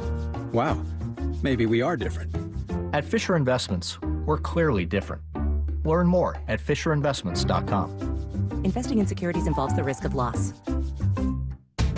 Contractors and heavy equipment operators, get ready for a big one. The James D. Murphy Company brings you the huge Marysville Heavy Equipment, Contractors Equipment, Trucks, and Vehicles online auction. And bidding is underway now. On the auction block, 10 excavators, including a 2021 Komatsu PC88MR and a 2018 Komatsu PC238, a 2017 Komatsu WA320-8 wheel loader, a 2003 John Deere 770 OCH motor grader, plus 4 backhoes, 3 reach lifts, and 4 boom lifts. There's 5 dump trucks, including a 2015 Peterbilt 367 Super Solo and 2 Western Star quad-axle roll-off trucks, and much more. Preview all equipment Tuesday, October 7th and Wednesday, October the 8th, 8 a.m. to 4 p.m. at our Marysville yard, 3803 136th Street Northeast in Marysville. Get all details now at murphyauction.com. That's murphyauction.com. This might be the most surprising statistic I've shared in decades of doing local news. More than 75% of commuters will be involved in a car accident at some point. JP Pendergast of Pendergast Law with more. What makes it more surprising? The average person will be involved in 3 to 4 collisions in their lifetime. With accidents unbelievably prevalent, what are some safety tips if it happens to you? Safety first. Secondary collisions are not uncommon while awaiting help. Turn on those hazards and remain in a safe place. If a bystander witnessed the accident, capture their information and encourage them to remain at the scene. Seek medical attention immediately if needed, as delaying can be a costly mistake. Lastly, remember that statements made to police and insurance adjusters can affect your case. Collisions are more common than we'd like to think. If you find yourself in one, follow these helpful tips and then call my friends at Pendergast Law. If you or a loved one's injured in a car accident,